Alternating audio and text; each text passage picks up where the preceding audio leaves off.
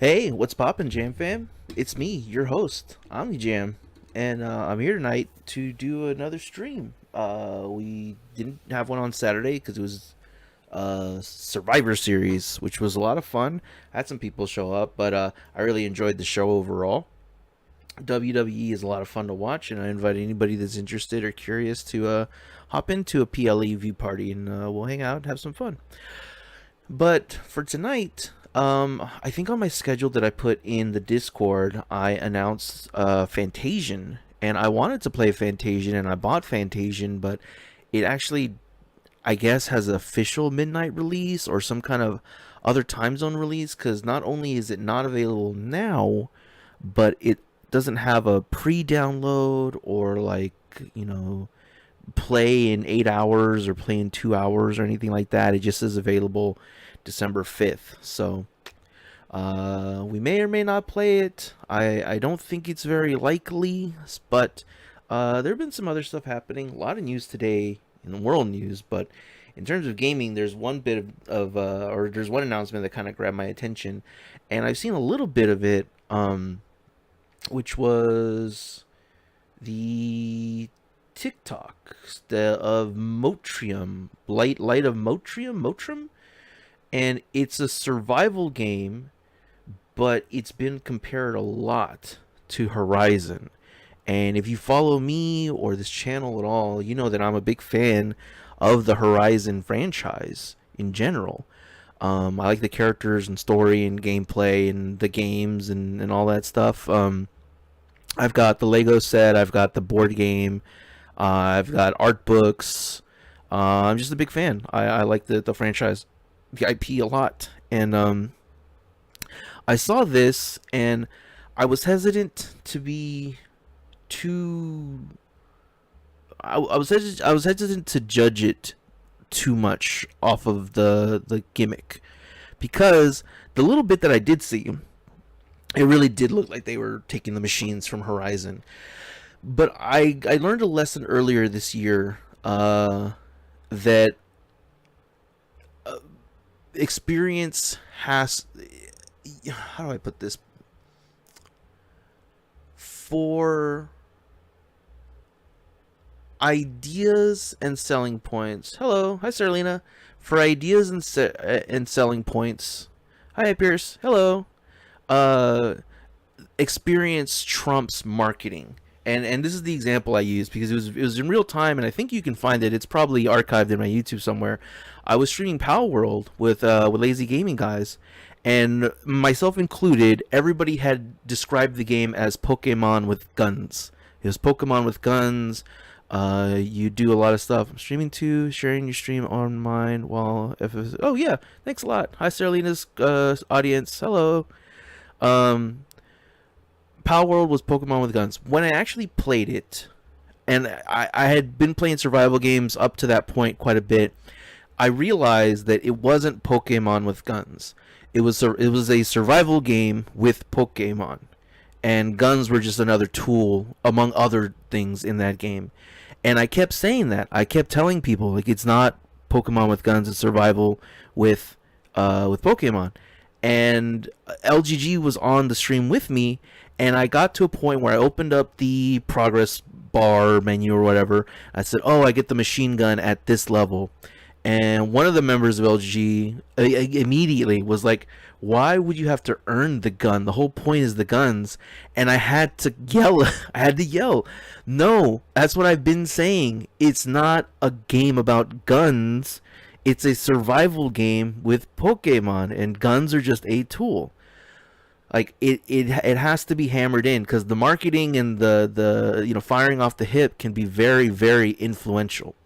So this game, as I've been made to understand, is a survival game with sort of like a Horizon aesthetic. So like I said, I'm a big fan of Horizon. I want to check out the trailer and then check out some gameplay. The trailer's about, the official trailer anyway, is about 7 minutes, and then there's a gameplay that was shared in my Discord, but that one was half an hour. I found a shorter gameplay with no commentary that's about 16 minutes. So I went ahead and popped that one up. We probably won't sit through the whole thing, but just to take a look at it, see how I feel about it, see where the differences are, if any, because maybe it straight up is Horizon, maybe it has that whole vibe, but Horizon is a very unique blend of things to make it feel like Horizon. But yeah, well, I think I have the gameplay pulled up, so let's go to the trailer. If I have this, yeah. Oop. You can see my mouse, but the... Oh, you know why? I'll tell you why.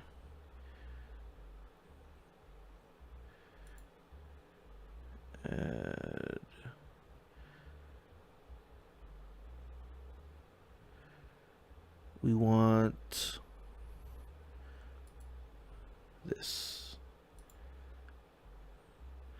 If at some point because fortunately slowed down. Yeah, no problem, no problem. I don't know how big the new update is. I'm not sure what they're updating either. But yeah, it's just fun to have you hang out. So no problem at all. Here we go. Let's do this and do this and do this.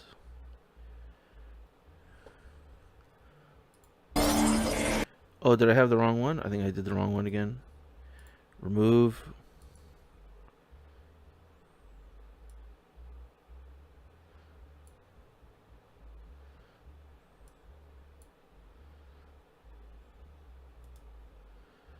You know what? I'm just going to remove that window completely.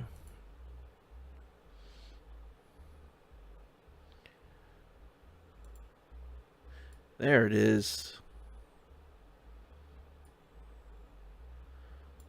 And that. And that. Cool. And is the audio going to play? Yeah, it's playing. Alright, I'm going to turn that down, but immediately the music is very Horizon-esque. Immediately.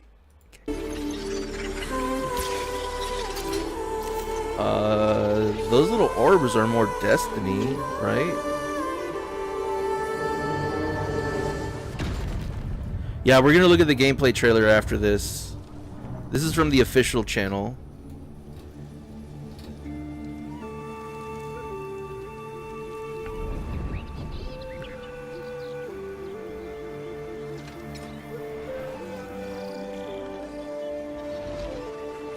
I mean, it's pretty, but this, you could definitely tell this is a cinematic, so it's hard to tell what it's gonna look like in game.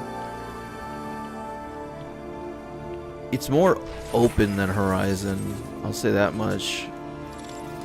Wave cow. 3099 AD Cycle Experiment 4 Darman Plane Distributor CA299 So Motriam is a company or planet? Not sure. The headpiece is definitely yeah. Aesthetically, the clothes are very Horizon-esque, but I mean that's not the most original thing in the world. To live in this world which spirals against time. Yeah, those look like Ravagers and Grazers, Plowhorns.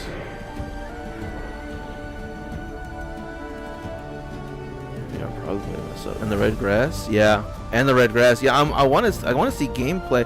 Wow, this looks more Monster Hunter than Horizon. That town.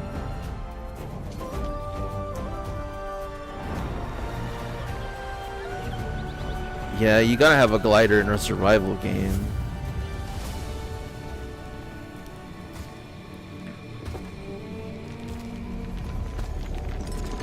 Oh, did it freeze? What happened?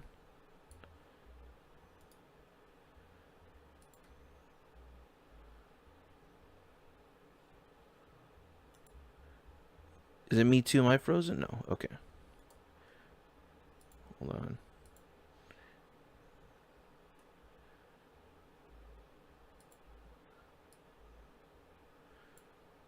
There you go again. Okay. It's like it's not playing, right? Oh, is this one of those like codec things where it won't play, maybe?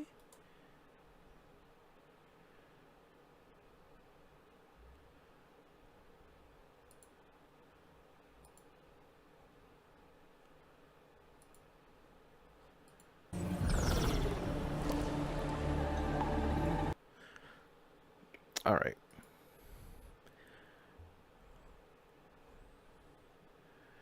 I got an idea.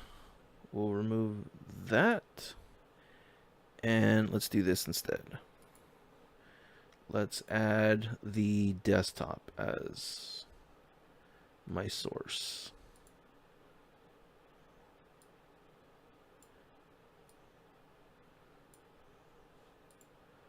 That work? Yep, there it is. All right, so we'll rewind back a bit.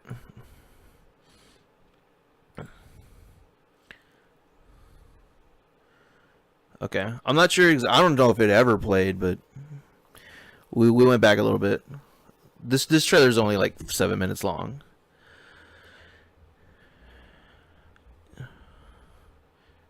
Now there's no audio? Oh, right, hold on. Add source. Uh-huh.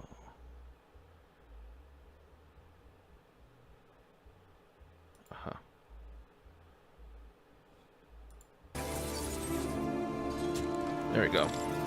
Wake up. That should be it now. Huzzah! Thank you, Saralina. I call you forth. Okay. These little mole things I didn't pay attention to before. What the hell are these?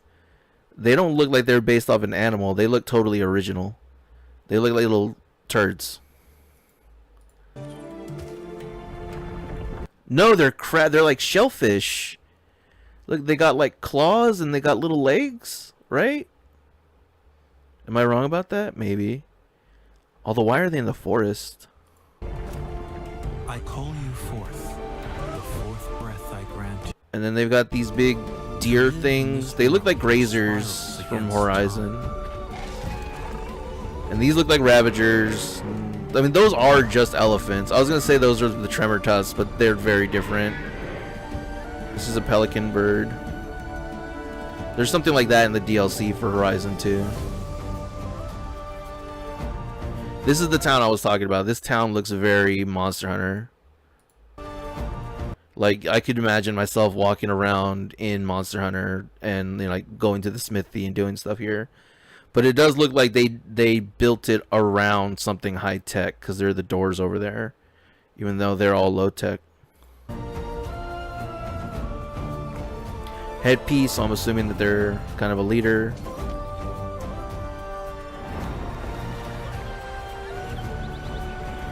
Red grass, yeah, there you are. Yeah, we're gonna check out the gameplay trailer just after this, see what that's like.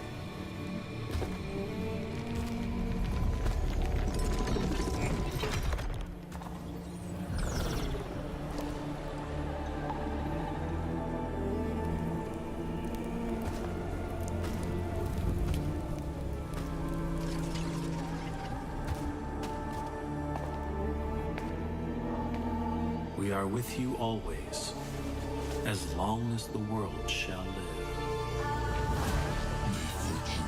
Oh, now there's evil versions of those little bots.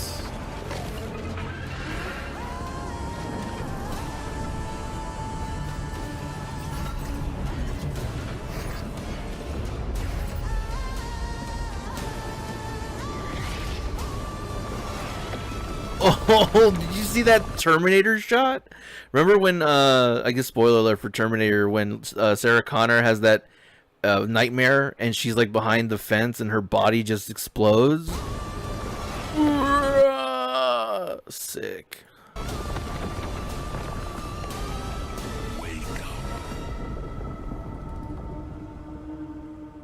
I had this dream where a god that blessed brought destruction. God. So why can't human beings kill God? Why is this Final Fantasy all of a sudden? Alright. Assuming this entire area is explorable, that's pretty cool. I don't know what these big mechanical dildos are that are coming out of the ground. But that's it. If you look at it, it's just a desert with a temple in the middle. There isn't anything particularly sci-fi about this. I don't know who knows, man, if any of this is real. So they have regular animals. Oh, suddenly the animals are doing like crazy frames. Is that like a cyber T-Rex? That's pretty cool. Boat.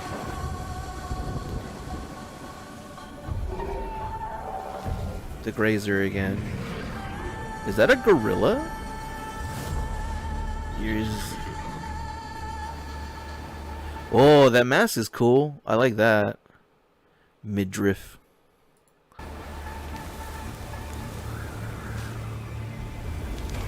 There's the elephant one again. Scorpions. Oh, look, we got a little bard over here playing the drums.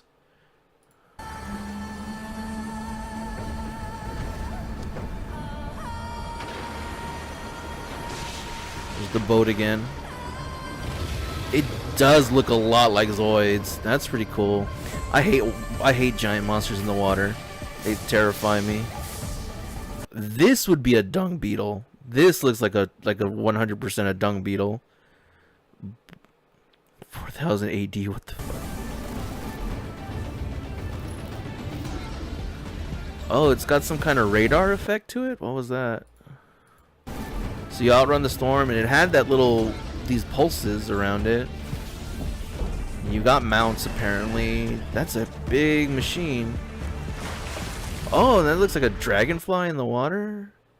Okay, some kind of course. I'm assuming that this is a glider, and these do a thing that boost you in the air. MH3 underwater combat. I hope it's better than the combat in that game. I only played like a little bit of Monster Hunter 3, and I didn't spend a lot of it underwater.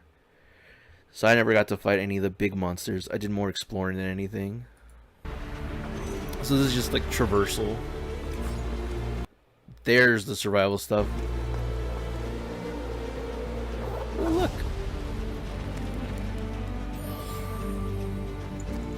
Go explore this Assassin's Creed S-Town. Flamingos? Flamingo decor? What are we in Florida? Even it was clunky. Yeah, it was definitely unique for sure. Oh, look, a dodo bird. They got dodo birds in this world. So are we assuming this is Earth? If there's all these Earth creatures on there? I wonder if these are like minions like in 14. Because you got like all kinds of little animals around here. Yeah, there's a dodo bird right here. Look at the dodo. And some kind of dog thing over here. It's blurry, so it's hard to tell. Well, maybe they're pets. There's some kind of machine fabricator. Oh, yeah, this is a survival game for sure. You gotta generate your own electricity. Whoa, you have different flying mounts? That's cool. There's a bear cat on the right. Yeah, they're... Let's go back. Here, this thing? This thing looks like, this thing looks like a badger. And this looks like a fennec fox. Is this a dragon? Is this a little lizard dragon thing right here? I think you can see my mouse. Maybe not a dragon, but it looked like a little lizard thing. I don't know if there's a better, clearer shot of it. Yeah, it's just right here. This little lizard thing. Arctic survival. Yeah, it seems like it's Ark, but without the dinosaurs. I would assume it's a lizard, not a full-on dragon. But maybe there's dragons in this game. Wasn't there expansion for Ark that was a tech theme? If there was, I wasn't aware of it. The only expansions I was aware of is when they added Vin Diesel and when they added Power Rangers. Hammer? Are we gonna go bonk? Is this bonk combat?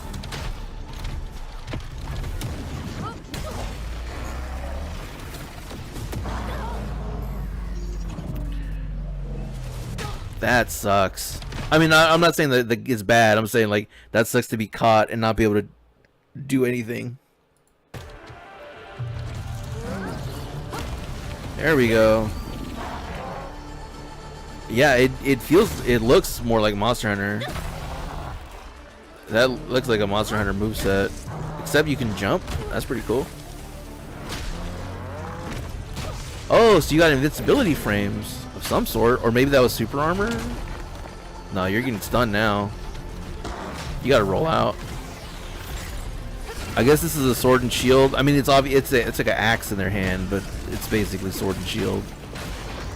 Okay, and then this is a visual cue that you're affected with some kind of debuff. You're like all iced over. So that's pretty cool.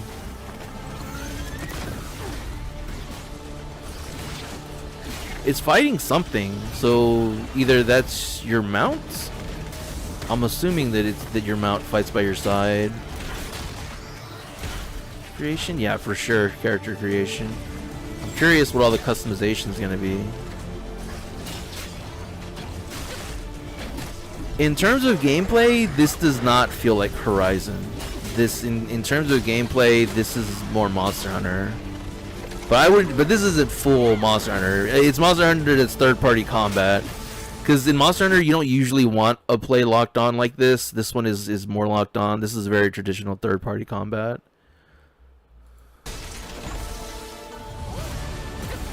Or third-person combat in the third party, sorry. Oh, jump. This jump and roll have invincibility frames, so that's very Elden Ring. Rising fighting style monster, yeah. It's just taking parts of other good games. I don't hate it.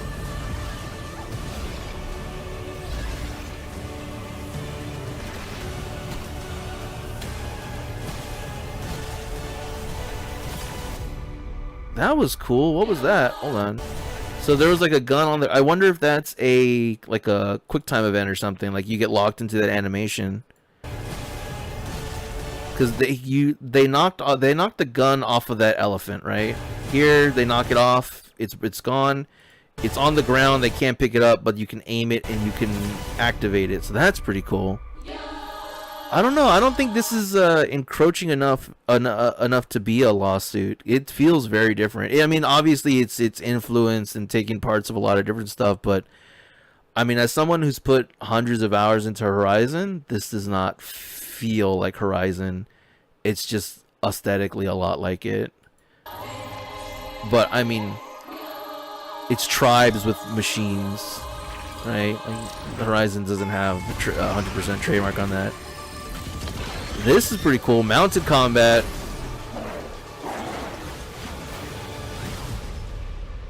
Five times I erased you, yet still you won't silence up. What is silence up? How much What kind of English is that? resurgence do you need, anyway? Can you? Whoa. Cycle experiment 6 initiating unknown. So I guess Motriam is the planet. And I'm guessing he's the main guy. Okay. Alright. Bless up? It's weird, right? Alright, let's delete that audio and let's add a different audio source.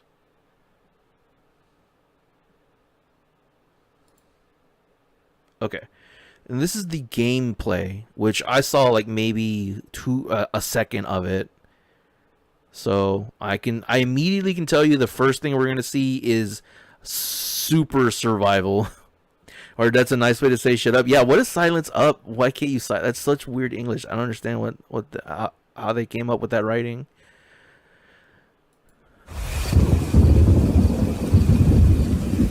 Oh, it's Chinese. That's why. That's why it's all weird. Okay, so like immediately,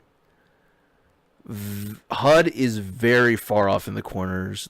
They need to give you the info, but they don't want to take up too much of your screen. Now we have Valheim. Yeah, so you got a mini map. That looks like a creature monitor of some sort. Search. I don't know what that little symbol is. You've got food. This is Valheim. This feels like Valheim. And then you've got your equipment on 1, 2, 3, 4, 5, and then resources on 6 through 0. You can't light a fire in the rain, and you have cold. I guess this is your home menu, and this is your plant menu for crafting. This looks like you're in a crafting menu because you got that hammer up there. So this is survival. This is 1,000% not Horizon. Unless the next Horizon game has like build mechanics where you build your own town, this is nothing like Horizon.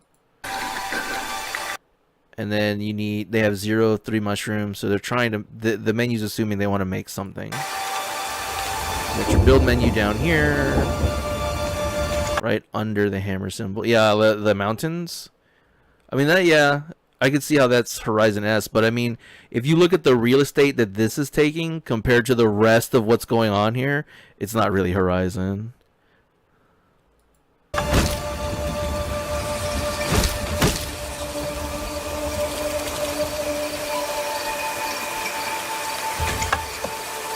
Okay, and then this is like your square that you can do it. Wood.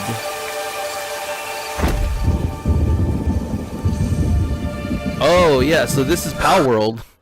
I guess this was in Valheim too, but the timer for cooking stuff and whatever, that's Pow World. That's a survival game thing, I guess. I shouldn't be so limited in my scope. That's a survival thing.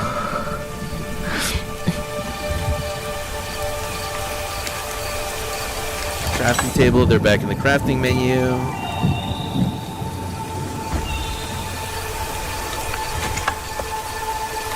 That looks like it's pulled from Power World. Like that specifically, that HUD where it's up, down, and the horizontal bars. I guess that looks like a Power World. That looks like Ark. No, I think I've seen Ark gameplay before, but it was maybe I'm remembering a different game. Oh, you need to have some kind of lightning rod because you're in a thunderstorm.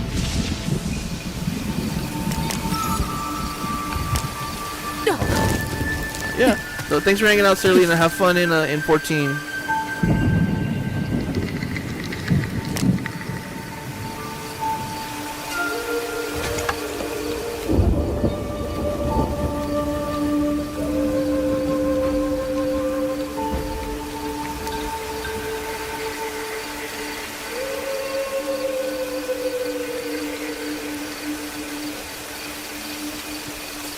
Board, you can claim a bed.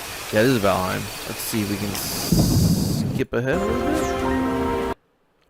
Alright, so they've got a more... I'm going to turn this down a bit. They've got a more dense base. They're wearing armor now. They're cooking. This symbol is twitching. I don't know why that symbol's twitching. Yeah, no problem. I will, Serlina. Farming's in this game. I don't know why you'd want to grow. I guess these are coconut trees, maybe? Coconut.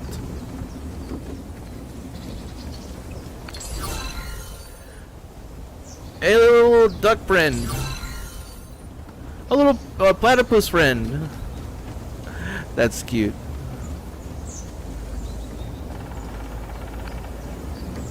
I don't know what, little goat, ducks, penguins. Yeah, so you build your machines, I guess. Do they walk around with you? No, it's like Power World. They're little helpers for your to. Okay, that's straight up from Power World. But instead of Pokemon, they're robots.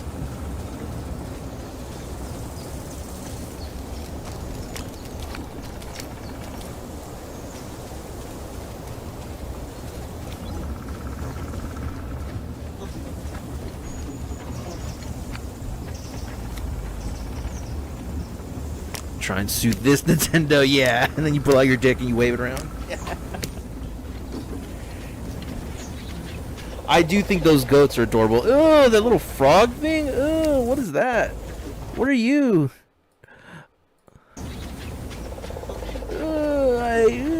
Gross. I guess that's the penguin. You do not look very penguin. You look like a fucking nutsack on a shell. What is with your head, dude? Okay, you're robotic. You got a kiln. You're gonna make charcoal out of the wood. It's pretty standard. I like this. I wonder if you make that bridge. If you make that bridge, that's really cool. I love when you can like build the environment like that. Alright, let's skip ahead. Gathering, you can get hit. Yeah, very Valheim, very survival.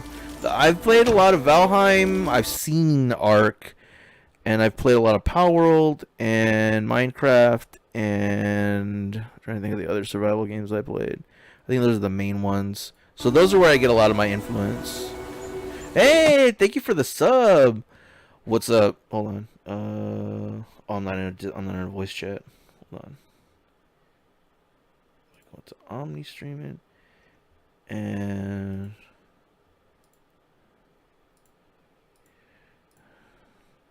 welcome. I left the Discord that had that avenge me, so I don't have that sound. I'll have to find it on my own and add it.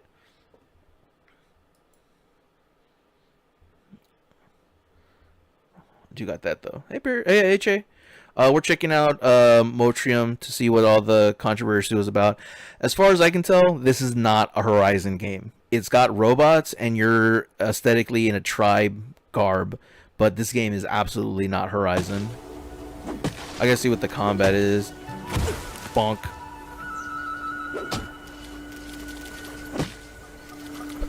Skip ahead a little bit. Because this is all base building stuff. Walking around. You know, nutsack penguin. I do like the build. The build restrictions are much more forgiving than in Valheim. I don't think you could build a structure like this in Valheim, at least not for a while. Because I tried to make like a 2-story place, but it was just not really working for me. Also, the randomness of the monsters was always destroying my village, and I hated it. This looks like a cool survival game. If it's not multiplayer, I'd be down to play with people. Alright, let's skip ahead. So, hold on, let me go back just a little bit, see what they did. Here.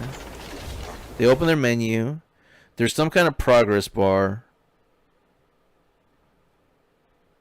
And I guess they're going to go after the gorilla. And the gorilla, okay, that's a very first descendant. So you go in there and you can see what rewards you're going to be getting for it. It's like attributes, either what it has or what's good against it. And you can mark it on your map. And your mount just appears. I love that. As much as I love like a live world mount that's running around, I do like it when they just appear.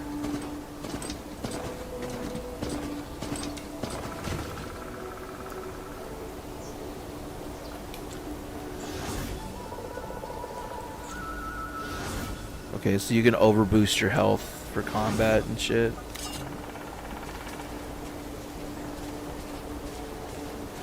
What is this Genshin-esque combat? What is that? Do you really need to boost your health for that?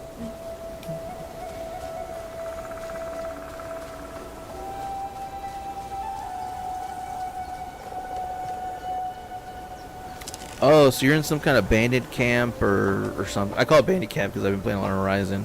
Which is like an enemy stronghold.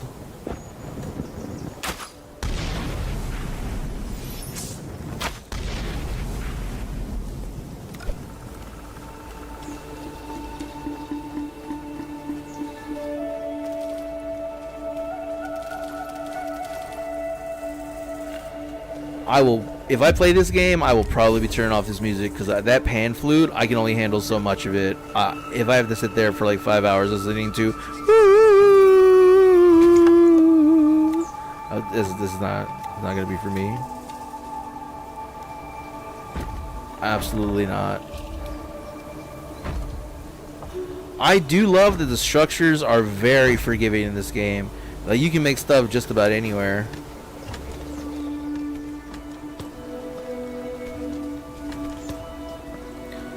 Jumpu. Little mongoose robots.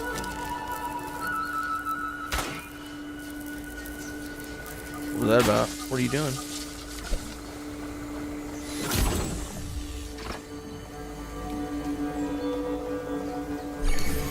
Alright, they collect some stuff. They call their mount. Here's some combat. against the robot. So yeah, so this is very third person, just generic combat. I love it. Even my D&D paladin, whenever I make a character, I love shield and spear. I know that's shield, yeah, shield and spear. I know that sword and board is the more traditional one, but I love having one-handed spear, one-handed shield. That's my favorite combat combo. You were getting real greedy with that charge.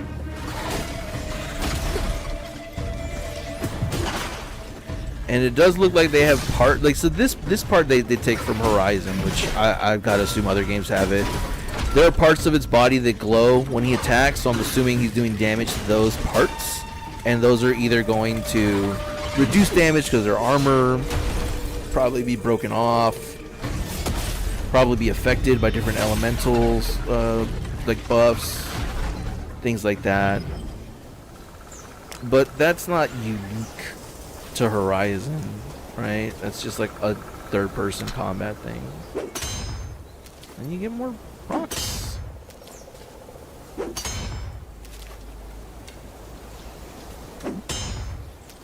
Alright, I get it. You're pickaxing.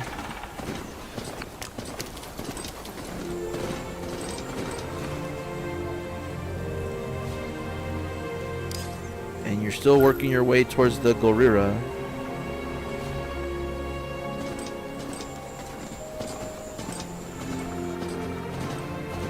Jump off and glide. Stamina meter.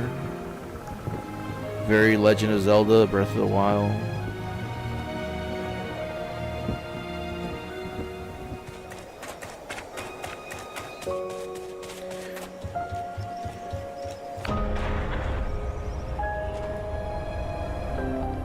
If I were in this world and I just see an elevator that has no building around it, it just goes up, there's no fucking way I'm gonna activate it. What are you thinking, right? Like, I guess, like, if it fell, you could glide in this world, but that's so scary to just go up, right? Like, it would take a lot to get me to do that. That's insane.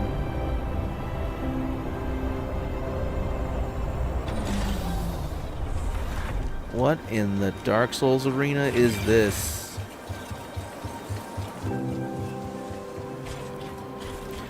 Oh, so I guess you're gonna fight the gorilla here, maybe? And those steps are probably that birdie summon, yeah.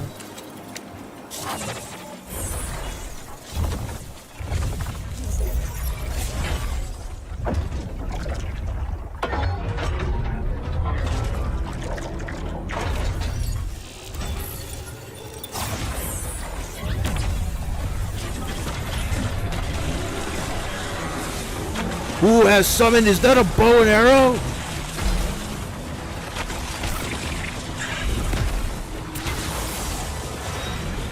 Yeah, you use your machine as a vanguard. That sucks. Oop. It barely did any damage to you.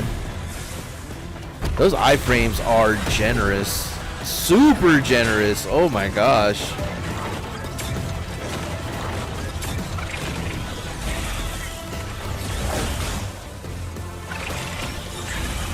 The debuffs under the health bar.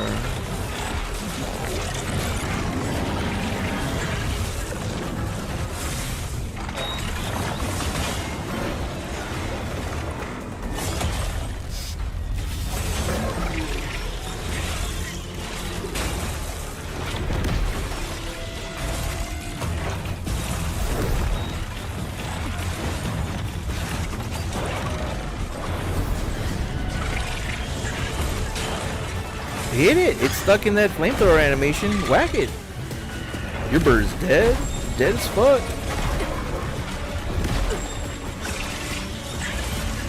Oh, no, it's up. Never mind. That was my bad. There we go. I have to assume it's for the demo, but this thing is barely doing any damage to this guy.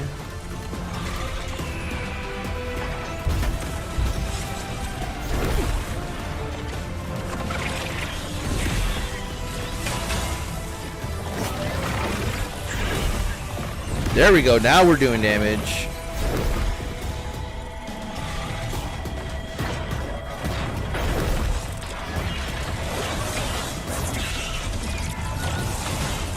I wonder if you can take on these bosses in multiplayer.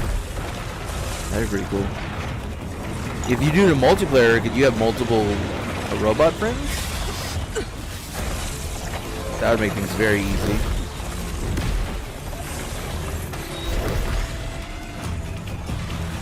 Dude, you gotta jump. You got iframes in your jump.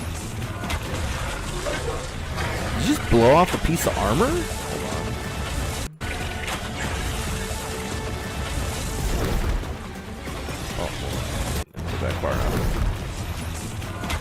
Yep, that pauldron just went flying.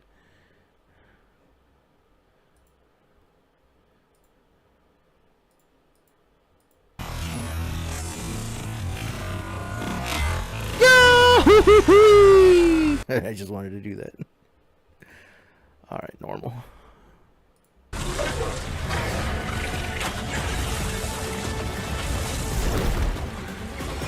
In Horizon, when you knock off armor, if you do that, you have, if you want to take advantage of it, you have to hit where the armor came off. I don't know if this is like, if you took off the shoulder armor, now you gotta hit the shoulder to take advantage of it, or if it's just like generic, it's armor for the boss, and when you take it, its armor overall goes down. Horizon is very unforgiving that way.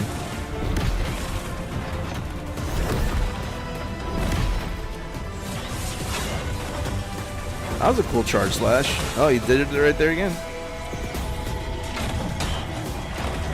If you can get one, I mean, anything will finish off this boss at this point.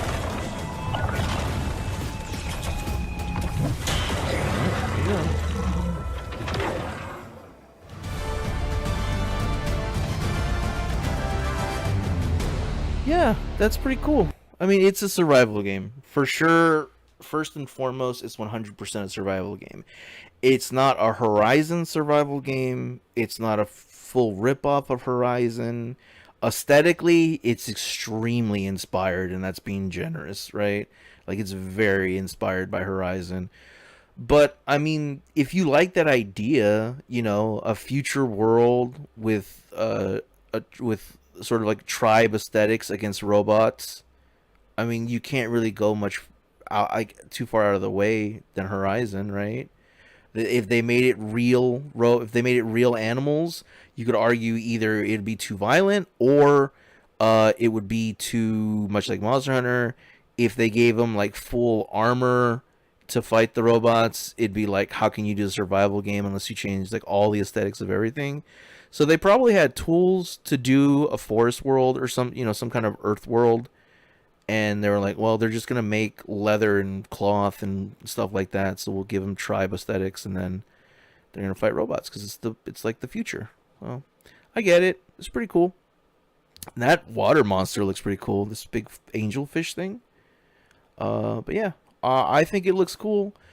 Assuming it runs smoothly, and if it has multiplayer, I'd be interested in picking it up when it comes out.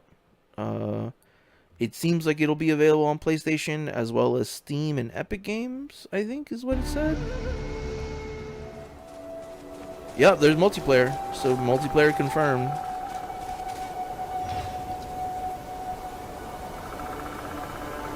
At least 3 people. 4 people. And you've got trophies.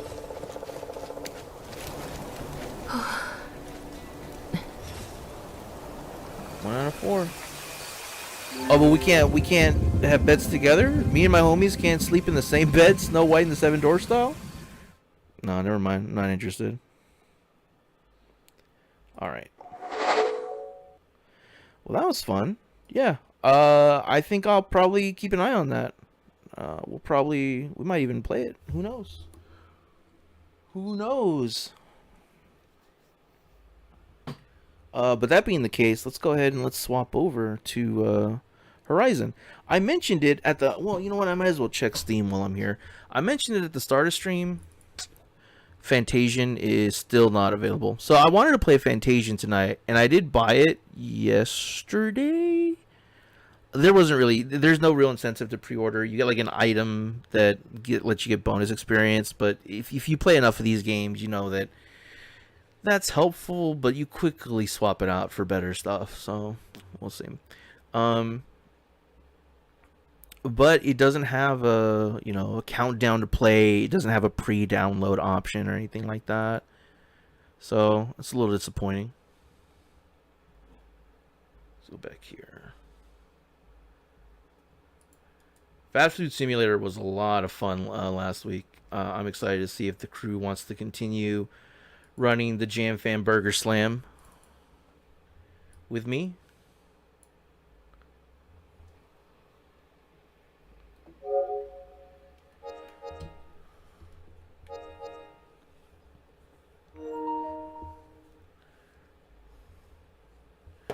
And let's see how this works.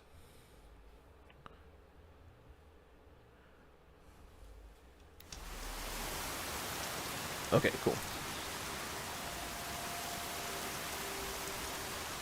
Let me update. Oh, you know what? You can watch Aloy react to the ring. I'm going to update the game on Twitch.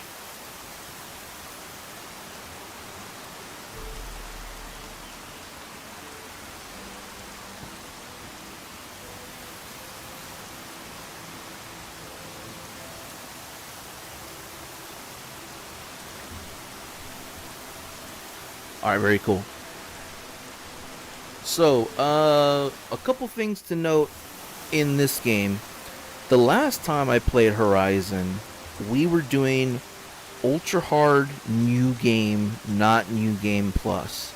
And I discovered something pretty interesting, which is that the reason I wanted to play it on Ultra Hard was for the challenge and to also get the trophy for it. The problem that I realized is twofold. One is that there's a trophy for Ultra Hard, and there's a trophy for Ultra Hard New Game Plus. So I have to play it on New Game Plus anyway, otherwise I'll have to do a full third playthrough in order to get to it. The other thing is that when I was playing Ultra Hard, one of the things I was looking forward to was the weapon upgrades. In Ultra Hard, you get access to the Adept level of weapons. What I realized is that in New Game, it doesn't appear. It doesn't matter if it's Ultra Hard. What matters is if it's New Game Plus. So on my file, very early on, I had reached the limits of what my weapons could be and could do. The only thing I could really do was upgrade coils to make the buffs better. And in the way that I was fighting and I was playing, those machines got crazy strong immediately. So I decided I'm just going to have to replay the parts that I did on New Game Plus and just catch up to where I was. And then I really, really enjoyed it, so I just didn't stop playing. In terms of where we stopped before, we were way over here-ish. Yeah, we were here. And we were doing our little walk to get to here. And we did that.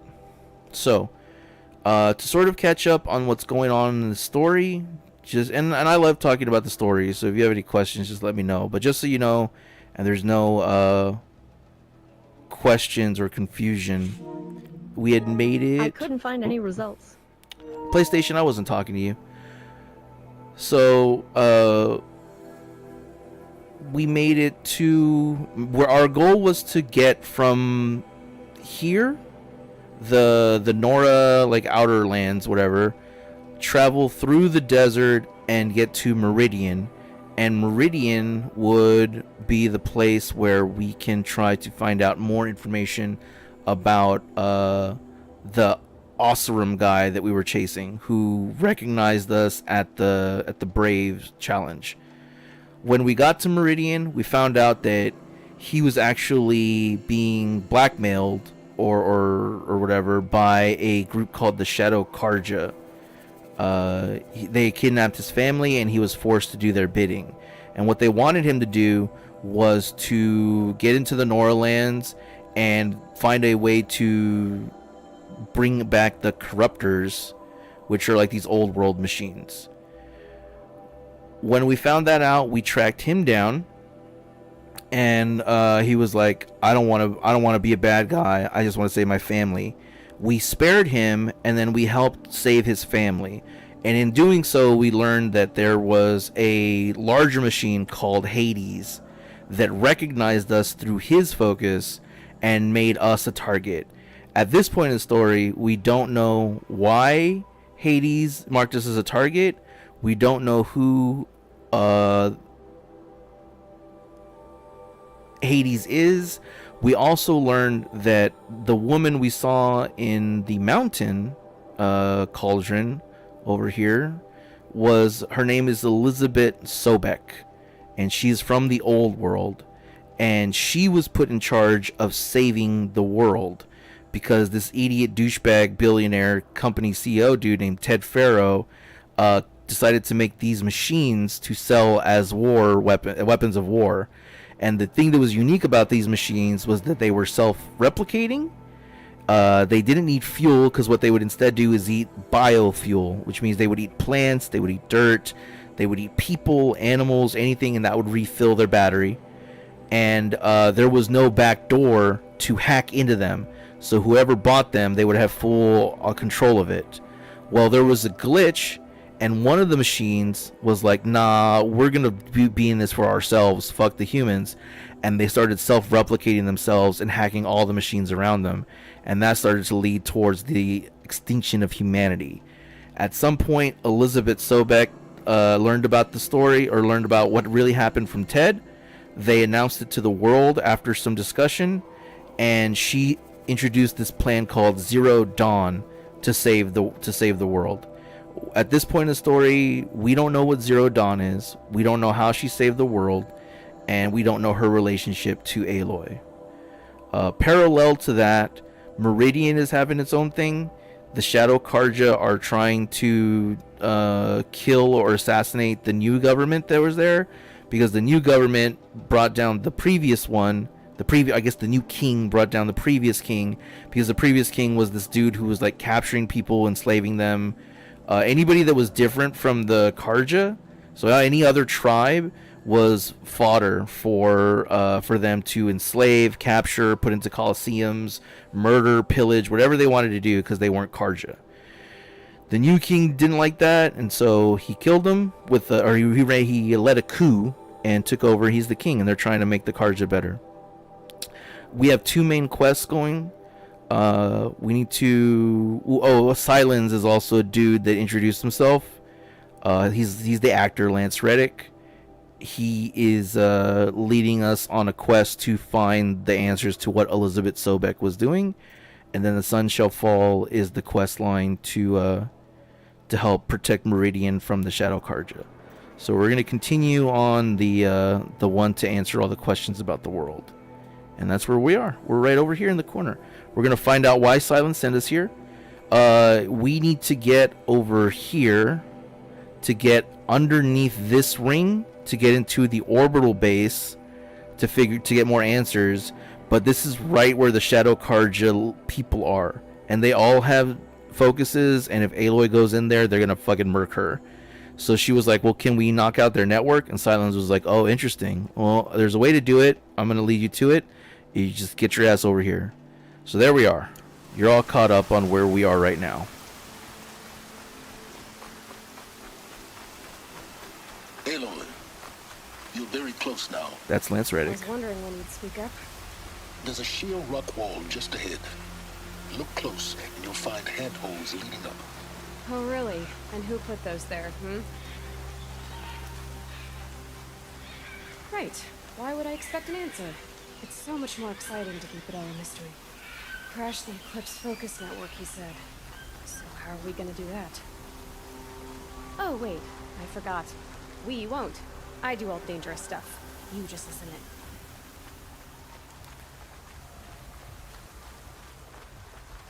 Something that is bothering me a little bit. Hold on. I also learned a couple things in terms of my tech. One is that I needed to do a lot of updates. I needed to do like a ton of updates.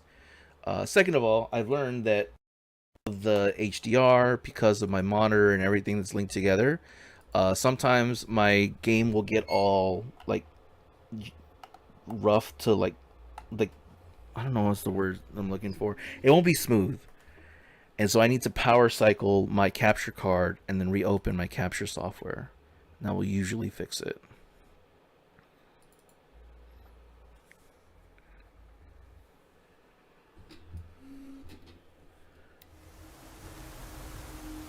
Okay, that feels a bit better.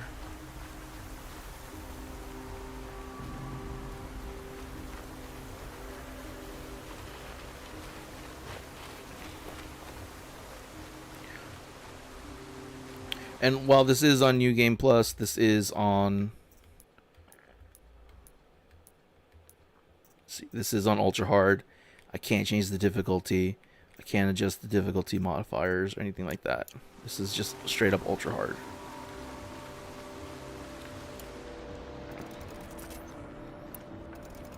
There are the handholds, right where you'd said they'd be. Did you get that, Silence? No? Fitting name you got there.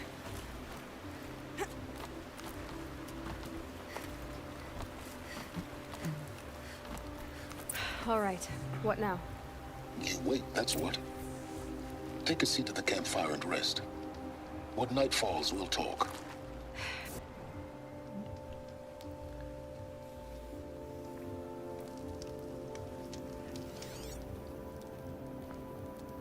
How nice of you to finally drop by. Our purpose this night is to crash the Focus network. Yeah, tell me the part I don't know. How? For starters, you'll need to infiltrate the Eclipse's main base. Wait, what? That's right. Fortunately for you, I brought you around to the back way. It's right through that crevice. Once you reach the base, you'll see the objective. A derelict tall neck that's been extensively modified. Climb the tall neck. Grafted into the top of its disk, you'll find a module of sorts. Destroy that, and the Focus network will crash. So you were part of the Eclipse? I've never been part of anything.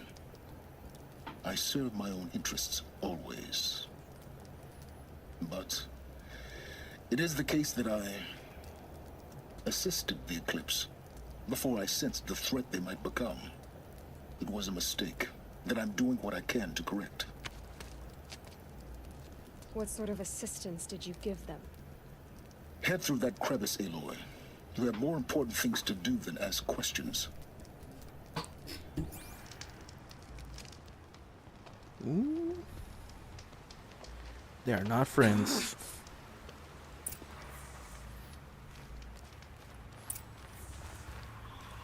Let's see what's through here. Connected machines. Patrolling like guards. More like soldiers. Held in reserve for a war yet to come. You'll have to get past them. This is the easy way in? The back way. I didn't say it'd be easier.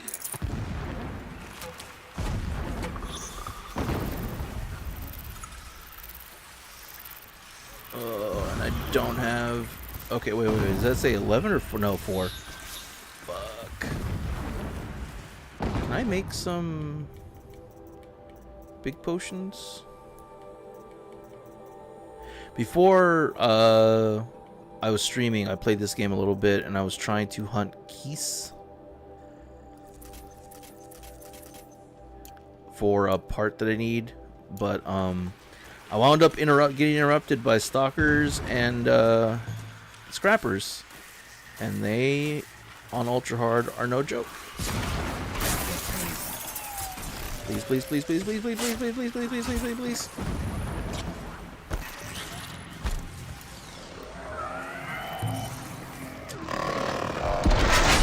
Oh, you don't gotta worry about me. Come on, come on, come on.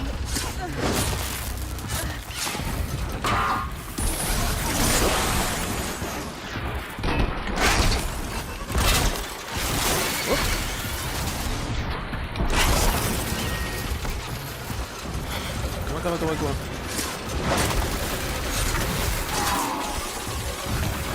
This. I should. No. Yeah, I should do an outfit change. Because there's no reason for me to have the original. I like to have the original outfit on for aesthetics. For like cutscenes and when I'm running around. But in an actual combat, I need other shit that is much better.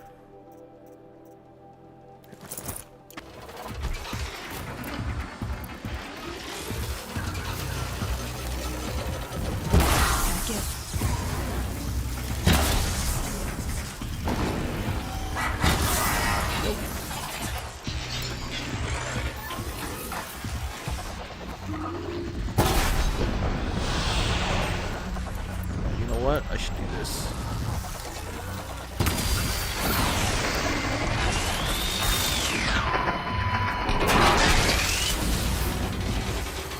Come on. Yeah. That corruption potion that I put on is 100% reduction to corruption damage. So if you're fighting corruptors or anything corrupted, it is a much better choice. I forgot you don't kill those things in one hit.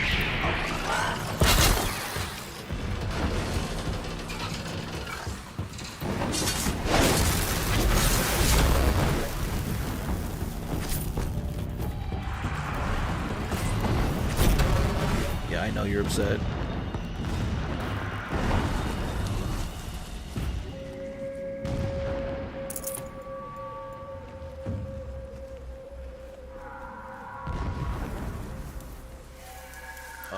Let's load up. A little trick that I learned only recently, or maybe I used to know, but I forgot it. What is exploding?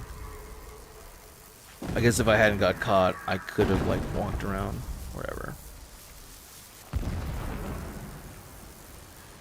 You can add like knock 3 arrows, and then if you switch to another weapon, not another ammo type, but another weapon, you can knock 3 arrows, and then if you go back to your previous ammo type on the weapon, your arrows are still knocked. So that's pretty cool. It's really hard to do things that are sneaky on ultra hard because the like visibility that the machines have is significantly better, and they can see like everything that you do. Handy. There's very little reason to be sneaky, like in a clever way.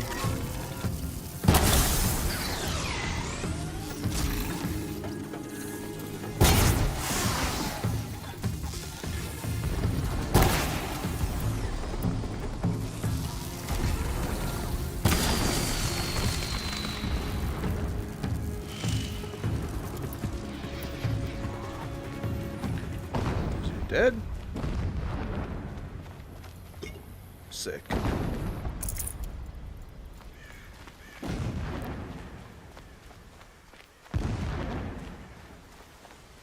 Is it medicinal? No, fire kiln. That right now.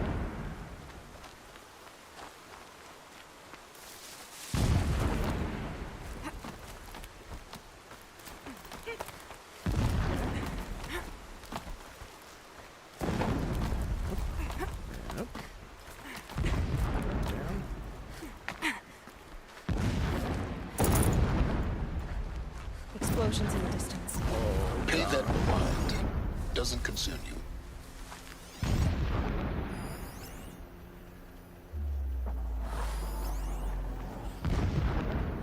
A lot of scrappers. A lot of scrappers. These things can be a problem, but if I use tripwire, it should be pretty manageable. If assuming I get caught. Tripwire and rope blaster. One of the things I forgot because I played so much Forbidden West was that the meta in this game, like rope casters, is so strong. Rope casters are unbelievably strong in this game. And you really should be using one like all the time. They got and traps as well, because you could have like almost unlimited traps.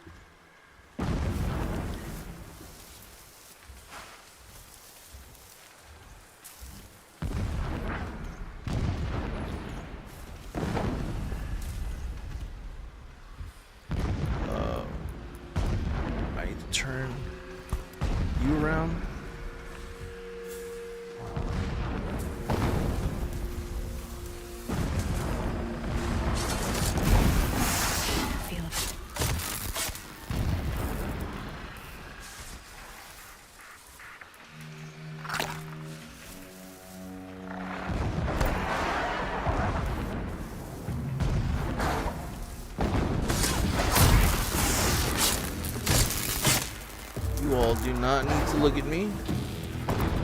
Fuck. Oh.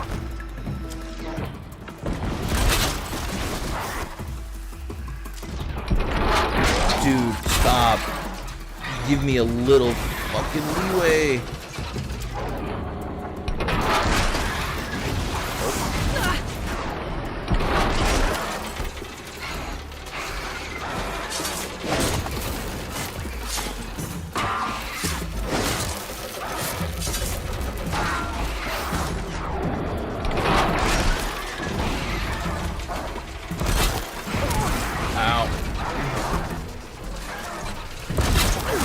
What? Did you break out or what? Ow, this is so unfortunate. Alright, alright.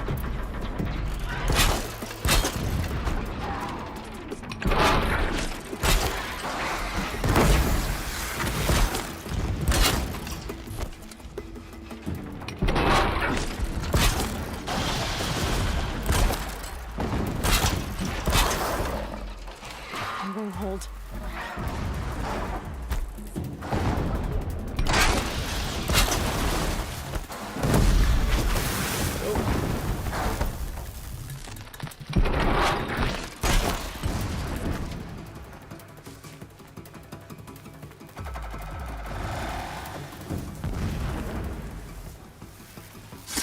That hurt it.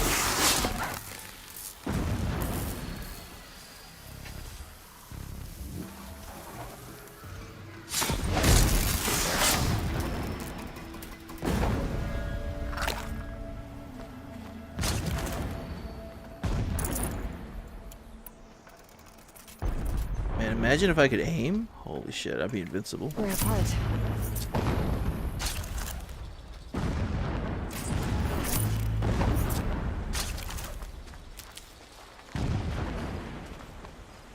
I'll take all the medicinal herbs I can get.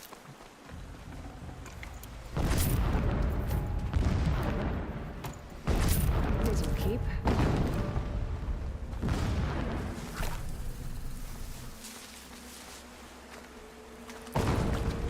Oop.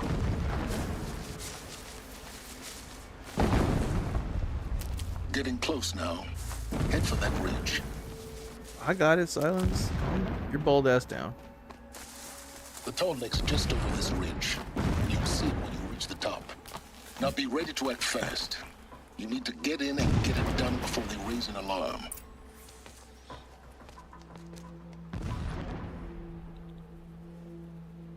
You getting this? I see the legs of a tall neck down there, but no tall neck. Damn. The transmitter's been moved. Check down the ravine to the left. Only place it could be. So much for your insider knowledge. Toward the explosions. Great. You got exactly one shot at this, Aloy, so spare the sarcasm and make it count. Damn. You see that bridge over the ravine? Yep. Memorize its location. There's a rappel point on the side. That'll be your way out. These Eclipse troopers? Avoid them or kill them, your choice. The blasting should cover any noise you make. Find the tall neck and destroy the module on top. Here we go. Alright, we're going to switch our outfit to a stealth one. Can't sleep. Can't think. I long for the days when guarding and digging. When we just do what Shadow asks us.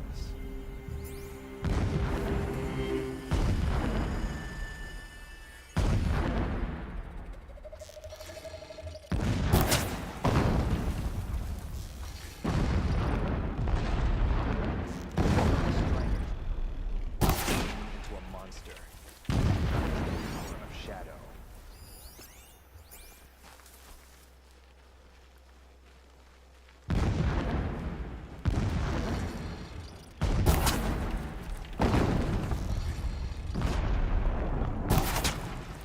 Alright. Seems to be working out okay so far.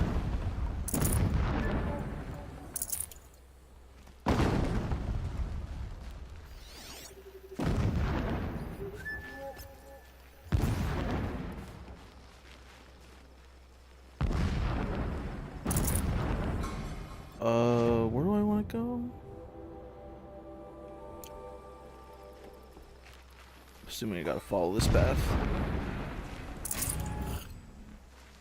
That shelter. It's bigger than the others. Find the tall neck, Aloy. There's no time to poke around. There is if I make time.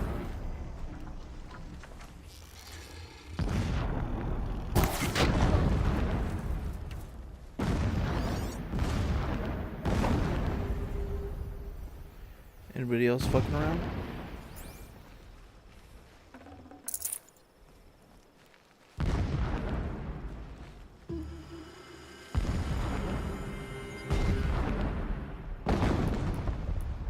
It's been weeks since Helis was around.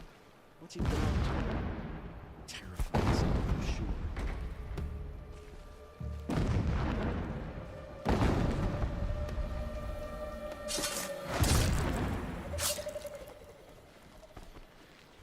Alright. I'm pretty sure that's everybody.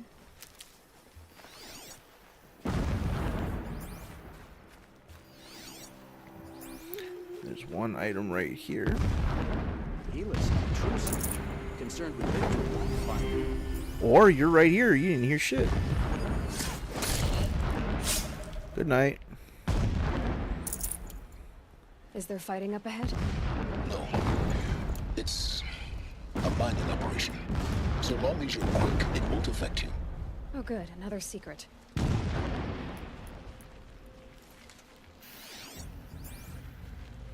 Oh wow, there's a lot of... Alright, this is another thing for people that are playing Horizon. When you get close... Alright. To get 100% in this game, you do not need to get all the data points. You do need to get all the collectibles, you do need to get all the machines and a lot of other stuff, but you do not need to get all of these. And they are all over the world, and they are hard to find. They are not marked in any way. So the only way to really know, other than using a guide and just having really great eyes, is that if you look at the radar at the top, you'll see these little squares or cubes. That means that you're close enough to a data point, and it's in the A area. distraction.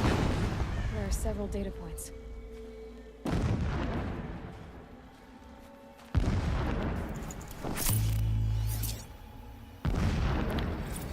Every morning, I wake to the same nightmare.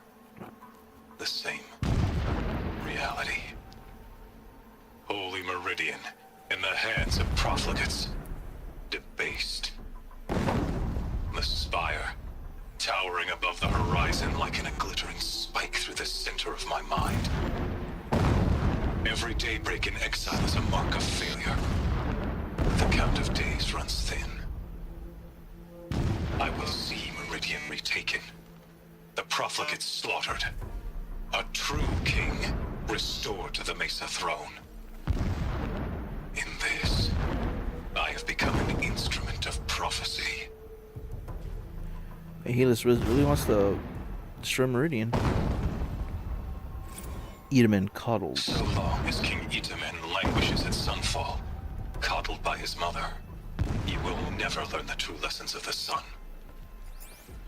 I have tried to instruct him, but the shadow of his mother's influence is upon him. I took him to the palace balcony to behold an offering of sacrifice in the ring, but he showed no thirst for it. He averted his gaze. Look to the sun, I told him. Do not shield your eyes. In all things, it is absolute. One day, it nurtures life, and the next, scorches life away. It burns the skin of champions and wretches alike. Never does the sun show pity. That is the example a Sun King must follow. The example of your father. But before my instruction could take hold, she was there, clutching him to her robes, burying his face against her breast. How is a king to rule when he cannot even see? Yeah, so he was trying to corrupt the King of Odd.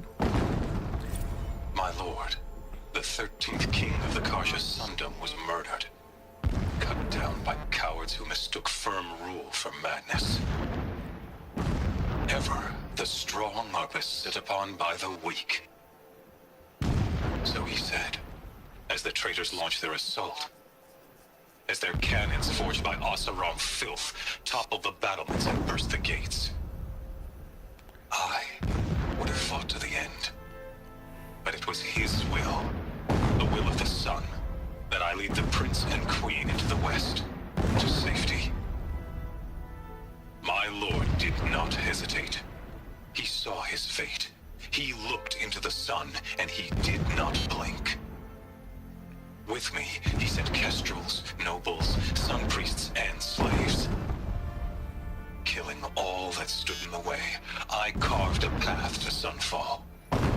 There, we joined others to gather the strength to take back our home. But our strength only faded, until the buried shadow was brought to light. Yeah, and Buried Shadow is just like a fancy way of saying they dug up old war machines. When I first set eyes on the buried shadow, I trembled. Was I not the chosen of the sun? A blazing light of faith to shred and scatter darkness? Was it not my place to destroy this devil? But High Priest Bahavas instructed me in the prophecy, and set right my frame of mind. The murder of the true Sun King broke the cosmic cycle short of completion. The whole world cast into darkness, doomed. To resume and turn the wheel of time would require more than sun and faith.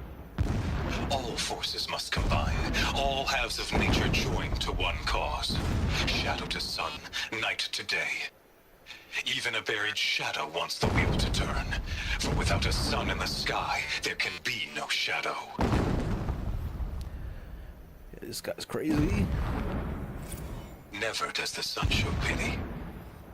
And yet, when my wife died in birthing, and in dying ended the life of my child unborn, I pitied myself. My lord sensed this. But instead of casting me down for weakness, he cast upon me a radiant beam of honor. He ordered my kin buried in the sacred caves reserved for royals and heroes. Unimaginable. Never again would I doubt that I am the chosen of the sun. Never again would pity find a place in me. Not for myself or another.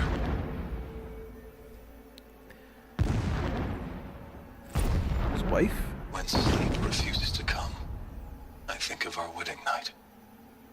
How you welcomed me to the marital bed. Oh shit. How after, when you fell asleep, I lay there watching your delicate face. For all its beauty, I detested its fragility. A rage swelled up inside me. I abhorred that bed, how its softness threatened to swallow us up. And that room, the stench of incense, the fine embroidery of the drapes, all of it weak. I slipped from the bed, threw open the casement, and lay naked on the stone floor, determined to spurn all seductions of comfort. But when I woke the next morning, you lay beside me, naked as I in the cold. Your body, stretched beside mine, seemed chiseled from stone. I saw you wake, instantly alert, like an animal ready to strike. You said nothing. You did not have to. Already you had shown me beyond doubt that we were meant to be. Man, he loved his woman, and she was crazy too.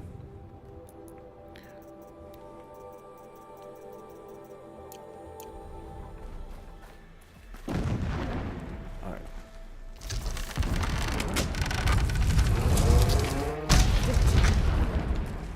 He's a fanatic, all right. Single-minded. It gives him a focus that you seem to lack. Now how about finding that Tolnik? I'm across. Won't be much farther. Would not have been easy to drag a tall neck down this path. Why bother? Just find it and get to the top.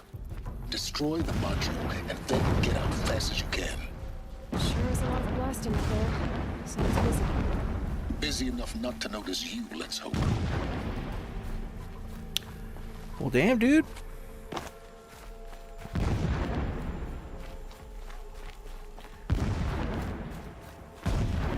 see it. They've built some kind of structure around it.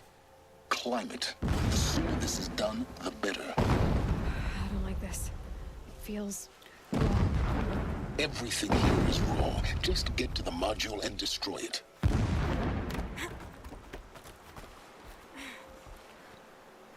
I thought there would have been another ladder here. I was wrong. I will take the ramp. And we climb, and we climb. Up, up, up, up, up, up.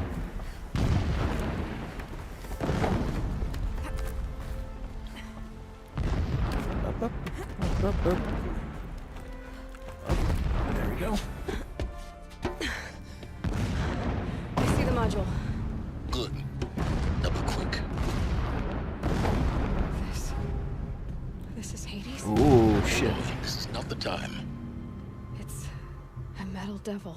Open the module's casing, now. Aloy, do as I say or all is lost.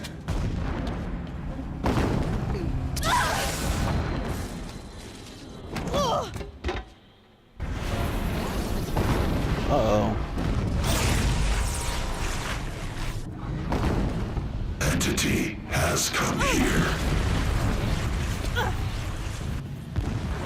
Entity miscalculated.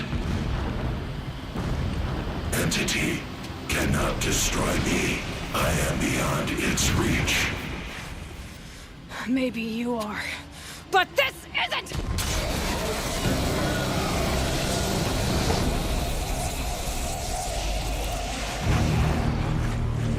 Destroy the entity.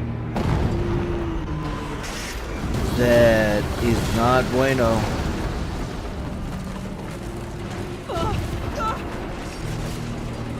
I can't believe I totally forgot this even happened.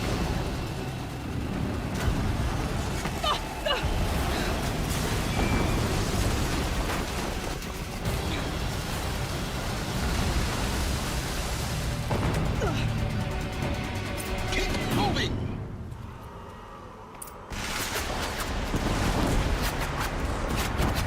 Oh boy. Are you kidding me? I need...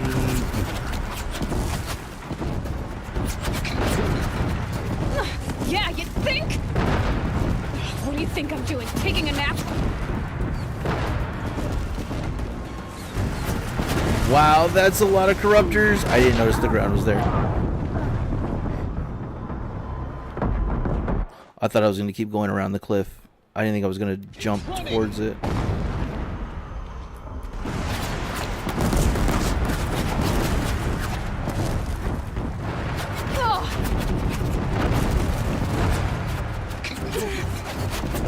Yeah, you think?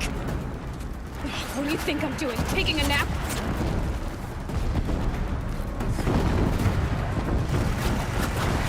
Oh, I have to jump up. I have to jump up. I saw it like at the last second. At the very last moment. Keep moving or you'll die.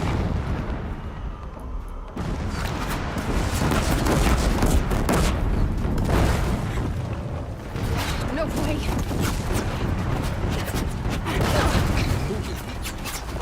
Yeah, you think? Jeez, they're way more accurate this time. I don't know what happened that round.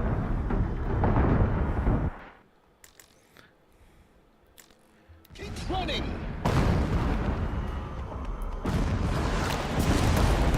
That would have hit me had I kept running. This looks easy. Yeah, you think? What do you think I'm doing? Taking a nap?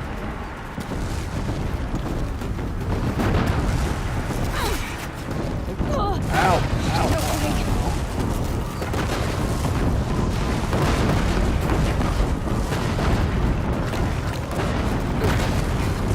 Brave trail. Ow. Almost there. Are you kidding me? Run, don't fight! Don't fight, run. Okay, okay. Ow, ow, ow. I'm trying. These motherfuckers is accurate. Hold on. It changed my outfit. Come on. Head towards the camp. Got it. Almost out of it. The whole base is on high alert. Oh, Yeah, I know. Jesus. Keep moving. Almost across the ravine. Bridge in sight. That's the way out. I know.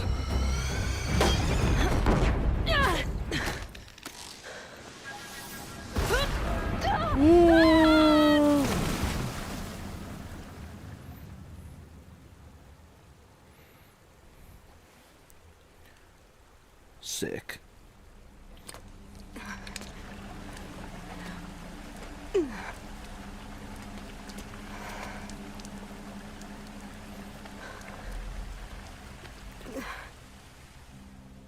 Me playing down, fuck.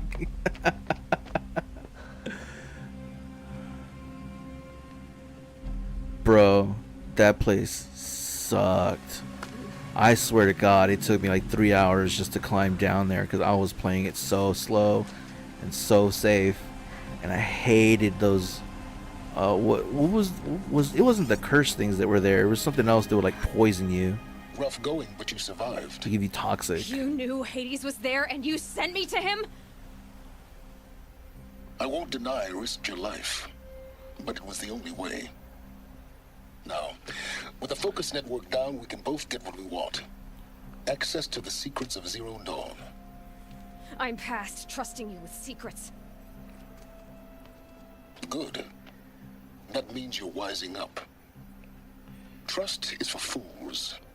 It shifts and crumbles like sand. A poor foundation for any partnership. But mutual self-interest, now that is a solid bedrock upon which you and I might build a new science of understanding. We both need answers, Aloy. And thanks to you, we're on the verge of grasping them. Let's unfold. We'll speak again.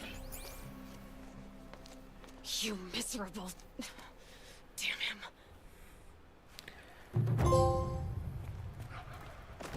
If I could toss this focus and be rid of you, Silence, I would. But we both know I need it.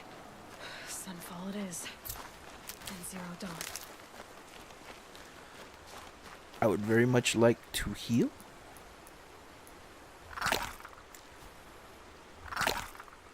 And collect more medicinal herbs. This place is fucking dangerous because the stalker site says it's here, but I fought these guys like around here before, and taking on 3 stalkers when you're 100% unprepared is a problem. So, I've unlocked most of the map. You don't have to sit through me traveling and figuring out the path. We can simply teleport. This campfire fucking sucks. No. I mean, that one's terrible. This one sucks. Because, like, immediately the Striders notice you, and there's, like, they don't show it on the map, but there's, like, 2 Sawtooth and 2 Longlegs right here. So you have to deal with, like, depending on the spawn, 3 to 5 of these Striders, and then 4 of these medium machines, and it is a problem. Luckily, this one is okay. Or should be okay.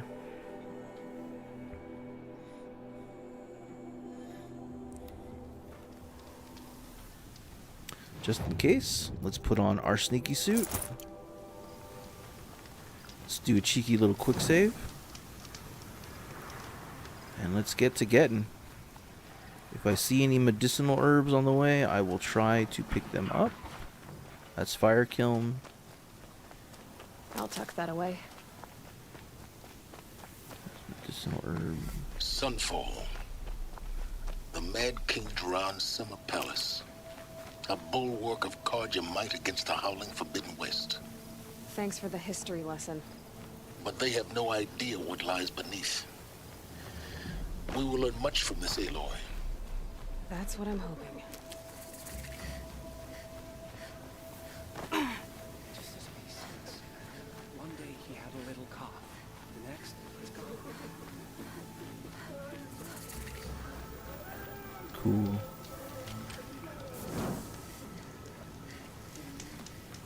There's a side mission here. I do need to do all the side missions in order to get the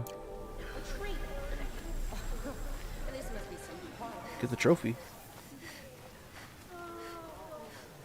Oh, your kid is dead. She's very pale. Is she unwell? Yes.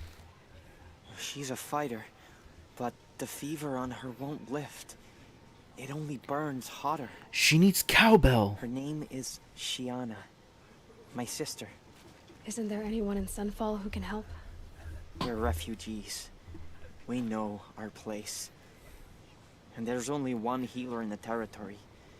He's difficult. His soul is in shadow. His soul is in shadow. Galiv. That's him. He's very clever, but he has little care for people. Perhaps the desert scoured it all away. Perhaps he was always like that. Either way, I know he won't help us. Well, I'll see about that. Where would I find him? Last I heard, he was patching up soldiers at Blazon Arch. Another border battle. Shh. I'll keep the moon from your brow. If I were to do that quest over here,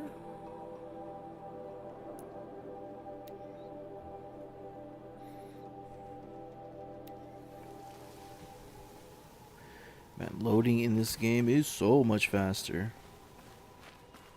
More mercenaries? What sort of person sells their loyalty? Shut up, bitch. That's who. Oh, there's a data point over here of some sort.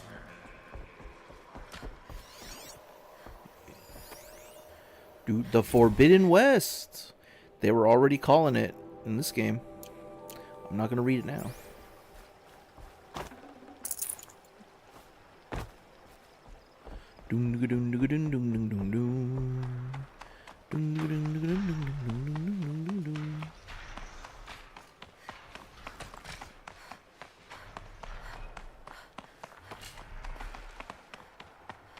Where are you? Is it you? Are you Galiv? The healer? I had planned to spend the day gazing at the lands of my exile and feeling sorry for myself. But you're not from Sunfall, so this could be interesting. I came from the tent city there. There's a sick girl. Her brother told me about you. The answer is no. What?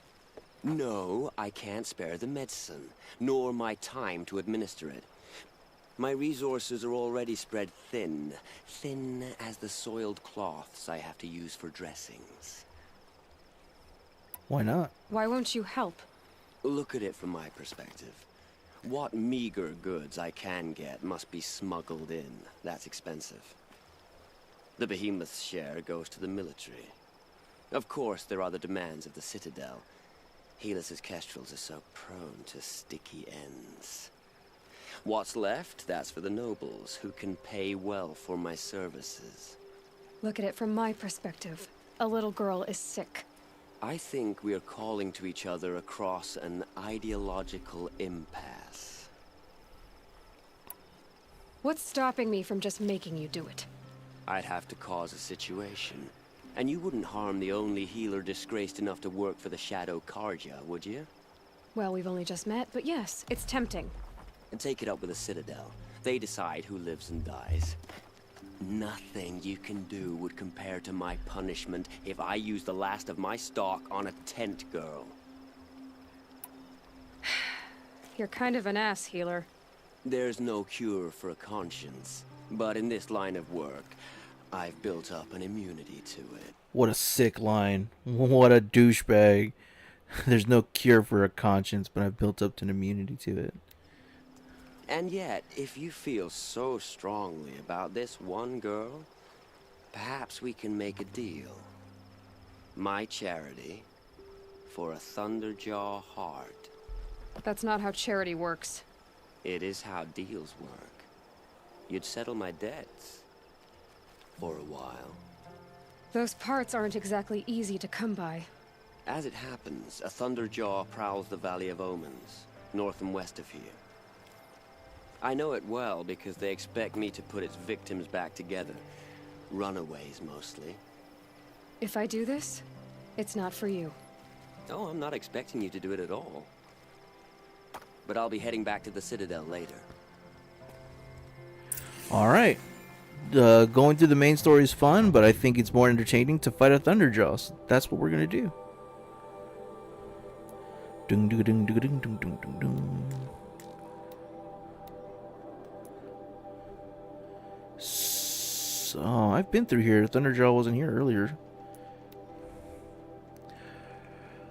Alright, Thunderjaws are very powerful monsters, and I saw or machines, and I saw an interesting way to battle it, but I might just stick to what I know is tried and true. I will need an elemental arrow. I will need that and that.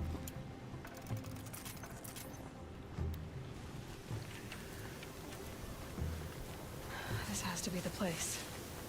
The Thunderjaw shouldn't be hard to find. Just hope I see it before it sees me. Let's see.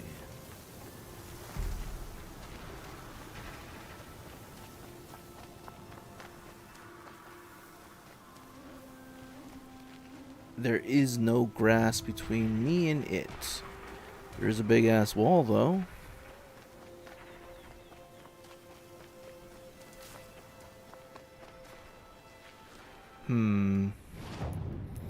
Let's drop some explosions real quick.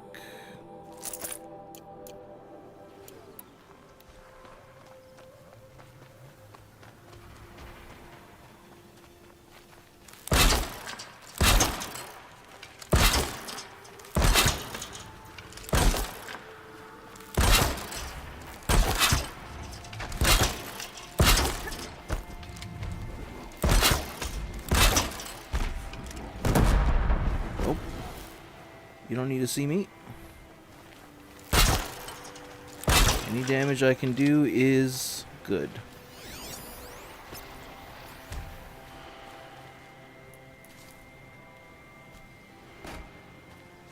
Let's drop some traps. Helps to be prepared.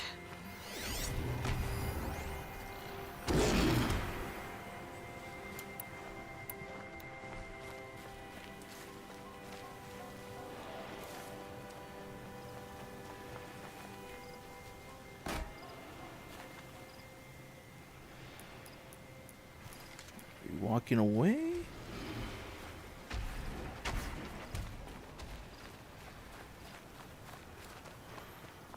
Okay.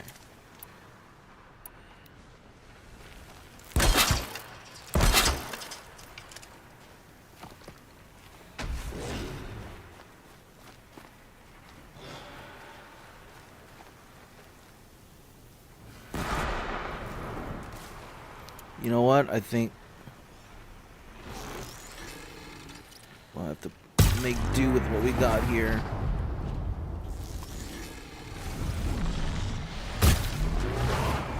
I can still get the upper hand.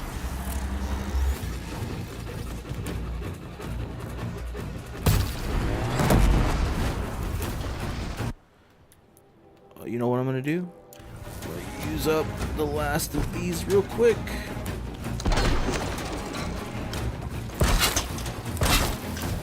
Like, might as well have some. And then we're going to go here.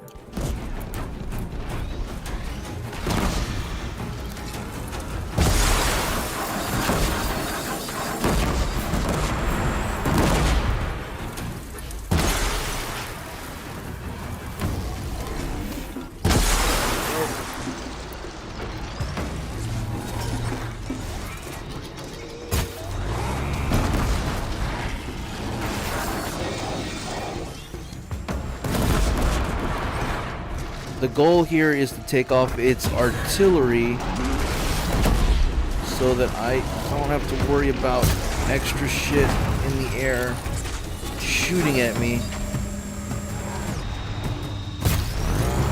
Makes this a little easier.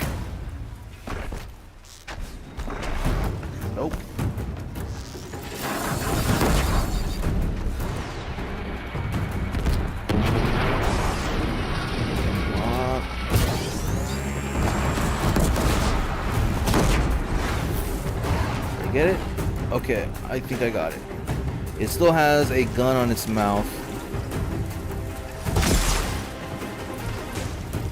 Have to be careful with that. Woo! That would have hurt a lot if you hit that. Oh my goodness.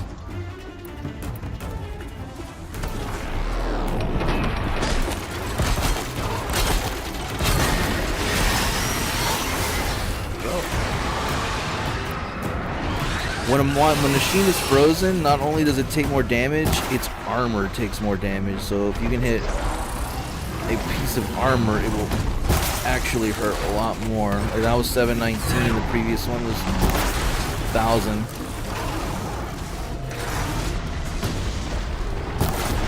There you go.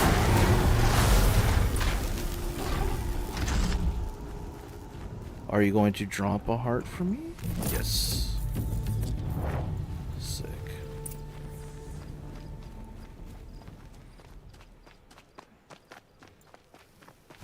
Stocking up. I got really lucky that that rock was there to sort of protect me and play around it. Because you can fight them completely out in the open. You do a lot more rolling, and it's a little bit easier in terms of like you can see the bunny. You can see the weapons easier, but it's still a tough fight.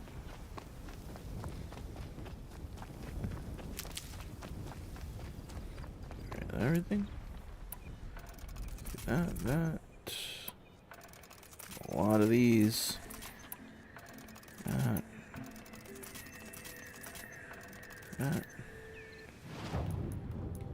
Dang. You gotta use this tripcaster ammo that. 1, 2, 3. Might as well, right? Dum dum dum dum dum dum dum dum dum.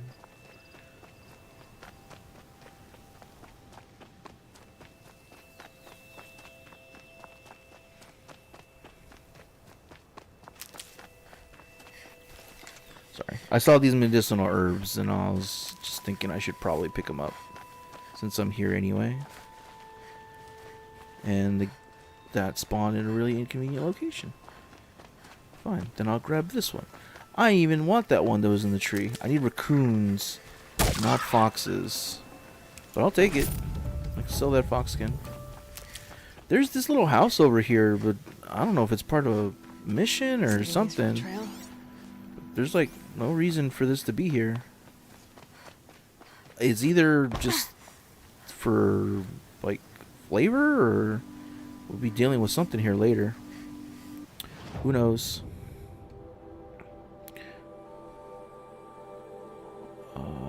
Talk to Gleave.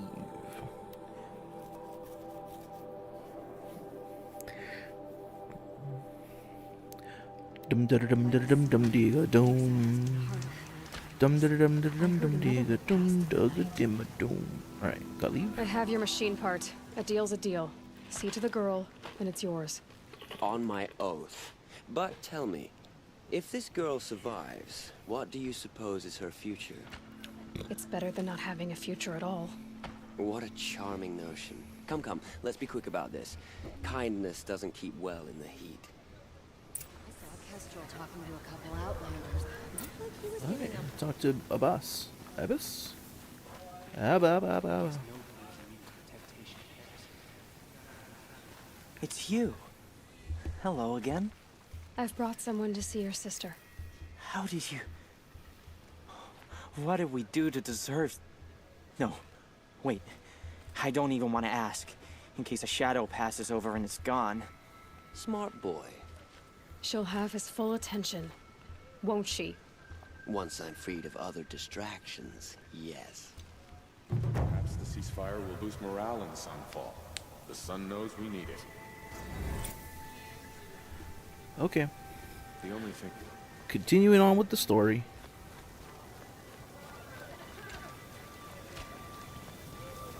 The usurpers think nothing of asking for a ceasefire. They're not waiting to come Anything home. here? When I thought of loyalty, I thought of Uther. Supply crate. He can't have just been faking it.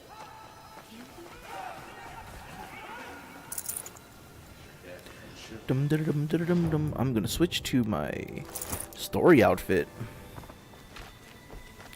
Jump.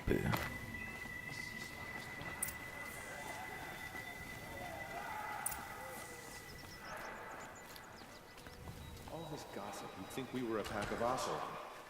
Helis and his soldiers are probably just off training somewhere. Oh, I could sell some stuff while I'm here. Sell. Wait, you don't have anything new for me to get, do you?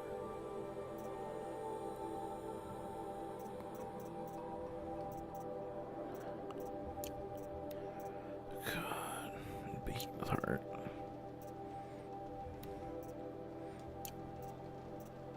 Okay, let's sell you some stuff. I don't need that. I don't need that. Do not need that, or that, or that. Dum dum dum dum dum dum digga dum. Don't need that. I have a whole lot of those.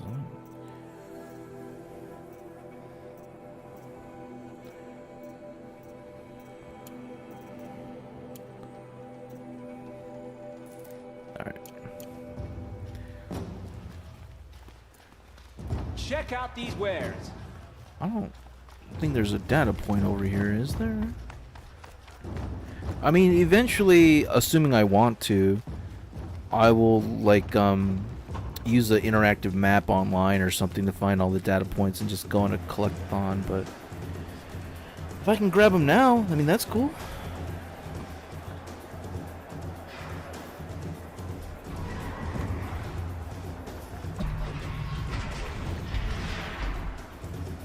Yeah, you get it. The Sun Ring. The proud tradition of Akarja. It's not like this in Meridian. At least, from the way. Give them time. I'm sure they missed. That's a behemoth. I need a behemoth heart.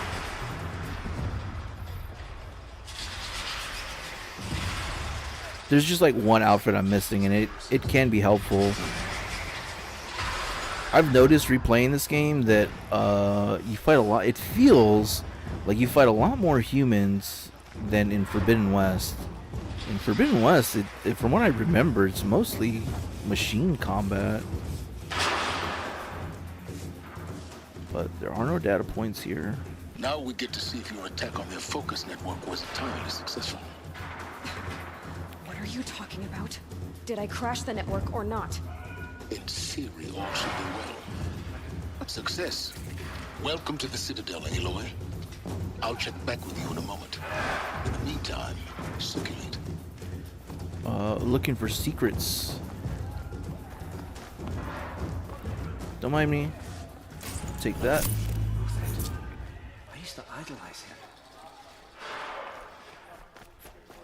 Bum ba bum ba bum bum bum bum bum. Yeah, don't mind me.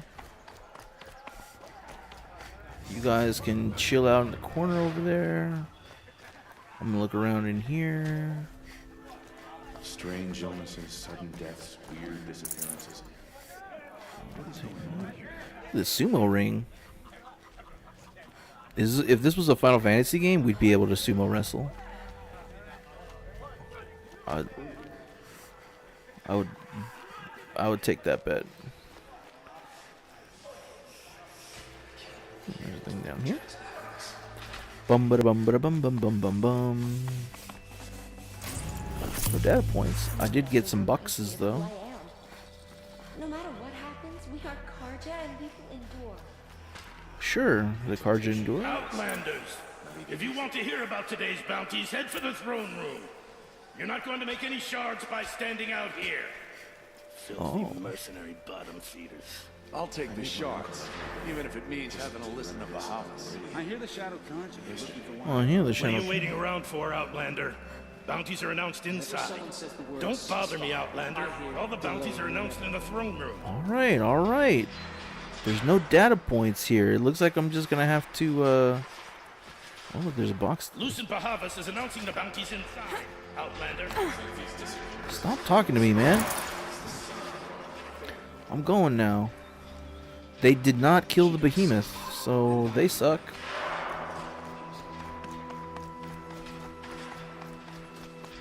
Alright, alright. We'll continue the stories. Let me make a cheeky little save.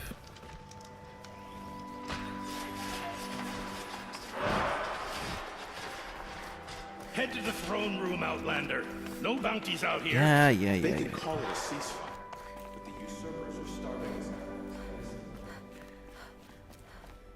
I can't believe they just let people into the throne room. That seems awfully irresponsible. Unless there isn't an actual king over here. Somebody's sitting up there. Something's wrong with Aloy's arm there. By the glory of the sun revealed.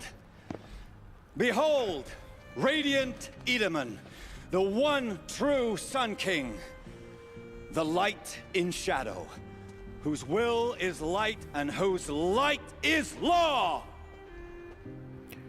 He's just a child. I command Lucius Bahavas to speak in my behalf.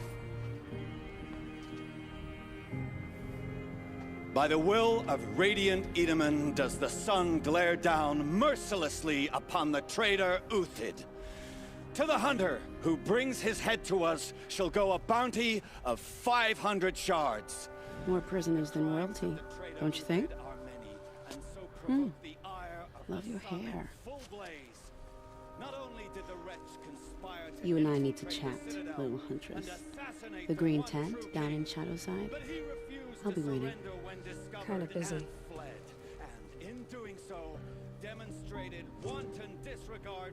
We both know you're no killer for hire. Uthid is innocent. So come see me while there's still time to save him. So, the way in I spoke of is right behind you. You've got to be kidding. Not at all. And you needn't worry about the Kestrels. They'll be too busy acting important to pay attention to you. First time in the Citadel, gotta see the sun ring from on high. But the Kestrels. Ha! They want us to see this, boy. It makes quite an impression. Go to the grand balcony today. This is insane. Hardly. They're going to see me. You underestimate the ease of hiding in plain sight. What am I supposed to do here? The balustrade. It's a short drop from there. This is the place to do it. You want me to I drop? don't like heights. You worry me. Oh, I can actually talk to these dudes. Another manhunt. How many men and women can one tribe lose? Odin, leader of Odin's marvels. You've a fresh face. When you're less an eye or an ear or two, you'll fit right in. First impressions make the sale, except in this snake pit. They'll take whoever shows up. This isn't your first job for the Shadow Karja? Scared of their own shadows, Karja, more like. They spit on me, but the shards are good. Look at those nobles. I say noble, but you can't dress a rat in silk and call it a rat king, can you? You're gonna get stabbed, dude. Sunfall is a house of clay. If you were to stamp your foot, it would all crumble. Shouldn't you all be setting out to hunt Uthid? Have you never done this before? Whoever goes first just leads the others. Just take a load off and avail yourself of some Karja booze until someone sniffs out the trail. Then watch us seek out our prey, straight as a Ravager's shot. Zip! Are you sure you're going to be able to walk in a straight line? What are you getting at? You're saying you're drunk. Do you think Uthid did what they're accusing him of? I hope so. It'll make him more dangerous. My advice, it's best not to overthink such things. Overthink whether he's guilty or innocent? You let all these thoughts in your head, you'll never make it as a mercenary. Only thing that matters is dead or alive. If they say alive, bring a rag to stuff in its mouth. But these days, no one wants alive. These guys sound like cops. I'm not even trying to be controversial. They sound like cops. Good hunting. If I should have cause to kill you, you won't suffer. Oh, thanks. Well, like, it's true, right? It's like, it's not up to me to judge them. I'm just here to catch them. Like, what the fuck? Come on, man.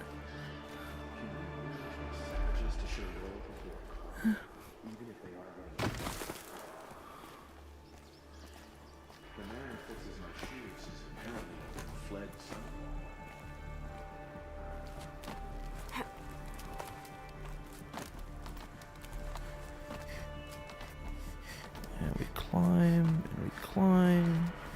The other side of the tower. Look for a vent. I see you've been here before. Obviously. Now, it's very important that you hear what I'm about to say. I've shown you the way in, but this humble vent marks a point of no return. Before you descend into the depths here, you should be fully committed, equipped, and focused. No distractions. If you have errands to run, do them first or hold your peace. I won't tolerate whining. Is that clear? You'll tolerate what I give you, Silence. I didn't ask you along for the ride. Alright, so the question is, do we hop in here, or do we talk to that one lady? Is she even a thing? Yeah. Talk to Vanasha. Because I can tell you right now, this is not the final mission of the game. That is, we are quite a bit away from that. The final mission of the game is a point of no return type of situation, but it's a lot more epic and in a very different location. So should we talk to Vanasha first, or just hop our little ass in here?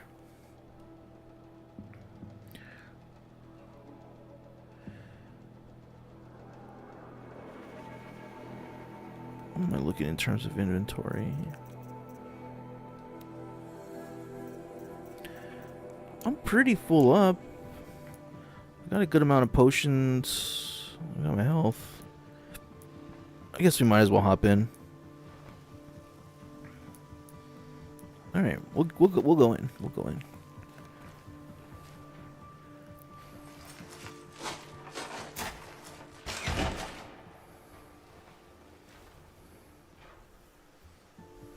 I'm heading down. I've spent a lifetime trying to uncover the secrets of this world. Where the machines came from. How the old ones achieved such marvels only to fall into silence and death. A lifetime of failure. As year by year, decade after decade, I hit walls I could not break, doors I could never breach. Hello. Until a Nora huntress marched out of the savage east. And voila, for her, all the deepest secrets of the earth were laid bare. I suspect you will have an easier time with this door than I did years ago. Hold for identiscan.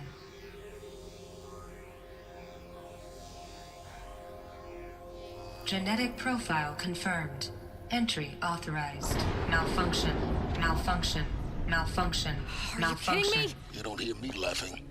Shut up. There's gotta be another way. Hey! Elizabeth Sobek here! Requesting access!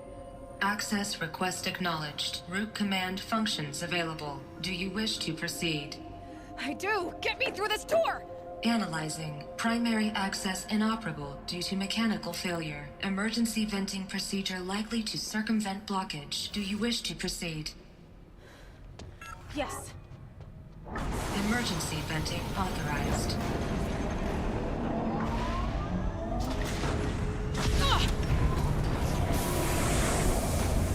I underestimated you. Too bad now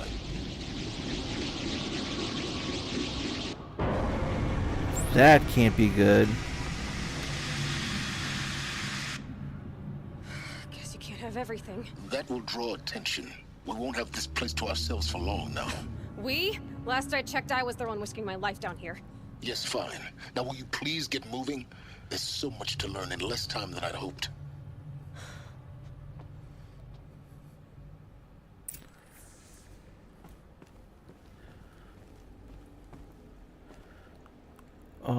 There's nothing behind me, is there? No. Welcome to Project Zero Dawn. Zero Dawn. We found it. Are you really so surprised? Facility diagnostics detect multiple failures. Attempting repair. So, what was this room? An entrance hall, perhaps. Have a look around. Alright, we're gonna find out why the game's called Zero Dawn.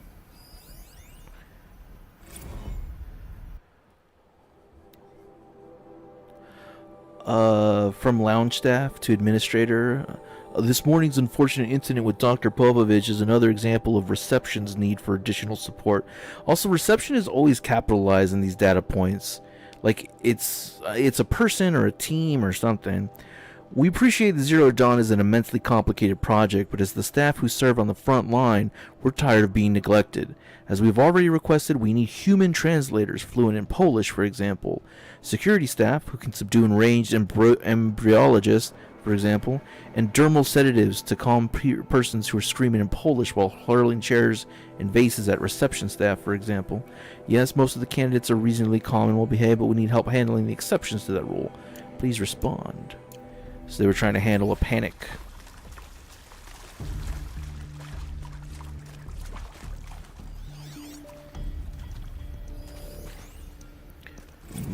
We need support too.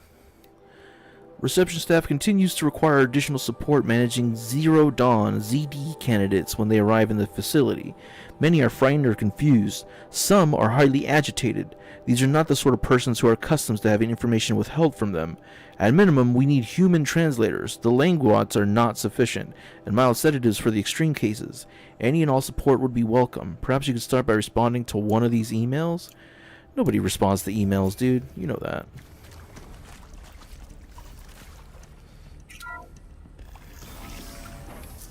Please take a seat and wait for your name to be called. A selection of beverages and snacks are available. A smaller room.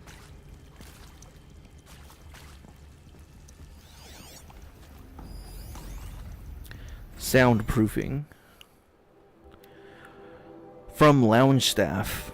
Would it be possible to improve the soundproofing between VR1 and the lounge area? Most of the candidates stay quiet during the presentation, but the ones who scream or sob can be plainly heard by candidates waiting their turn in the lounge. Just a thought. So people are being collected or herded for Zero Dawn, and whatever information they've gotten is very traumatizing to them. They're losing their heads. Restock or else. From lounge staff. For the 5th time, please restock the lounge count selection of herbal teas. If I have to listen to one more egghead throw a tantrum because we're out of the organic cucumber mint or blackberry sage varietals, I'm going to lose it. Please respond, and this time no tempest in a teapot or steep demand jokes, okay? So he called them eggheads, so the Zero Dawn candidates seem to be nerds or scientists or smart people of some kind. That would also explain why in one of the earlier data points they were like, these people are not accustomed to information being withheld. Because these people are usually in control, they're usually leaders. Into viewing room 1 for an important message regarding the purpose of your visit.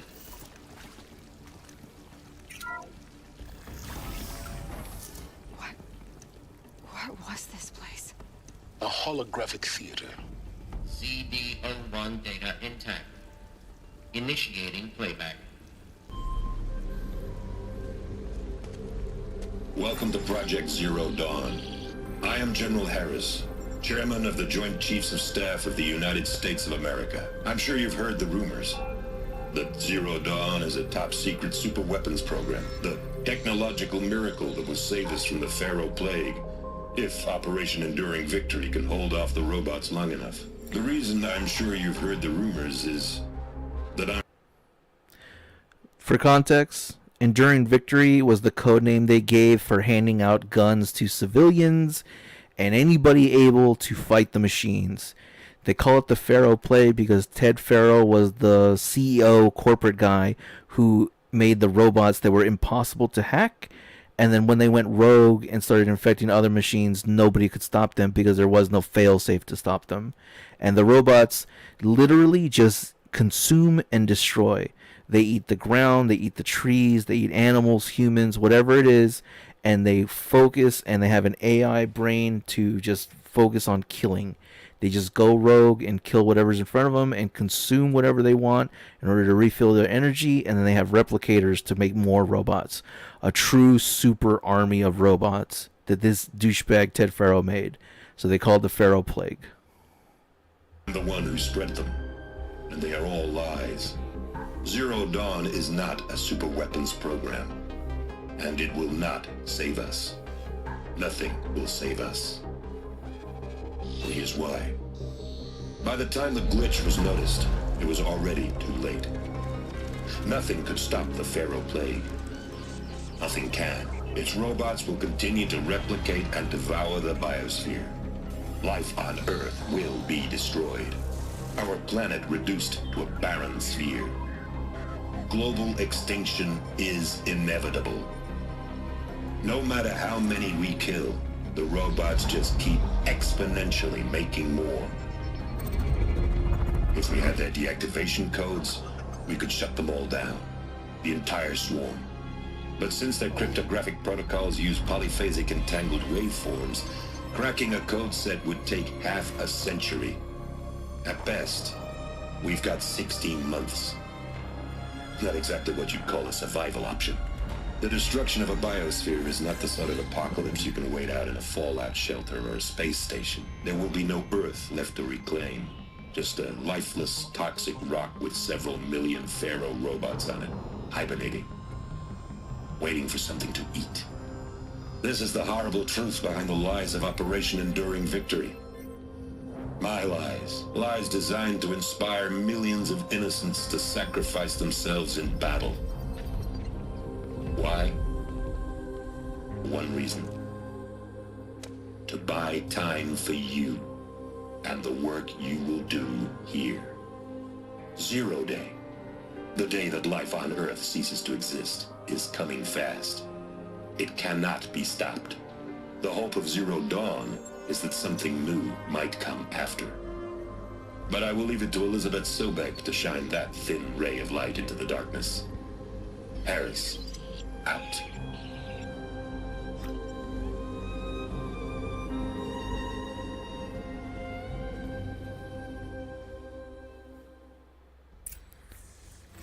That doesn't make sense.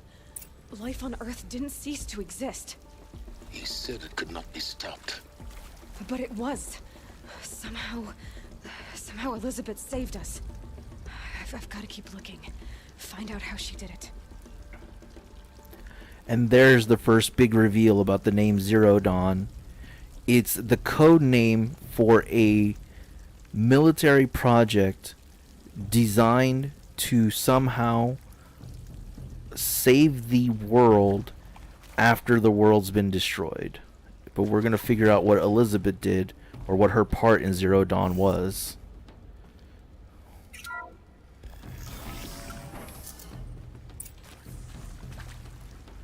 Kestrels. They got in. Through the vents. Let nothing stop you from learning the truth. Spread out! If it moves, kill it! What is this place? Tomb?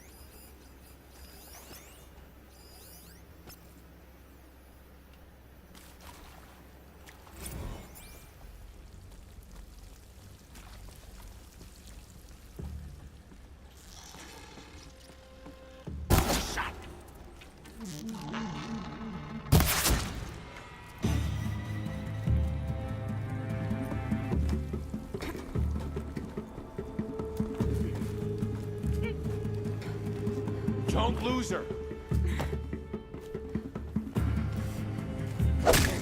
Damn it! I tried to do the silent attack. Let Shadow decide your fate. You gotta go. Be good.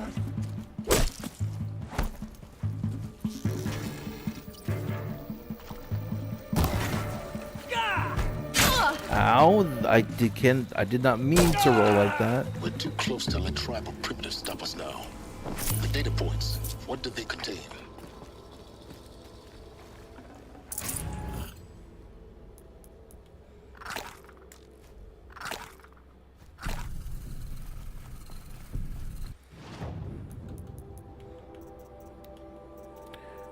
You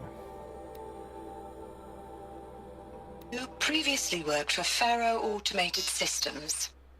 On the Chariot Line self-replication routines.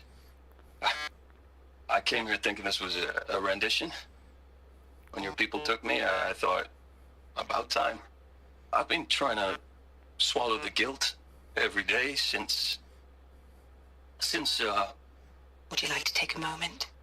No. I really hoped Zero Dawn was a way to undo it all. My work.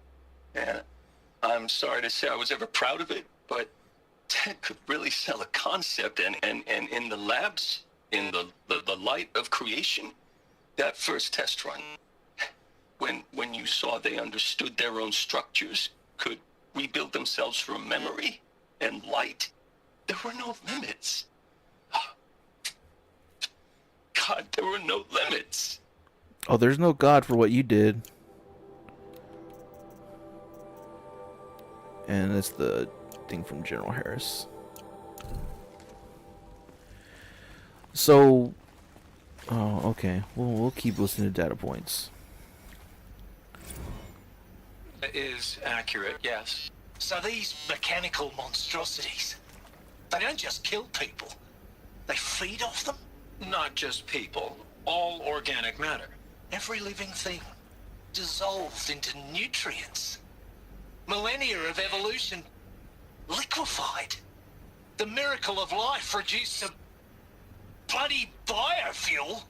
In a word, yes. Who did this? Pharaoh? That arsehole. Is he here? No, Doctor. Please, tell him Tom Pike wants a word. Now, get off! Get off! Doctor, please! You get Ted Pharaoh in here! Yeah, what are you gonna do? The world's already ending. Travis Tate! Want to discuss? Whew.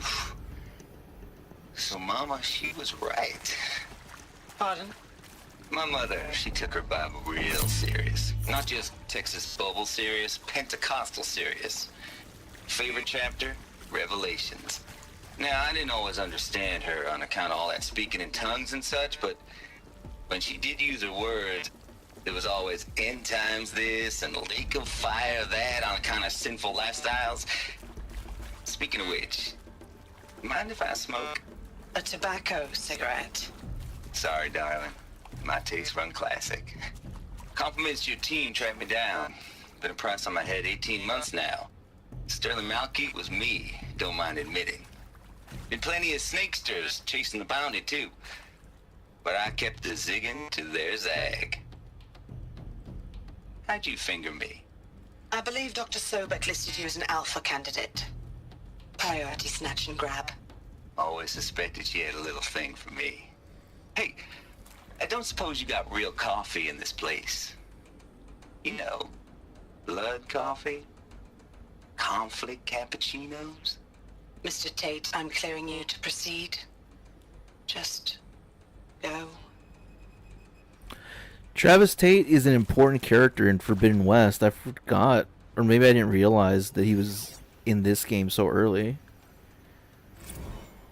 With Suzanne Alpert, environmental scientist. Doctor? I'm sorry, I wasn't, Just stating your name.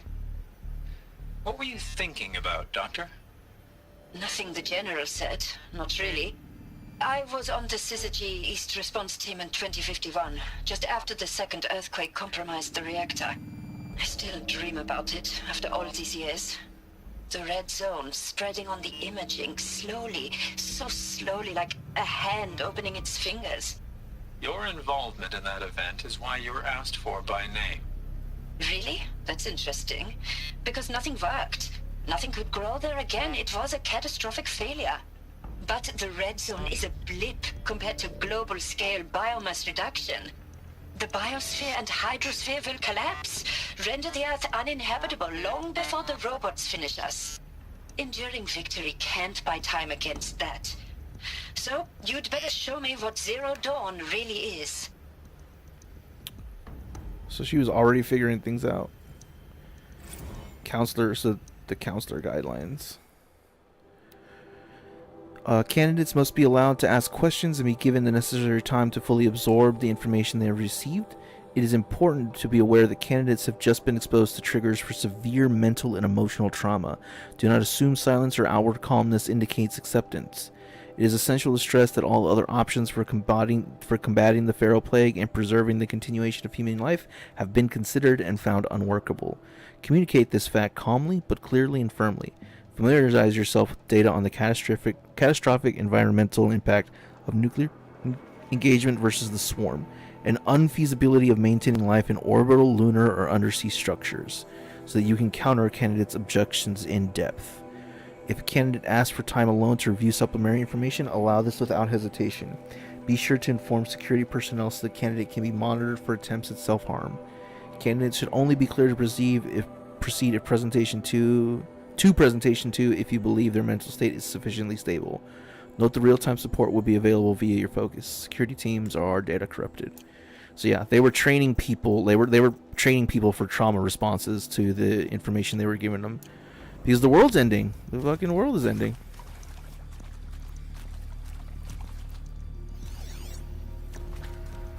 Captain Okilo? I'm sure you now understand the urgency of why we brought you here, Ms. Okilo.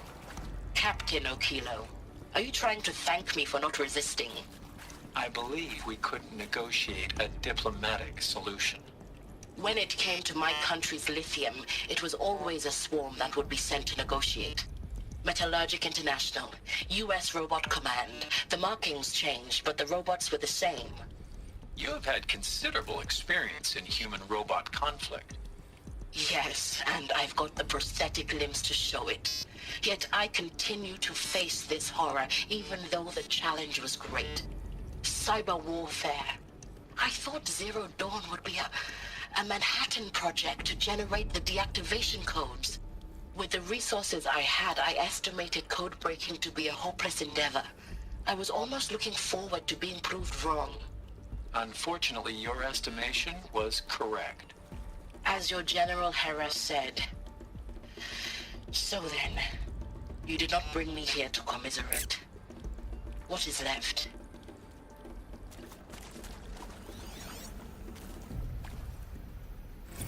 Look, let's cut the mystery. You're building a colony ship. It's obvious. And it's not gonna fly. I mean, literally. He thinks that their Zero Dawn is a spaceship.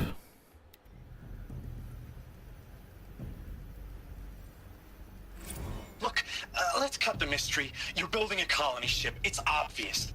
And it's not gonna fly. I mean, literally. Remember the Odyssey? That multinational heap of space junk that's been in graveyard orbit since '57? That went nowhere real slow. And you have to get somewhere real fast. Do you have any idea the immensity of the challenge to prep a new colony ship in time? To be clear, I'm not a worker on the project. Do you even understand how few people it could save? The whole generation ship concept is not gonna happen. It's the first thing you'd abandon in favor of embryonics. For that kind of storage, we're talking a lot of bulk, a lot of power, a lot of resources. So even if you do it, even if you build it and point it at Sirius X, there's no room for people on that thing, all right? If you could try to remain calm. You people are crazy if you think you're getting off this rock. No one's getting off. Medical. Yeah, wait until he hears them say, we know nobody's getting off. He sounds like he's some kind of embryonics expert, and he's passionate about solutions. That's probably why they hired him. I just went to this event to see what was in here, if there were any secrets.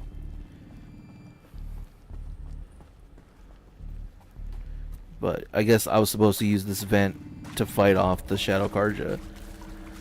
I mean, if there was more than 3, sure, but I can handle 3. Oh, and there's one more data point. It's behind this door, I guess. Or it's here somewhere. Is it right here? It's above me.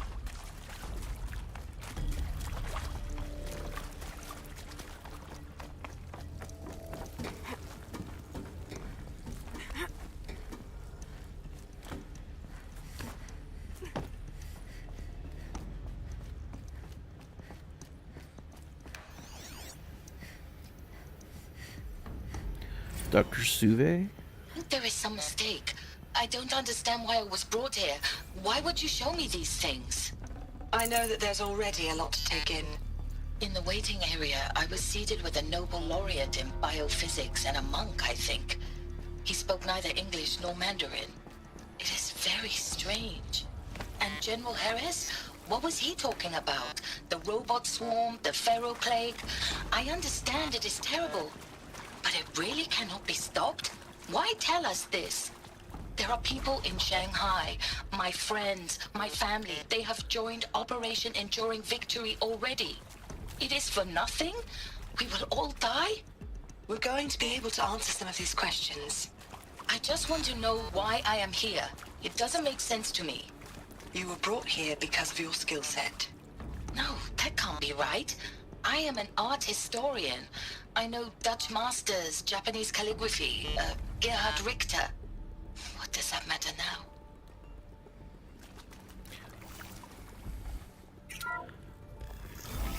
Interesting. CD02 data intact.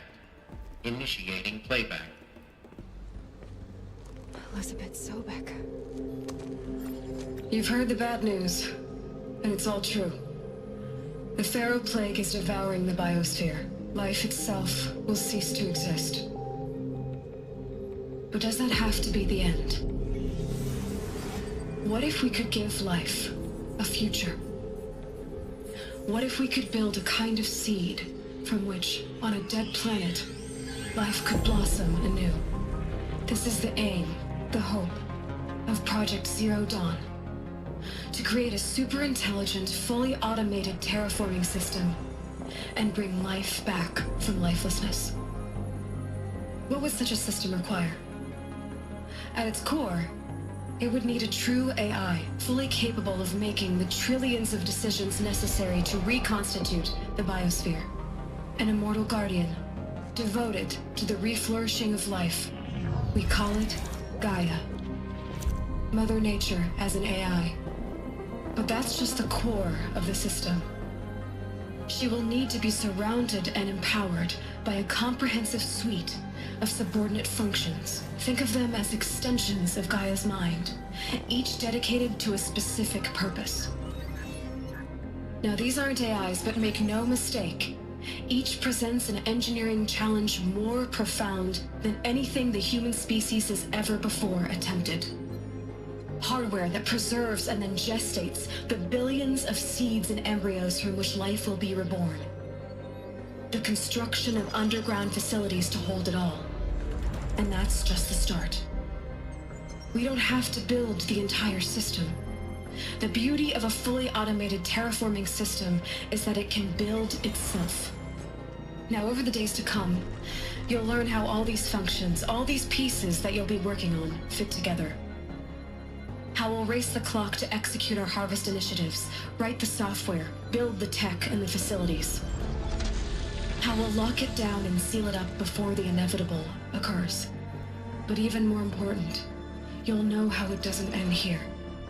How Gaia will generate those deactivation codes General Harris talked about, and build the transmission arrays to broadcast them, shutting down the Pharaoh robots for good.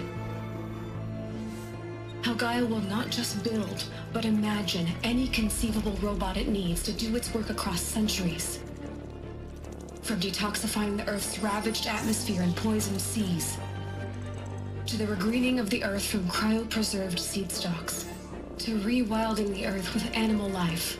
And then, when all that is done, how a new generation of human beings, spawned at cradle facilities around the globe, will partake of Apollo, the vast archive of human knowledge and cultural achievement from which they will learn of us, our world.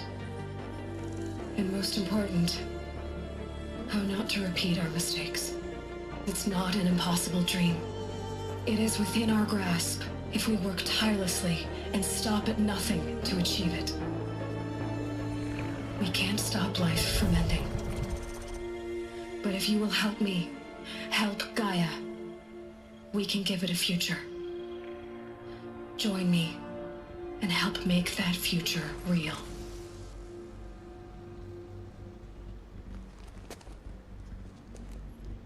So,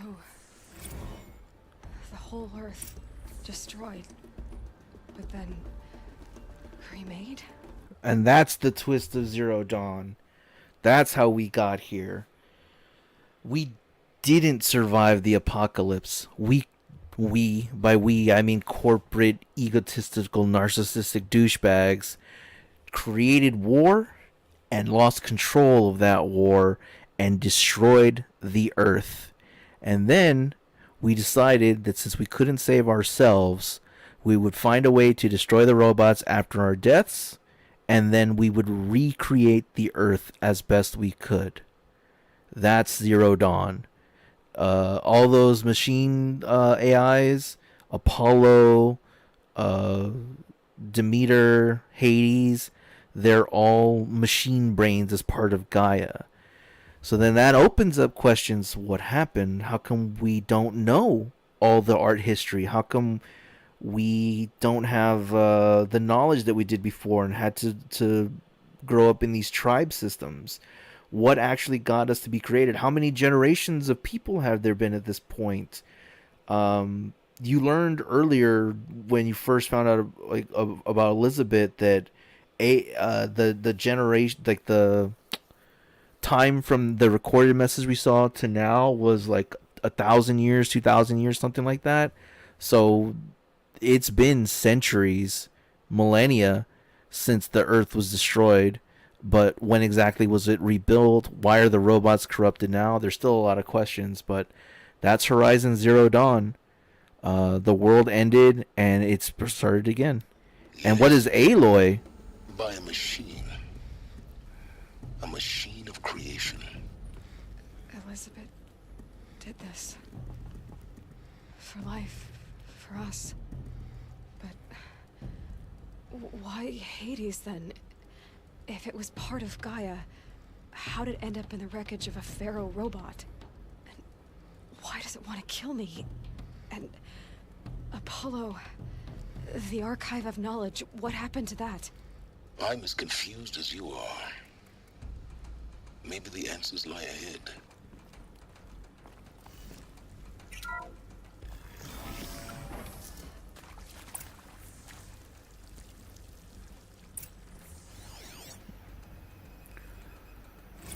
Make your selection.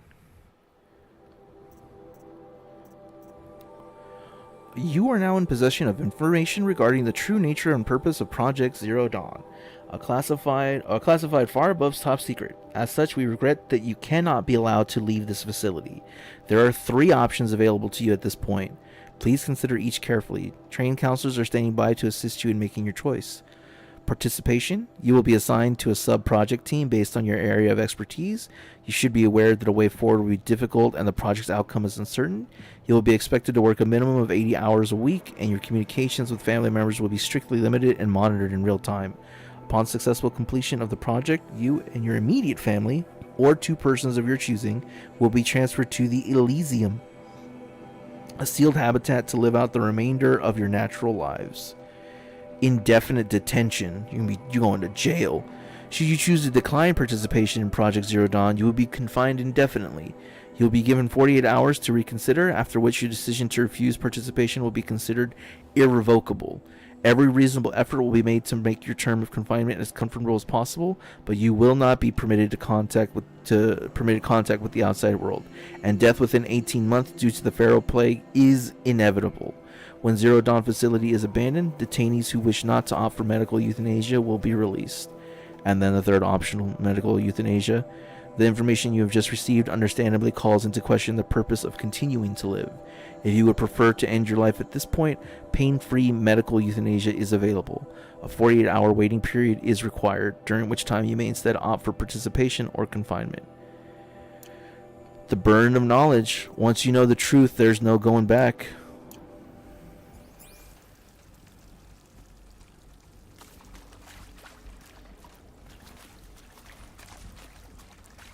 What's back here? Oh, the second counselor guidelines. After presentation 2, it is vitally important that candidates choose to participate in Zero Dawn voluntarily and knowingly, without additional coercion and without value judgment on the part of the counselor. Confirm for candidates that they are selected due to their skill sets and accomplishments. Emphasize that their dedicated participation in Zero Dawn would increase the project's chances of success. Frame participation in Zero Dawn as an opportunity to respond actively in the face of an overwhelming threat. Candidates may question the fairness of their selection, validate such objections as normal, even admirable responses, emphasize the value of candidates' expertise to the future, not just of humanity, but terrestrial life as a whole. Likewise, candidates may balk at the morality of extending their lives and those of loved ones beyond Zero Day, validate their hesitation, acknowledge that while the reward of Elysium is not fair, it will be earned, if possible, redirect their ethical misgivings towards greater commitment to the project. When candidates challenge the plausibility of Project Zero Dawn, permit them to review Dr. Sobek's presentation as many times as they wish and allow access to supplemental articles G01 through P20. Allow them to suspend the interview to fully process the documentation. A significant minority of candidates will elect for medical euthanasia. It is important to receive this decision kindly and without judgment. Advise them of the 48-hour waiting period during which counselors will be available to discuss their decision. Emphasize that euthanasia will not occur without repeated consent and the procedure is scheduled to take place. No one will be euthanized against their will.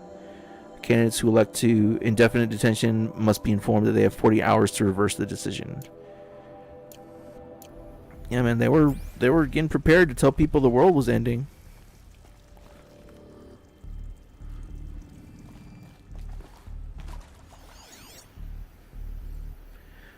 Interview 2 for Brad. Of course I'll do it. To be given the opportunity to rebuild what the damage that I don't feel worthy of it, but I will do it, absolutely. I want to stress that this was never about your culpability. It is to me. Dr. Sobek, Margot, they were smart to get out of Pharaoh when they did, but not one of us took it as a warning sign. It just told ourselves that we're cut out for the BTRI cabals. That's the better than rapid innovation. A better competing, better than the next guy, a better killing machine. Isn't it just amazing how a century and a half of science fiction did nothing to swerve our species from the path of doom? I mean, I'm done with that life. I mean, I will work hard, twice as hard to earn this, for my family to have a place in Elysium. I never thought that there could be atonement. I wish you'd thought of that before you ended the world.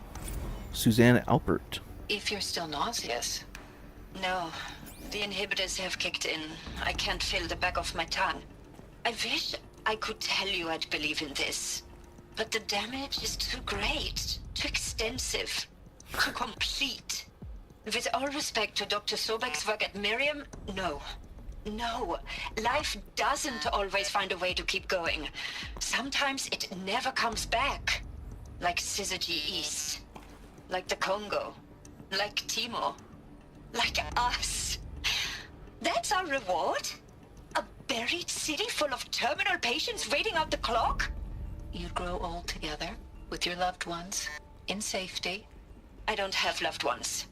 I suppose I could start a family. Oh shit. I'm afraid not. All inhabitants of Elysium will be medically sterilized. Damn. A habitat capable of sustaining a starting base of 2,000 individuals for up to 100 years is a huge challenge, Dr. Alpert. If the population grows instead of diminishes, everyone will be dead inside 30 years. I knew it. I just couldn't bring myself to say the words. I'm sorry. Finish it. Medical euthanasia. I want no part of this. I just want it over. I see. Protocols require a 48-hour waiting period, after which... Yeah.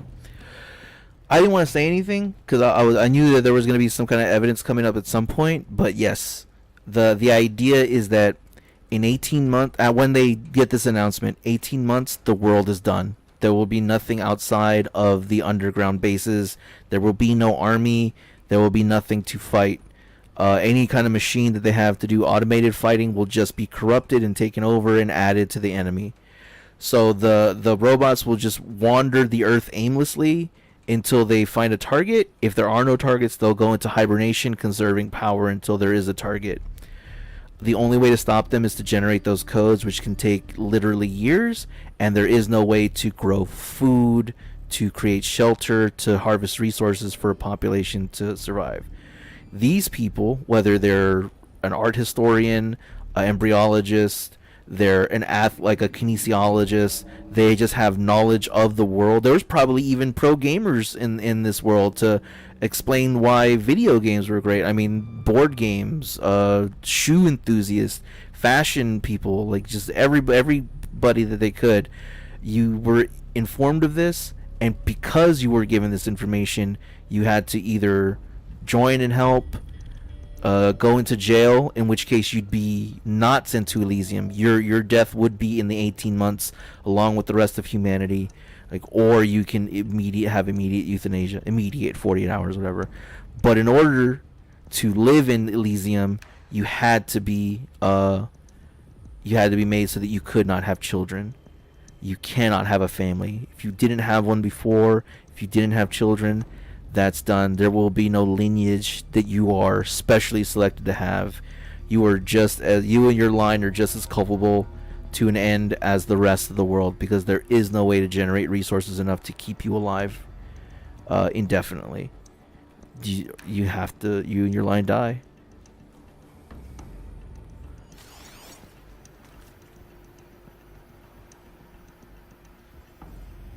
Second part of Ron Felder. Is he to make sure I behave this time? Alert. Security, for your protection. Would you like to discuss how you're feeling? Sure. I'll tell you. Surprised. No, flabbergasted. Like my old man would say, flabbergasted. That vein pumping in his forehead. I thought you people were just completely underprepared for a spaceflight project. But now I can see it's worse. Much worse. Sobek is a total fantasist, a dangerous fantasist. He's kind of blue skying. It's... Jesus. I'm sorry we wasted each other's time. I'm ready to leave now. I'm afraid that's not possible. Everything you're talking about here isn't possible. I recommend you read the documents regarding your options. I've seen enough. I'm getting out of here. What did you know? Get your hands off me! Man, that is that white privilege. Womp womp womp womp. I don't care that you told me I only have 3 options. I get to do what I want. Nah, dude, you're done. Thank you.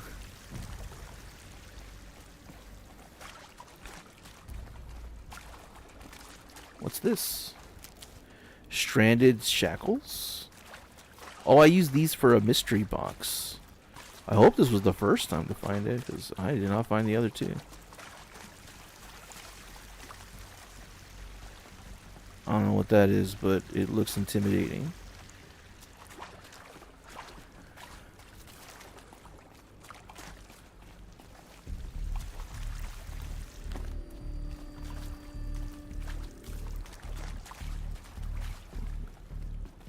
Never know when I might need these. And there's no data points. All right.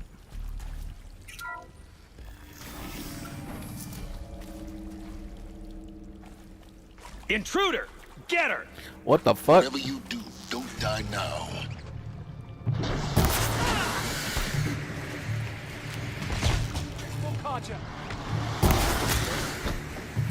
Man, these dudes are strong.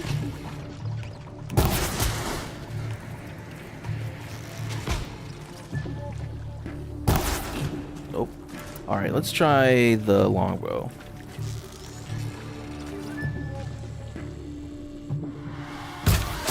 Woo! You took that to the fucking dome, my friend.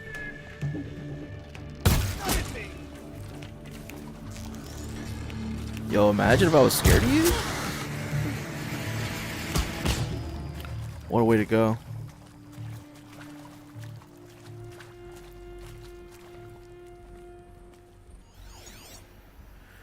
Tom Pake. I hashed it out with them, what the point of Artemis was. I made it clear I wasn't on board for a global zoo. We haven't exactly proved ourselves to be great custodians in the past few thousand years. So the idea of a reconstituted biosphere, well, it's horrifying, isn't it? A complete horror show. We have no right to take a best guess at this stuff. But the alternative? Nothingness. For there to have been all this and then nothing. And with Charles Ronson running the show, I respect him. He's got a passion to him. He's hot-blooded. So I said I'll do it. I'll put my all into this, literally. When the project is done, I'll take the medical option, thank you. Counselor said I might change my mind. I told him that he didn't know me very well then. For life's sake, I'll do the dirty work. But I want no part of this. For life's sake, I'll do the dirty work. But I want no part of this pathetic, attenuated future on offer. I'm an outdoors man.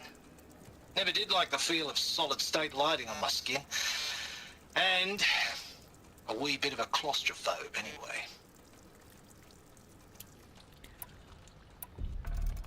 It's hard to say. I'm pretty sure I would have taken the Elysium option. I just live my life watching holovids and playing games till I pass.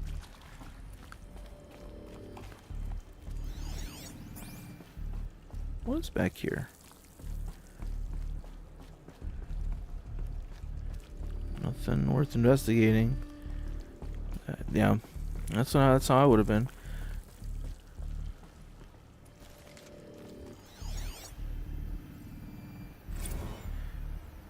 Oh, Suve, the Chinese lady. It is art, in a way. Or whatever she is. Expression on the grandest scale. But there is so much unfairness. Why was I chosen? Was it decided by committee? By algorithm? My family will be saved because I happen to graduate in art history? Is this right? Dr. Suve? Christina Suve? Yes.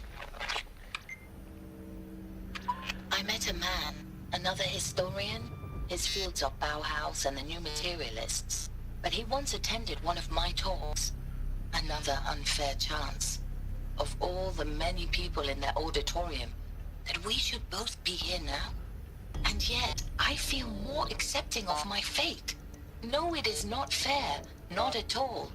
But for the sake of my family, for the sake of art. Art is alive. It must be able to speak from beyond history and echo in the future, not perish into oblivion. This opportunity, I must do this. God, there's something I want to say about that so bad. It's a little bit of a spoiler, but not like not a spoiler in terms of Aloy or the journey she goes on, but like, because you wonder, why are there no museums? Why is there no art history? Why are there not multiple languages? I want to explain that and why it pisses me off so much, because it's exactly something that could happen. But like, man, I think it's all in Forbidden West. I don't remember if they touch on it here. Oh, Travis Tate. You good? Okay, let's listen to this and then I'll talk about it. Black hats at Mockingbird back in the day. I enjoyed schooling them. But maybe I went in too hard on this poor counselor. She was cute and just going down a checklist after all. Couldn't expect her to see how ridiculous Zero D's ambitions are. God's own budget thrown at a kid playing with a hologram sculptor. Palms up, honey. I'm just calling it like it is. Hey, look, Mom, I'm making nature. Now, if nature is so important, why not let nature take its course? Extinction? That's natural. Zero Dawn? No, ma'am, that ain't. Heck, it's so unnatural it'd be called an abomination back home, and you know it. That's why you're hiding it. Meanwhile, my little honey of a counselor, she's munching the inside of her cheek. Bad habit. She chewed one of her nails, too, just one. Not your day, was it, little sweet pea? Saw her quota slipping away. Said, I assume you intend to decline the assignment, Mr. Tate. You kidding me? 18 months hard labor in exchange for 30 years lounging around Elysium watching porn? Sign me up. That's Travis Tate. Power's down. Is there another route? I've done this before. Just need my focus. Okay. I don't know if they're going to touch on it here. It doesn't have anything to do with major story, but the art and knowledge of the world is in one of the subsystems. I believe it's Apollo.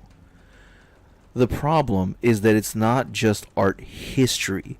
It's all history, including the real reason why the world is the way that it is. It was never designed to be a mystery. Aloy and her tribe and all the people were supposed to know about the old world. They were supposed to have all this knowledge of technology, and if given the option that they wanted to, replicate it, rebuild it, have a thriving society. They were supposed to. But part of the history, like I said, was the reason that it happened. And Ted Faro, the creator of the Faro Plague, the CEO corporate warmonger, he sabotaged history. He sabotaged the Apollo subsystem. So that is why there is no knowledge of the previous world. His ego didn't allow for people to know the truth of what happened, and in order for him not to be remembered as a monster, he sacrificed all of history. It's also mentioned like in a text in Forbidden West somewhere. When you play this game, if you ever wonder why do they all speak English, or if you're playing in Spanish, why do they all speak Spanish? Why do they all speak the same language even though they're all different tribes? It's because the knowledge of language was in Apollo. People don't know Spanish, Hindi, Polish, Portuguese, Japanese, Chinese. People don't know those languages because the knowledge of it was destroyed by Ted Faro along with the proof of his guilt. It's so tragic, right? Like, that's exactly why there's my name known as the worst person ever supplanting Hitler, not gonna be me. Yeah, that's what happened. That's why. I mean, obviously there's so much more to the mystery, but the reason why we have no knowledge of the old world is because Ted Faro didn't want to be remembered as the end of, like, the person that ended the world. It's so like, Ted Faro is terrible.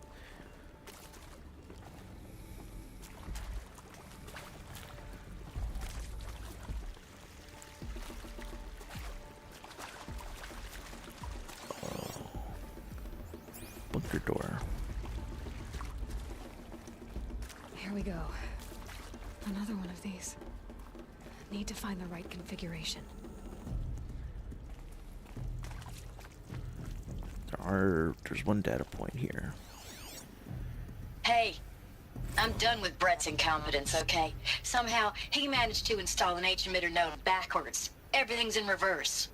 I don't get paid to clean up Brett's messes. If you want it fixed, send him up to storage for a new emitter, not me. Parker out.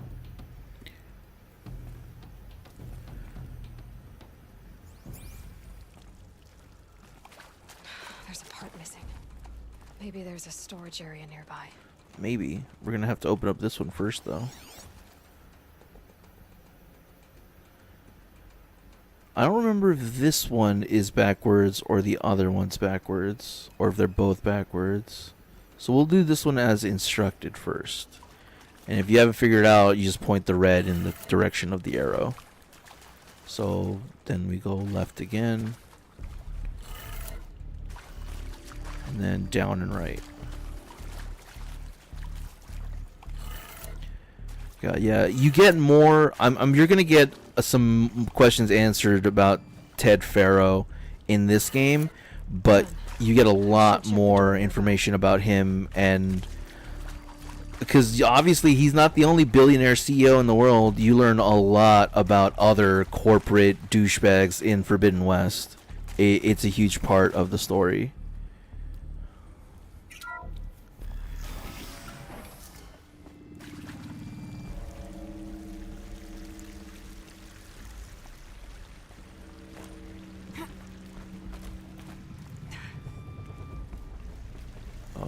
Here?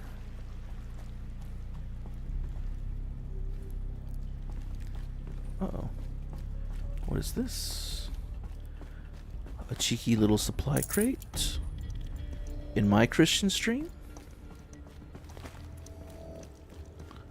Alright. Found one. Looks intact. Okay, so this one is going to be backwards. That should do the trick. So we want Let's get that door open. down, right, and then up.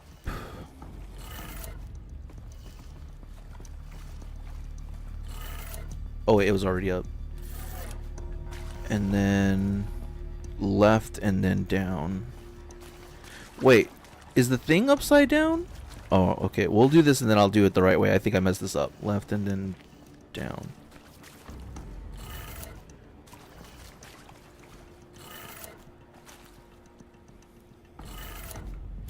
I do it. Okay. I just noticed the word pharaoh is upside down.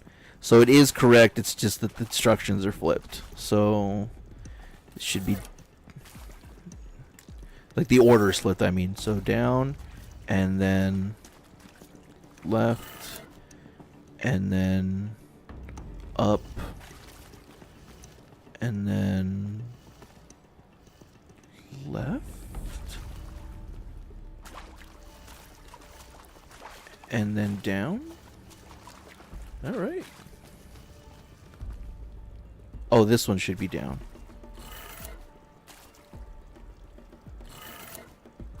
And then that one should be to the left. That one should be up. And then this one should be to the right.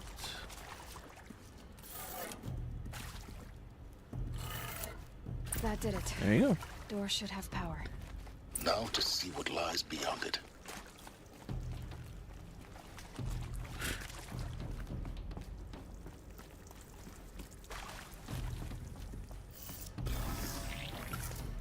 Uh-oh. Eclipse. They're here. Avoid contact. Lines look good. Gaia. It's up there. Second floor. Can you reach it? So much for avoiding contact.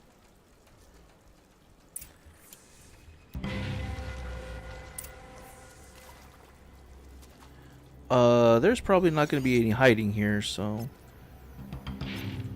Oh, well, there's only 3 of them. We should be able to do this.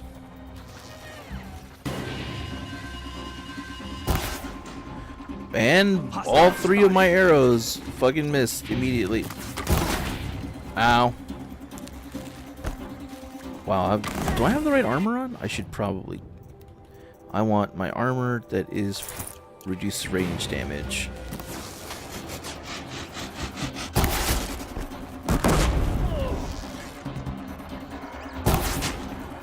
It's to your fucking throat, my guy.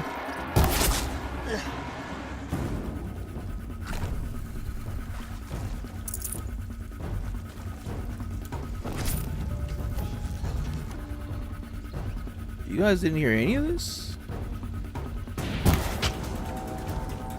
Keep your head down.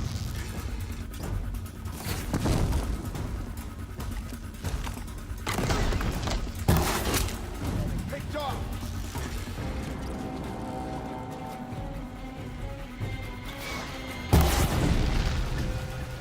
As we can both sidestep.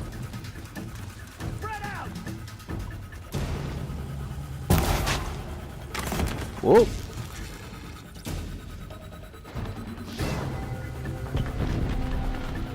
You've got too much cover.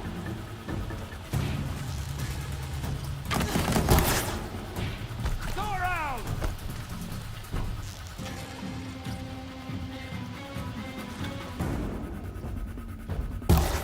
Okay. That's a bit easier to deal with. And then a chest shot right.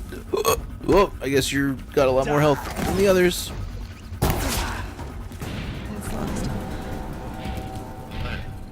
H-lock structural failure. Repeat. Or not. Oh.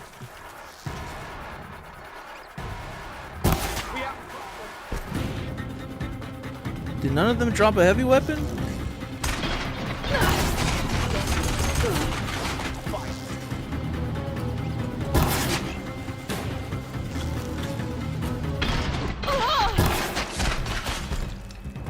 you won't survive this. I think that's my... You can't evade.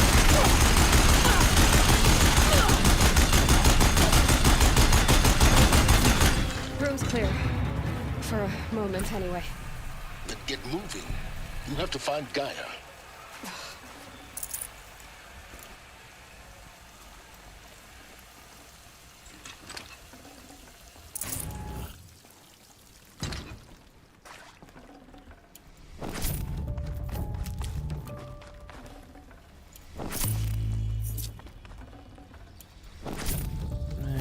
Here we go.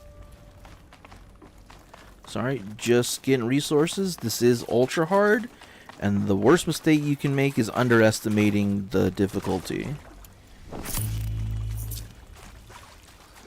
Alright, there are no boxes on my radar, so no data points to collect. We will proceed forward. I should make more ammo. Am I good on everything? Oh, here's the data point. Hello, I'm Margot Shen, and this is Hephaestus. As the name might tip you off, this is going to be the subordinate function that Gaia will use to make lots and lots of robots. Hephaestus. Her personal forge. Except, Yeah, it's the not Forge that simple. Master Hephaestus. So like, you probably noticed that only about a third of you are robotics engineers. The rest, experts in machine cognition, virtual heuristics, that stuff. Well, that's because we aren't going to be the ones designing and building robots. The last thing we want is to burden Gaia with a bunch of outmoded 21st century designs. Waste of time. Our purpose is to empower Gaia to build the robots, and not just build, imagine, from scratch. Any robot she needs for any conceivable purpose, designed and fabricated at a snap of a finger. Hers. Her finger. So, Hephaestus isn't really the forge. It's more like the knowledge of craft and ingenuity of a mastersmith to wield the hammer. Encoded as software. Virtual creativity made real. Gaia's already learning. In simulations, she's doing some very creative things with fractal assembly and animal morphologies. Her designs aren't about to win the Liam Prize anytime soon, but hey, everyone has to start somewhere. So, yes, time to get started. Let's do this. I don't get it. Which part? It's a little technical at places. If Gaia was designed to save life, why would the robots it makes attack people? Perhaps it loves some forms of life more than others. The derangement. The machines weren't always so angry. True. Mostly they were docile until 10, 15 years ago. For years, Hephaestus has been forcing cauldrons to make aggressive machines. I've seen it myself, in the cauldrons. Stalkers, Ravagers, the Thunderjaw. How could it do that? And why? Why indeed? Yep. So if that was all a little above, you do play these. You do find these dungeons called cauldrons, that are like machine replicators, machine creators. Sorry, and the idea here is that the Hephaestus subsystem, for whatever reason, used to just make robots that were like grazers and stuff to terraform the world, but now recently it's making machines that are designed to kill.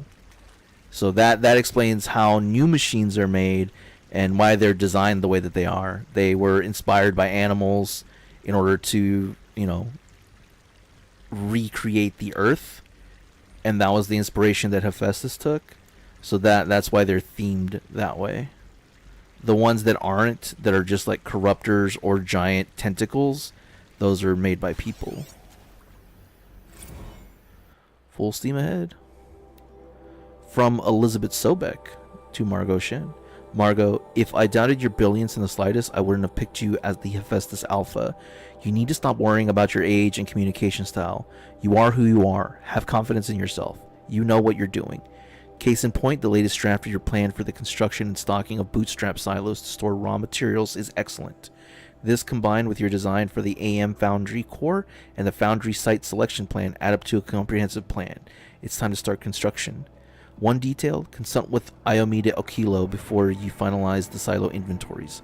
Hephaestus' first task will be to fabricate the robots that will construct the waveform broadcast towers, Minerva, will use to transmit the deactivation codes. So any exotic materials needed for the tower should be accounted for in the inventory plan. Oh wait. As well. I missed the data point somewhere. I'm sure I'll find it.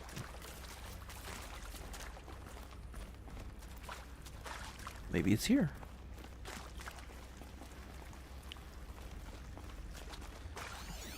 This is a text data point.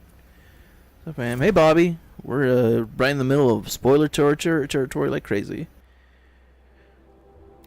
From Margot Shin. Wow, you weren't kidding about Gaia's predilection for animal morphology. Others explaining.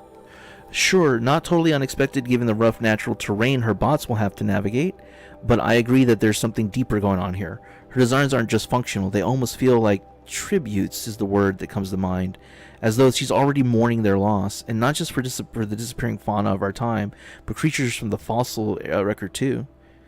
References to megafauna in some of her designs, so cool. Well, whatever Gaia thinks up, Hephaestus will empower her to build it. I just wish we could still be around in a century or two to see what she makes, Margot. Perfect, Bobby. I platinumed this game on PS4, but the trophies didn't transfer in the remaster, so I figured I never got the ultra hard trophy.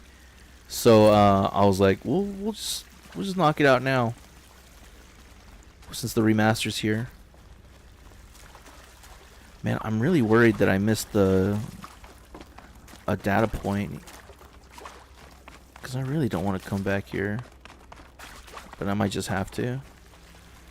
That's all good. And it's the same thing with Forbidden West. I got all the trophies and the DLC trophies as well, except for Ultra Hard in New Game Plus. I've seen these shapes before. In cauldrons. But of course, the birthing places of Gaia's machines.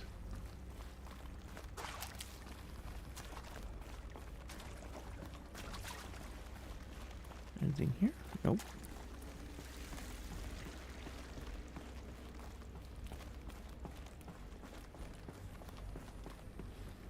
Oh, there's something here. But it's on the other side of that wall.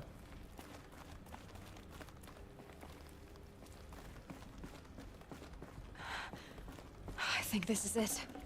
Elizabeth Sobek's office. But it's sealed off. There's got to be a way inside. Keep looking.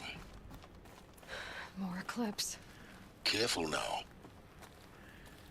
Man, there's so much I forgot about this game, Bobby. Like, I forgot about the zip line from the top of like the giant helix and all that stuff. It pissed me off to me so long to get to that other side. Did it? I don't remember. I don't remember most of this.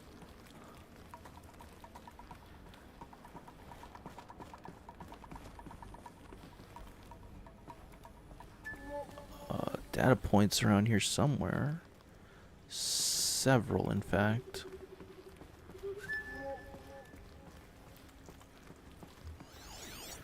Jeez.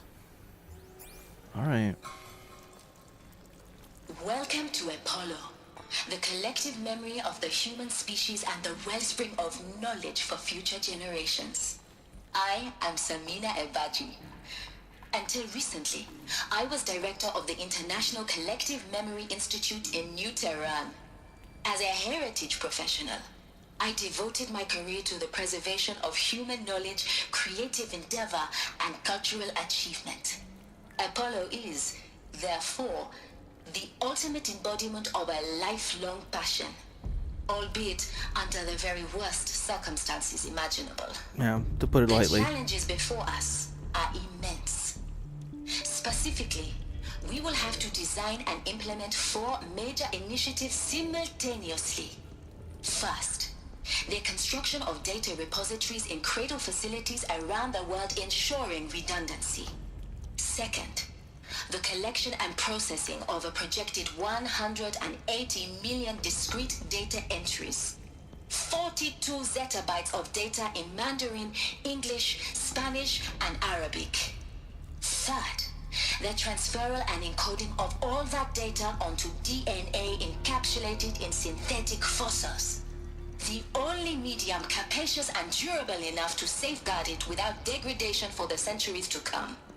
And last, but not least, the development of the holographic interface and gamified curricula, by which future humans will commune with Apollo, progressively unlocking heuristic learning modules, leveling up their knowledge and skills they will need to take control of the terraforming system. That is the future towards which all of our efforts will be directed. Not just the preservation of the past, but the seed for the flourishing of a new tree of knowledge. Welcome, and let us begin. I can't believe all that effort for basically nothing. And I also forgot that it was gamified. So it was just like the Civilization Jumpstart Edition, if you remember those PC games. God, Ted Furrow blows.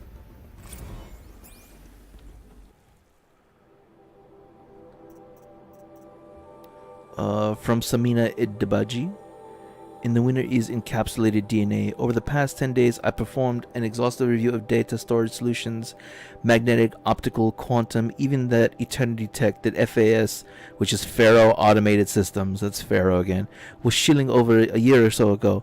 But every other solution has one or more fatal shortcomings. Too heavy to transport, too massive to install, too power intensive for the centuries, too prone to failure. Encapsulated DNA will easily hold the 40 plus zettabytes we're projecting for Apollo. There's still many details to finalize, of course. To start with, we need to select the inert material in which we'll embed the molecules, already testing 16 candidate materials, as well as design and fabricate power systems and seal reliquaries that will keep the DNA at negative 18 degrees Celsius for 1,000 plus years. So long as I assure you that I didn't factor into my decision, may I confess that I deem it entirely fitting, indeed propitious, that word, that we will be using the very building blocks of life to preserve human knowledge and from mechanized extinction. It's not just ironic, but heroic. Life as the hero, beating back the forces of oblivion. In any case, much to do. Until next time, peace be with you, Samina.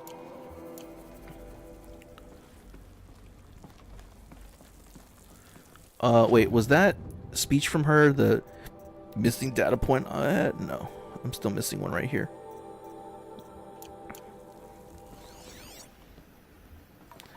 Maybe it's something outside of the Apollo update. Over the past 2 months, the full benefit of our procurement of a copy of the Homer archive from Far Zenith has made itself known, and as a result, all of Apollo's key deliverables are on schedule. Far Zenith is another major corporation in the Horizon universe that's not related to Faro Automated Systems. They also have there's more to them in Forbidden West. Apollo has already surpassed 40 million discrete data entries and continues to grow.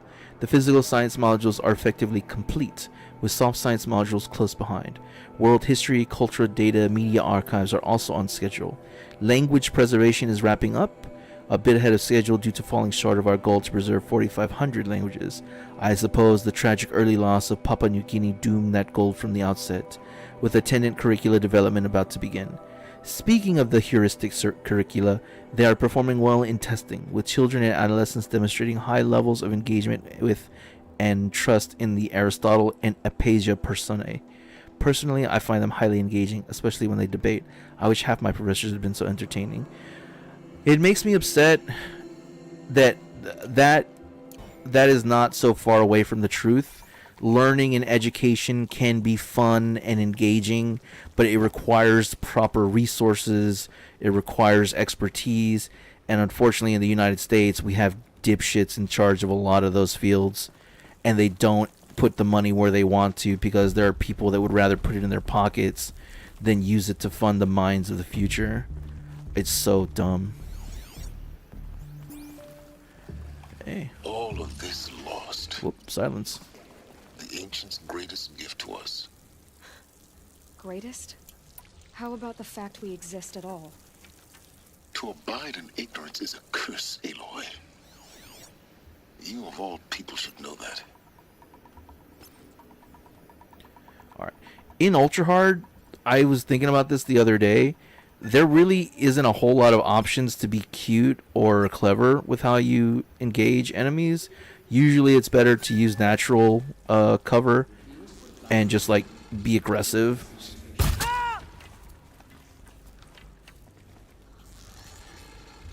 Oh, stay there.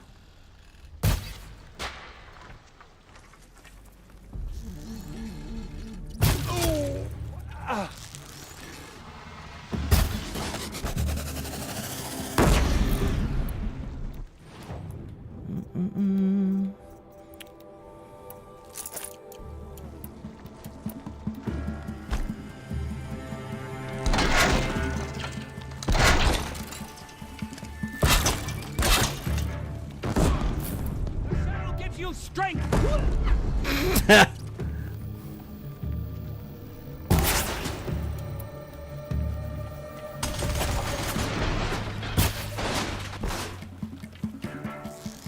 Follow my lead.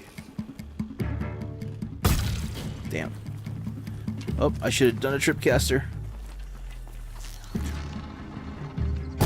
Whoa, I can't believe I hate how accurate this game is. Hey friend, how's it going? That's the last of them. Alone once more. Also, as a reminder, Ultra Hard has no aim assist, so I am terrible at aiming, but not always that terrible. I'll take all this. Thank you. I don't really need the Deathbringer gun, but thank you. Should have brought a cart.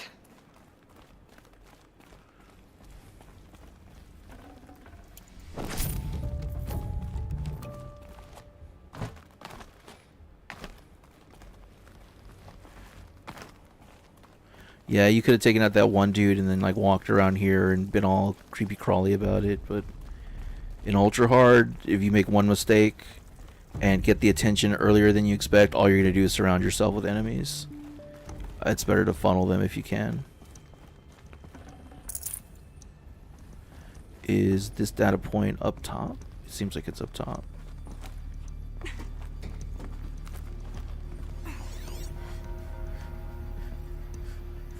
Harris testimonial. Please tell me this is the one that I'm missing. Yes. Okay, cool. Ooh, Dr. Harris. Okay. Earlier in the game, you find a spot where Harris is like, I want to give you this record. Make sure that people know about this record. And Sobek is like, what is it? He's like, it's an admission to my crimes. And she's like, you didn't really commit crimes. He's like, I've been committing crimes ever since I accepted the help of Ted Farrow and ignored all the destruction we were doing. Dr. Sobek, please archive this testimonial in Apollo. Cross-reference to all mentions of my name and Operation Enduring Victory. My name is General Aaron Harris. From 2060 to 2066, I served as the chairman of the Joint Chiefs of Staff, the highest-ranked officer of the United States Armed Forces.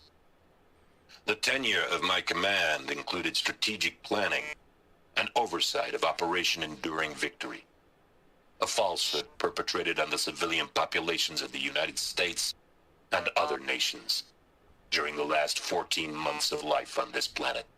Before the Pharaoh Plague, I did my job and did it well. I was bold and decisive, crafty in political maneuvers. It wasn't an accident that I rose to my position and became the commander of the largest mechanized force ever assembled. But to what end?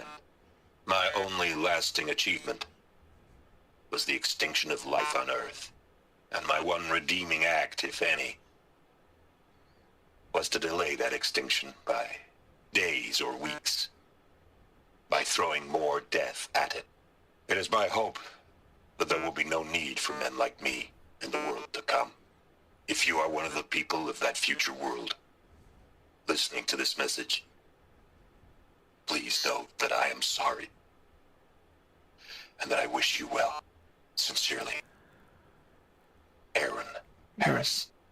Hubris and ambition ended the world, and you're part of it.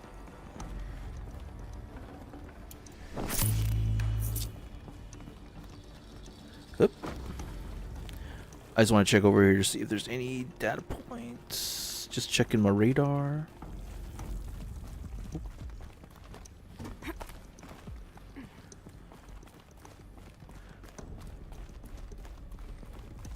Do you really think that still won't be the case in our actual world? Fuck if I know, man. I feel like in the current state we're in, there are too many...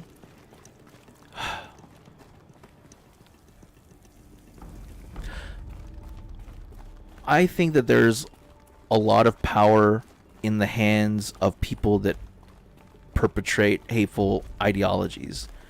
Not necessarily that they're ignorant or incapable, but whether it's the United States or elsewhere, there's a lot of people in power that could very easily be influenced. And we reward people with bad mindsets, narcissists, and very greedy people by giving them the recognition that they crave. Whether it's CEOs, the president, prime ministers, that like when Abe Shinzo got assassinated a couple years back, you would have assumed based on his political career he was fine, he was okay, but when it came out that he was funding and part of a cult, it really put a big perspective on it. And it's like, how many people can be hurt by one individual at a time, and how many of those individuals need to exist before it puts us in a really bad spot. This game is so interesting and scary because it's not that far-fetched, which is, I think, good science fiction. This game holds that line very well. The second game goes full-on science fiction. It's some crazy shit happens, but they still toe the world of Hades. Zero Horizon. Dawn's Extinction Failsafe Protocol. The ultimate killer app. Now, I know what you're thinking. The purpose of Gaia is to resurrect life. So why give her a subordinate function, only purpose of which is to wipe out life all over again? I mean, what? Just plumb crazy, ain't it? Well, no, it isn't. Reconstituting a biosphere? That's a tall order. Tech smart as Gaia may be, odds are she won't get it right the first time. I mean, imagine you're Gaia, 200 years from now, and this new biosphere growing, it's all gone wrong. Alkalines are skyrocketing, coniferous forests eroding under the lash of superstorms that would have drowned Noah. It's chaos. Spinning top that won't stop wobbling. Now what are you gonna do? Release phase 1 organisms into that hot mess? Hope their CO2 and methane can balance out what you got started? Hell no. What you're gonna do, Gaia, is step aside while Hades takes over and does what you're just too darn nurturing and life-loving to do, which is burn that misbegotten mess of a biosphere to the ground so Gaia can start over. Okay, not burn, more like reverse terraforming operations and suffocating. But you get the idea. Hades takes the biosphere back to zero. Square one, blank slate. And then, only then, does it hand the steering wheel back to Gaia and say, try again, old girl. And better this time, or we'll have to do this again. That's Hades. It's pretty badass when you think about it. Extinction on demand.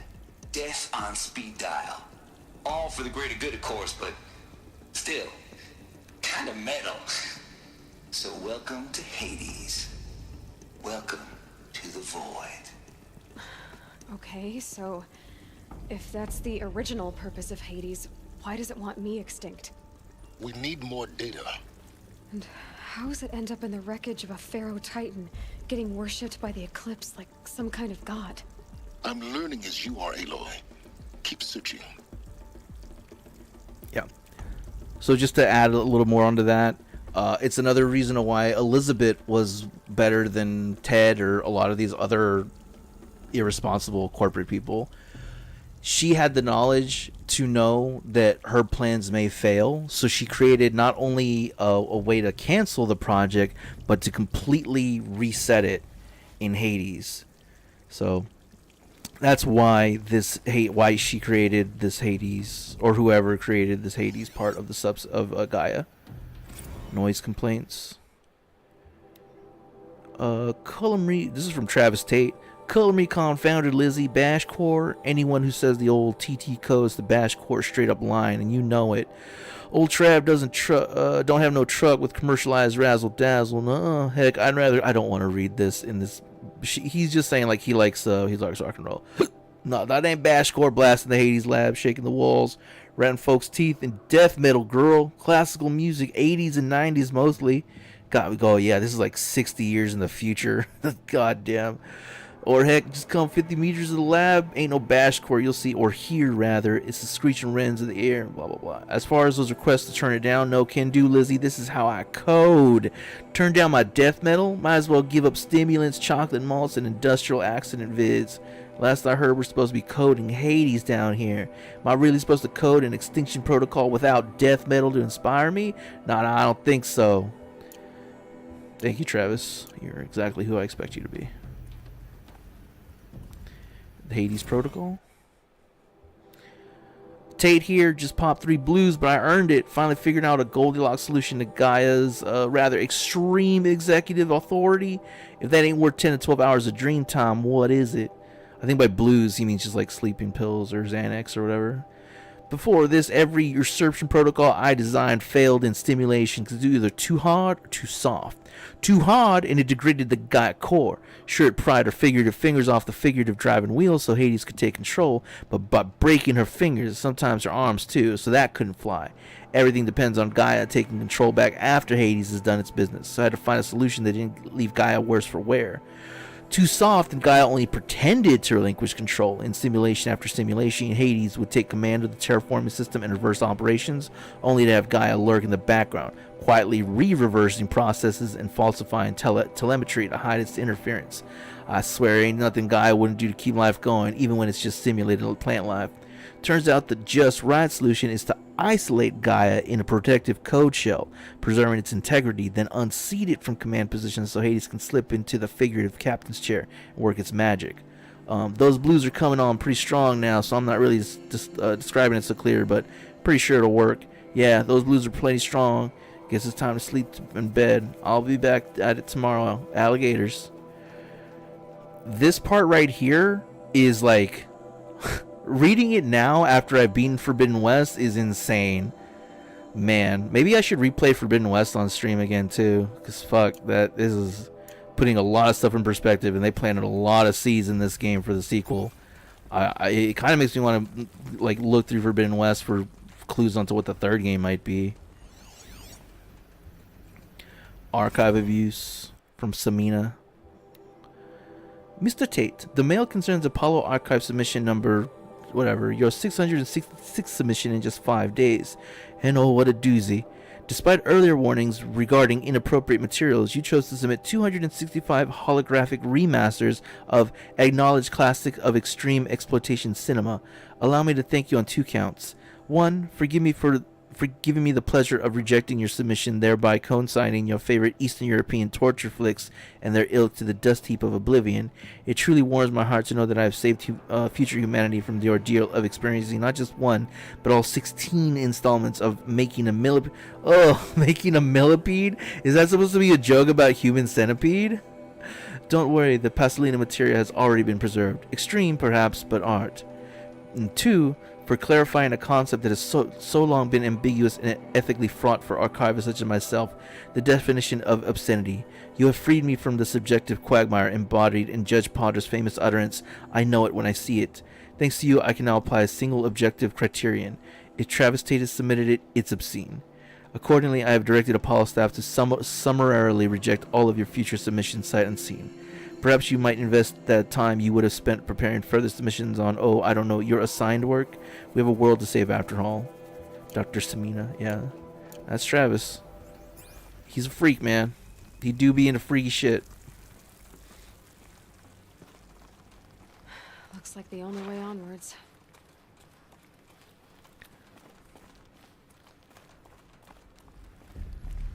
Welcome to Eleuthia, the crowned and king. of Gaia's subordinate functions. For it is by Eleuthia that the human race will continue to exist. I am Patrick Brochard-Klein, the Alpha in charge of this program. Oh, the French birthed us? Now, let one Gross. thing be perfectly clear from the outset. Eleuthia is not a genetic engineering project. Our goal is to preserve the human genome, not alter it. A snapshot of human genetic diversity, literally frozen in time. The genetic quintessence of our species, unmodified. Under my watch, our activities and initiatives will comply with the 2034 clone provisions and the 2048 Rally Accords. Now that may seem a quaint, even trivial concern to you in light of present circumstances, but as one of the authors of the Accords, it is far from trivial to me. The practical challenges before us are staggering in scope and complexity, but not insurmountable. No. Global collation and provisional storage of zygotes, perfection of exogenic technologies, design and perfection of servitors, to provide nurture and inculcation during early child development. All of these program components must and will proceed in tandem. To say nothing of the breakneck construction of cradle facilities at sites around the world. So, si vous êtes prêts, let us begin.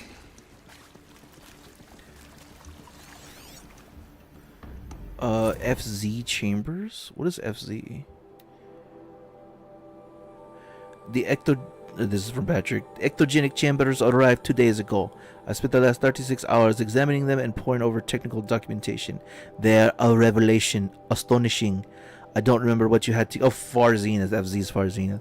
I don't know what you had to give to Far Zenith in trade to get these chambers, but it was worth it. In a single leap, their embryologists have vaulted past 50 years of technological shortcomings. The risk... Yeah, it's more science shit. Before I examined these chambers, I considered the Odyssey to be a fool's errand. But if the rest of FZ's technology is at this level, well, a human colony around Sirius doesn't seem so impossible after all. That's interesting. Again, for Forbidden West, Far Zenith's capabilities of preserving life were years and years ahead of what people actually knew publicly. Very interesting. Very interesting. And he said a human colony around Sirius. He's talking about like stars and in space. Interesting. There were already seeds here. Mass fabrication of the chambers will present a number of challenges, but I'm confident they can be resolved. I'm going to rest for a few hours, then get back to it. Expect a plan within 48 hours.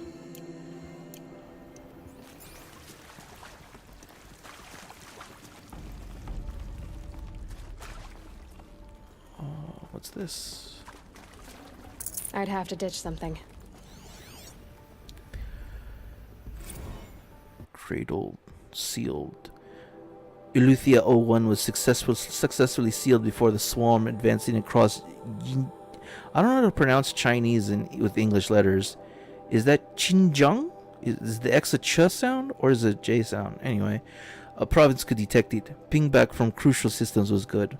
For our maiden voyage a success. Regards my disputes with the betas over zygote selection. Of course, I understand we have limited overhead to run simulations of gene flow in our future humans, but we can all agree there is a margin for refinement in future cradle populations. Don't. What does DONC mean?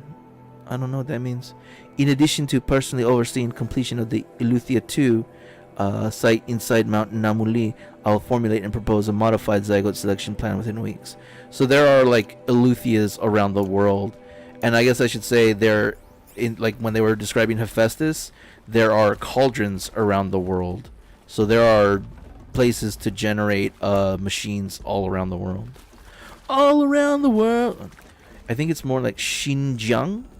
Xinjiang? Interesting.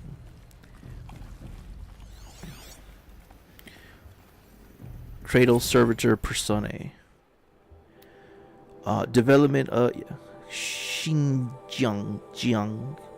Development of the artificial personae for cradle servitors. Nurture They're talking about like when people are born, there will be robots to raise them because they're going to be they're not the zygotes they have. They're not doing like, you know, making adults. They're making babies. And the servitors are like the cradle servitors are like the machines that will raise them and teach them and guide them. Continues at a good place. We are targeting turning 0.4 these two. We're targeting Turing 0.4 for these constructs. This should allow low-grade empathy and limited improvisation without undermining adherence to codified behavior sets. The stimulus-driven switching of personae, however, is proving to be a greater software challenge than anticipated, especially concerning our entrenched feedback loops between the disciplinarian and healer personae. I have also attached reports from the incident where a servitor running the mother persona intervened on a disciplinarian servitor's behavior. A parental argument, if you will. Amusing on first glance, perhaps, but deeply concerning. I have attached a comprehensive plan for correcting these interactive protocol data corrupted. They're like making parents. And how do you codify being a father and a mother, right? Like, it's an extreme challenge. It's crazy. These... What I think they are? Artificial wombs. Machines to spawn a new generation of human beings. Crazy, right? Did I miss something? Model A15. Model K. Step 1, go get milk. Step 2, don't come back. Yeah. It's an insane thing, right? Like to just make parents, and then also to make them so that they won't generate attachments with the protocol, right? So when it is time to let them be adults, you let them leave. You don't try to hold on to them or keep that function going.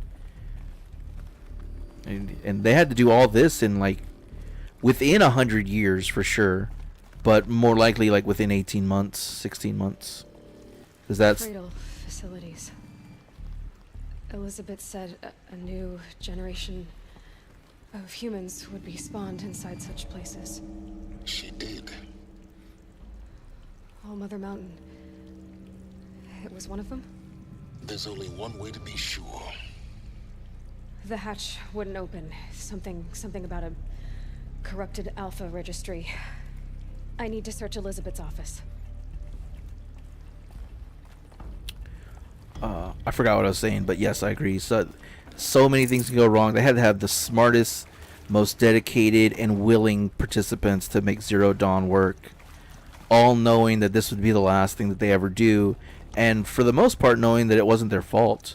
There were people like that one Patrick guy who, you know, created the self-replicating machines or helped do them, but I mean, like, most of these people, the unfairness of it all. I mean, just the world is ending. I really, it's so hard to like express love and discussions for this game without spoiling everything immediately. So as somebody who played this game and was really into it, and I didn't really have anybody around to talk about it with, it was like very frustrating, very isolating. But I mean, it's just so good, and there's so many things to go over and mull about. Or mull over, I guess is the right term. Looks like it used to hold something. Some component that got removed. Nuts would benefit from antilopine morphologies, though caprid forms show superior load-bearing capability. You're a quick study, Gaia. Dr. Sobek, as I have conducted this comparative analysis of mammalian morphologies, I've gathered extensive data on the quaternary extinction event. Oh? And your assessment? Gaia? Logically speaking, the extinction was a natural consequence. And yet, I find the loss of megafaunal species unaccountably sad. That they passed forever into oblivion causes me to experience a grief that is difficult to describe. Am I malfunctioning? No, Gaia, you're not. This is good. It's very good. They like generated empathy so that she'd be more dedicated to her cause. I'll listen to a short review of WoW's media event tour and learn about devs as well as play it for 5 hours. Interested in any of that? I've caught most of it already. Of the changes to the weapons, the way that they build is a lot more stable. The new monsters that are coming. So I've got most of the information from that. I didn't share a lot of it in Discord, but if you have anything that popped out that you're excited about, I mean, feel free to share. I love talking about Monster Hunter.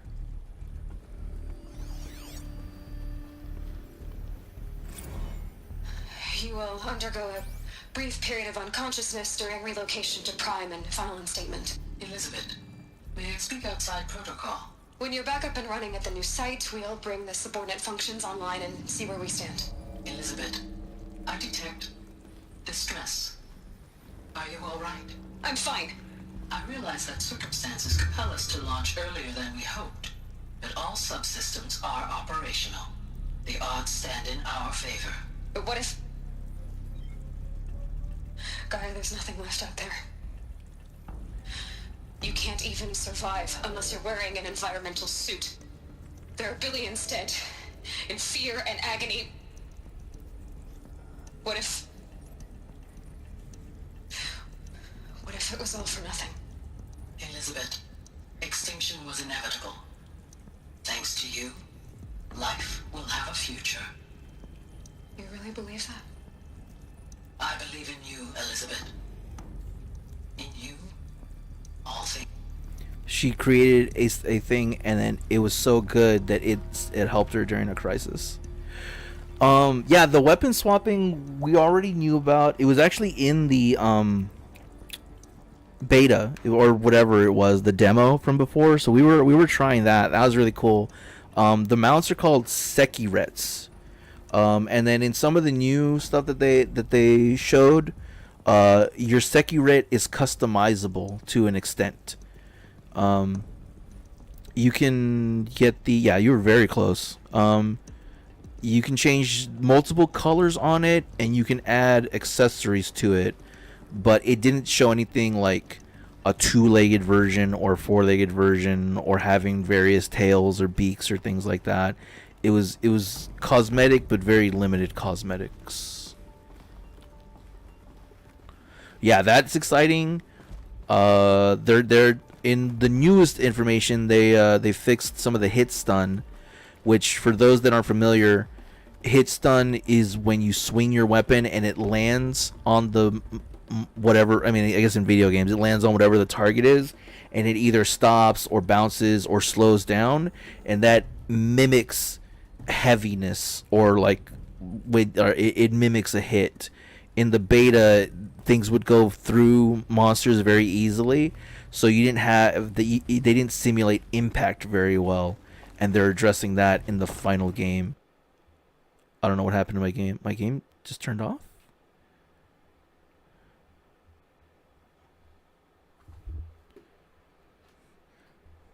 Did this crash?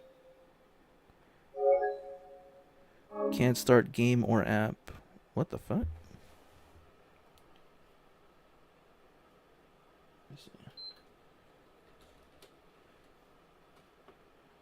My disc isn't overheated. So you can get a break. Yeah, you can fight on it, and you can also collect materials from the Sekiret as well. And you can use your slinger on it as well. So like if you wanted to do an environmental interaction, you could do that. Piece of can't. Bobby. Oh, look, there it is. Hey, wow, that was quick, and we're right back to where we were. Survival. Adds a new way to fight the monster as well as heal. Yeah, I didn't get to do it too much because I was working that week, and so mostly I played on stream. But there were ways that people were really taking advantage of Sekiret combat. There was basically like free heals and stuff like that. Like you had like a lot of invincibility. Pure logic won't cut it, Ted. To pull this off, Gaia's going to need to have some skin in the game. It has to care. What if it runs amok? Have we learned nothing from our mistakes? That's Your Ted mistakes, Farrow. I think you mean? All I'm saying is give it a kill switch. She was just born, Ted. I'm not gonna put a gun to her head while she's still in the cradle. You talk like it's a child. What if it becomes a monster? Elizabeth, May I speak outside protocol? Of course, Gaia, go on. I'm sorry to contradict you, but Mr. Farrow's argument is sound. At this point, the development of my psyche is not entirely predictable. To ensure preservation of life, a hardwired override is, I believe, a necessary safeguard. There. Satisfied, Ted? Jeez, Liz, just do what it says. So Gaia, again, because she has empathy and understanding and isn't filled with hubris, is like, I might go crazy. I might fucking go postal up in this bitch. You gotta have a way to shut me down, which also is important for later games. Flare gun can now call NPCs to assist. Yeah, we knew that. That was in the beta. Or no one responds online. Yeah, if you do an SOS flare and enough time goes by that nobody's responded, it'll auto generate the empty slots with NPCs. Not sure how smart. The AI has been pretty good. In the beta that we played, I didn't have any problems playing with them. I mostly played with Surge and Pierce and people, or I was solo. But the AI that I did play, because you have to use them in the tutorial, it was good. Yeah, exactly. Everybody in this project is way smarter than Ted ever was. Ted, you sack of shit.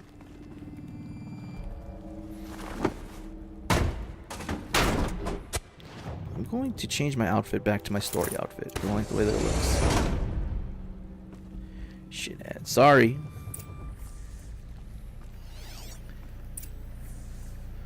The Odyssey has failed. From Elizabeth to all alphas, which is like all of her leaders. Some terrible news, I'm afraid. Far Zenith has informed me that the Odyssey mission has failed. Last night, telemetry indicated a catastrophic antimatter containment failure as the drive spun up to depart the solar system. The ship, its crew, its cargo, all of Zygotes and Seeds, the alpha build of Apollo, all were lost. Zero Dawn is now the only hope for the continuation of the human species and earthly life. We must succeed, Elizabeth. So that's all that work for Apollo gone.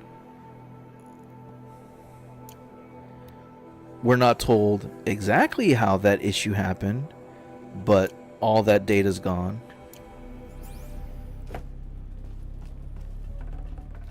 I have to leave something else behind.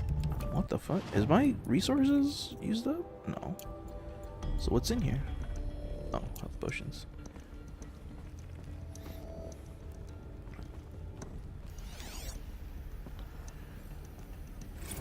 Artemis status. From Chuck, from Charles. It's coming along, Liz. I'm positive about it. So here's the one thing you don't know, and it surprised me. Hit me. I'm positive about it. If those words can still mean anything. Had my sleeves rolled up negotiating with frozen zoos and their samples. So many species trapped in ghoulish hologram dioramas, suspended in what-ifs. More than 14,000 that went extinct between 2000 and 2043. We've started mapping out primary succession, selecting the pioneer organisms for a balanced and sustainable biosphere. Microorganisms and insects, rabbits and hawks, foxes and wolves. Thousands more that will have to wait their turn until our new generation can be entrusted with the duty of restoring them, so that they can return to a world that this time will understand the concept of conservation before it's too late. There's already been too many too lates. We lost the whole collection team during the swarm breakthrough in Myanmar. The samples lost were irreplaceable. But thanks to you, Liz, the circle of life will bend, not break. The earth was a lifeless rock before, and someday will be again. But not now, not like this, not on our watch. He's essentially saying they had collected samples to repopulate animals in the future, but some of them were already gone. So that's why in this game, I mean, this game is limited, but in the Horizon universe, there are some animals that will just never exist again because they're just gone. They were completely hunted to extinction or used as biofuel. Last dungeon. To watch their mocap studio utilizing the Ari engine. They use human mocap for the monsters. Fun online. Oh, I didn't know that for Wilds. But I knew that for World because I've seen footage of people doing Rajang. If you look it up on YouTube, you can find just dudes just acting like apes walking around and doing the Mahjong animations. So I did know that they used mocap. For monsters, I don't know the full scope of it, but they did use it for Rajan. I don't know if they did it for like for the quadrupeds in this one or whatever now, because obviously that Congalala is back and some other monsters, but I mean I'd be curious to see what else they did. I was losing my mind in the last dungeon. Oh, on your Final Fantasy 14 stream, was it just did you just do your dailies, or did you do like the new story dungeon or anything like that? Literally like Benedict Cumberbatch in The Hobbit. He did that for Smaug. Yeah, I saw that, and you could see like his when they mocapped his face. He was real dead. You know, he was having a blast doing all that. Okay, here comes some story stuff. The Alpha Registry master file. Intact? Yeah. No signs of corruption. Then what are you waiting for? Yeah, Copy the Tomes. file. With this, I can restore the registry at the hatch inside Allmother. Open it. Go inside. And grasp the secrets within. Where I was born. Maybe who gave birth to me. Who? Are you really so naive? There will be no who waiting for you there, Aloy. Whatever birthed you into the world was a what, not a who. You bastard. Oh no, I had a legitimate birth. It's you, Aloy, who are the creation of a machine. But what kind of machine and why? Why were you created?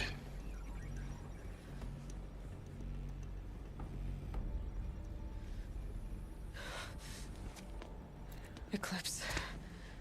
You need to get out of there. What you found is too valuable.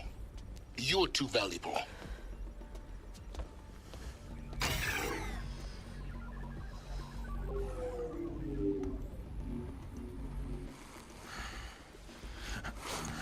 That's Helis. You dead-eyed bastard.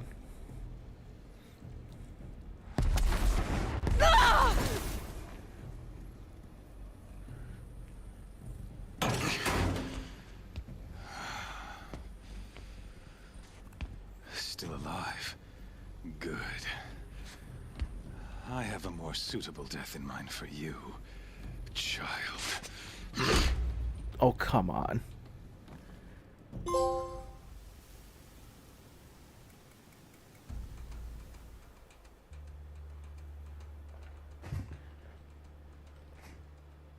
My entire life, I've always known one thing with prophetic certainty.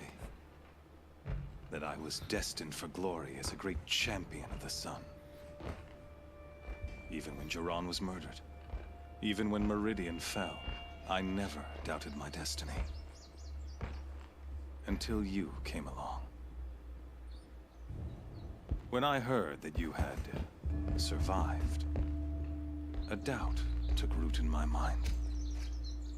As sure as the sun rises and falls each day, those I am bade to kill die.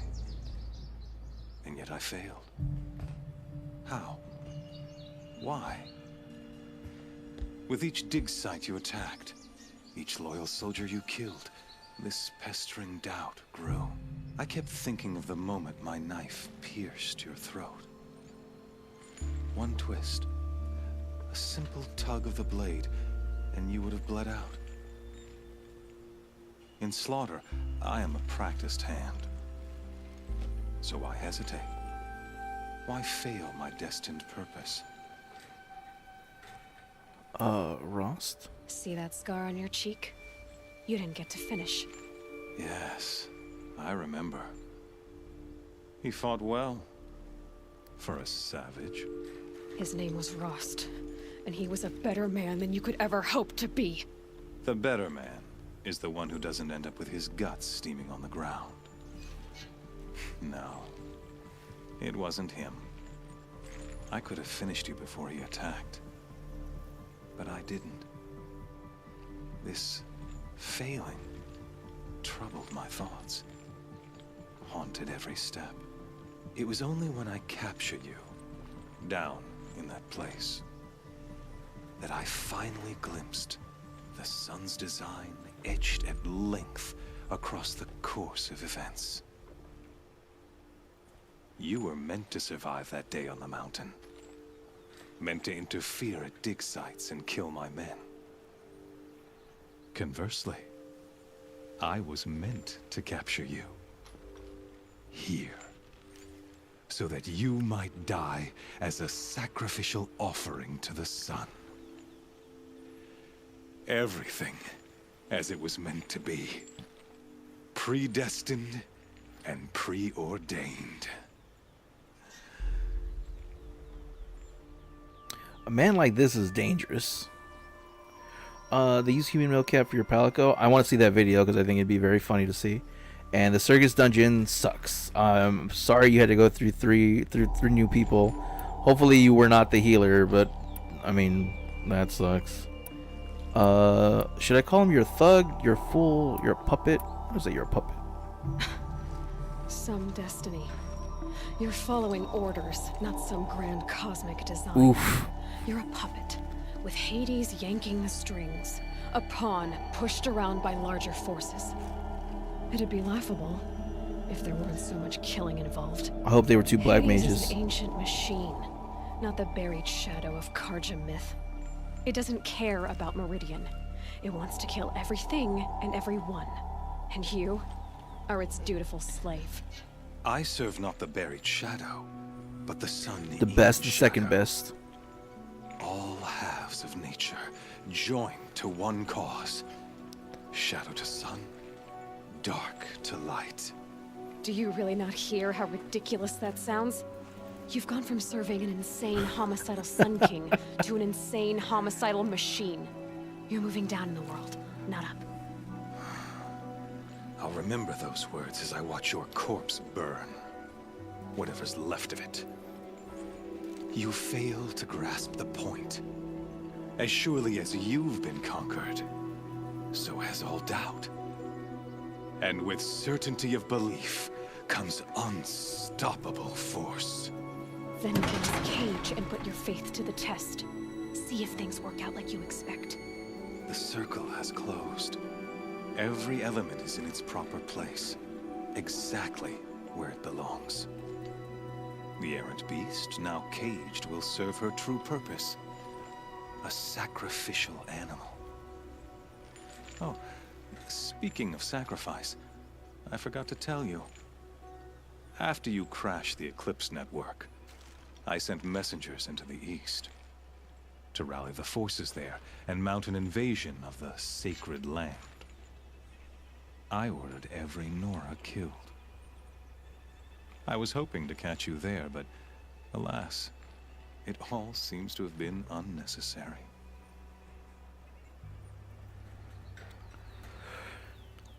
He does love the Mouser Chef. I don't get it. He wants to bang that grandma cat for whatever reason. Dude reminds me of Scar. Yeah, that's a pretty apt. Yeah. Yes, aesthetically I see it. They cast me out. Needless slaughter. They're irrelevant. Needless slaughter. Why butcher dozens of innocents for no gain? It's a waste of effort. You're right. I won't even be there to enjoy it. In any case, I couldn't recall the order even if I wished to. Thanks to your destruction of the network, communication over distances is impossible. You not only doomed yourself, but an entire tribe. Do we not see the scorching judgment of the sun in these events? Your focus. Such a powerful device, isn't it? And yet, so fragile.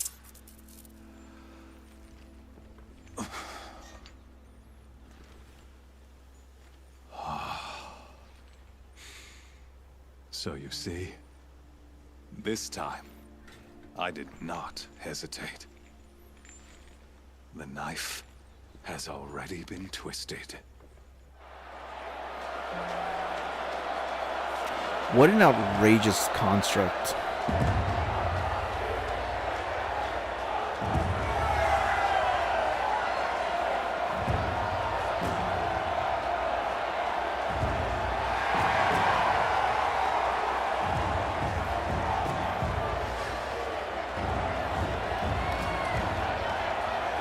Karja faithful, rejoice!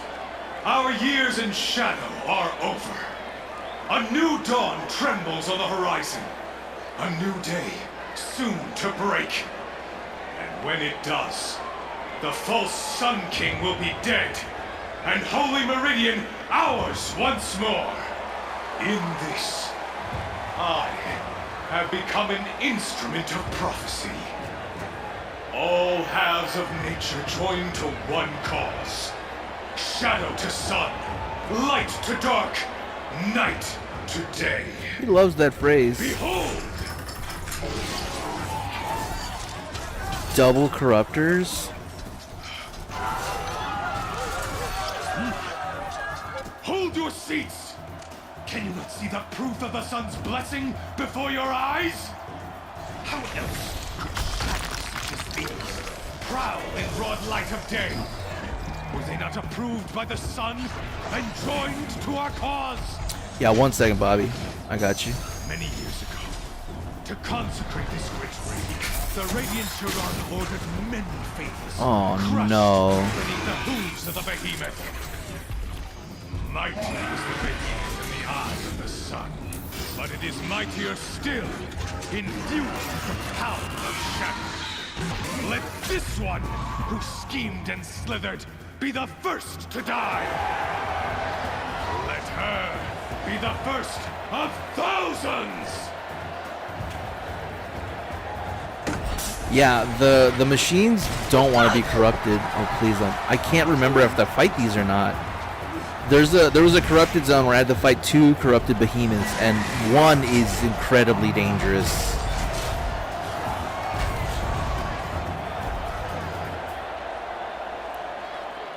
I'll never beat that thing without weapons. My weapons are up on the platform. There's no way out of this ring. Maybe I could use strength against it.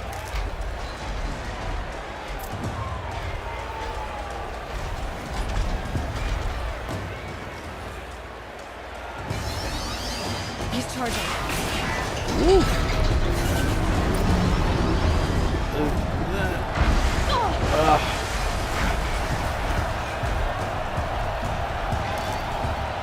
Getting ready to charge. It's down.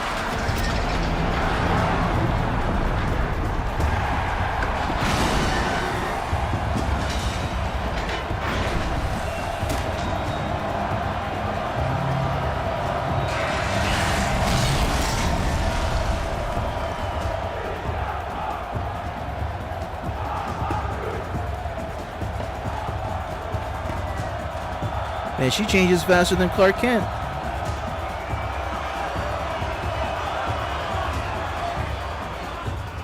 Hey! Guess who got her weapons back? Now you're just a big dumb target. Come and get it! Alright, while I'm getting the weapons, because I do need very specific weapons in order to fight this thing. I will need impact. No, not impact. I need range protection. It's just a late jab. That must be it. I don't need that. I will need rope caster and trip caster for now. Yeah. Okay. I'll explain the New Day stuff real quick so if you're not interested in wrestling, have a sip of tea or something. For the past couple of months, Kofi and Xavier have been beefing. Kofi would do something and Xavier would mess it up, or Xavier would do something and Kofi would mess it up, and they were just beefing until it felt like they were gonna finally break up the New Day after 10 years. This last Monday was the 10-year anniversary, and they were yeah, exactly. Well, Ayla is changing. We'll give her the proper amount of time to change. This past Monday, they had a 10-year anniversary where they brought up props and were trying to do a celebration of the New Day. And when they came out, Xavier was like, the truth is, things have been rough, so it's hard to say this, but, and then Big E's music played, and he came out, he's like, I broke my neck a while back, but I'm here, and I'm going to be your manager. And then Kofi and Xavier were like, you want to come out now, right before we were about to break up? You didn't even have surgery, man. You could have been on the announcer desk. You could have been out interviewing. You could have been our manager before. You could have been here, and we put our careers on pause while we waited for you. We kept the New Day exactly as it was so that when you came back, things would be the same. And now you want to come back? Well, that ain't gonna work, man. We're kicking you out of New Day. We're united in our hate in our hate for you for trying to fix us now. And so they turned heel. So now the Xavier and Kofi are there, but they went bad, kicking Kofi out of the New Day. So we don't know what they're gonna be or anything like that. But it's been a pretty good story going so far. Okay. I don't have my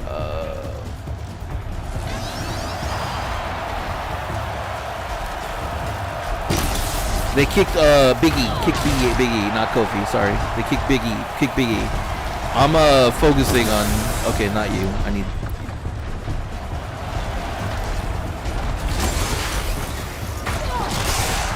Damn.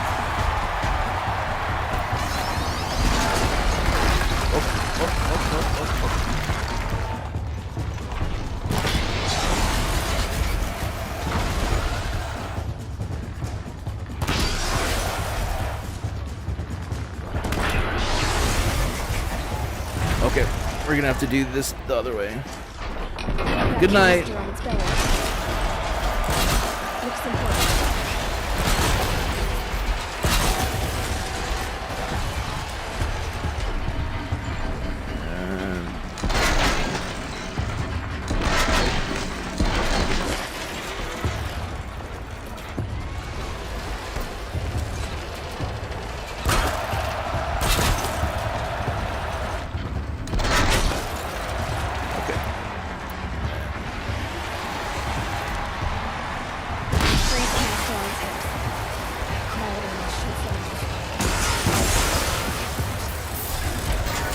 To get you. All right. Components and cells of its head. Something to do with All right. Inventory. And we're just gonna start bombing the shit out of this thing.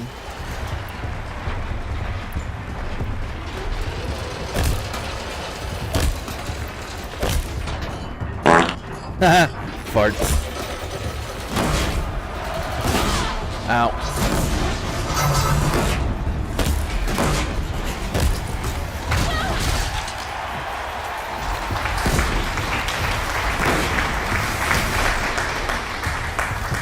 We did? Yeah, we got it.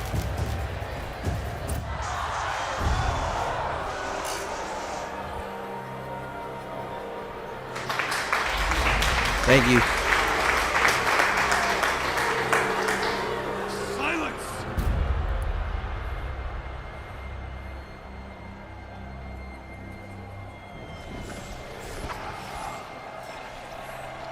Shadows. Kill her.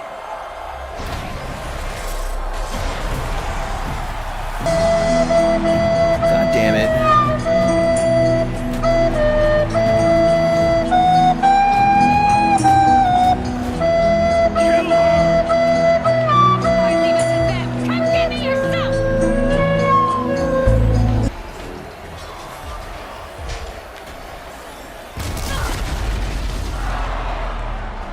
I was kind of hoping to fight the two. I do remember this ending now. I remembered it a little while ago.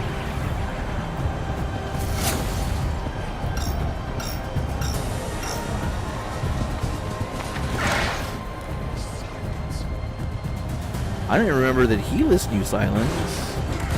Oh, that makes sense, because he would have taught them. Oh, and he brought a pack of Ravagers. Yeah, if I was in the audience, I'd be hyped as fuck too.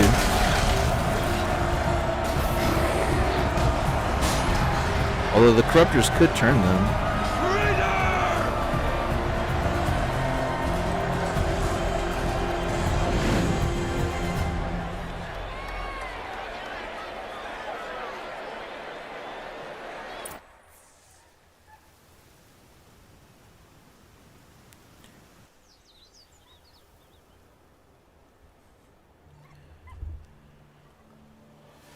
So you're here. Really here. You risked your life. Of course I did.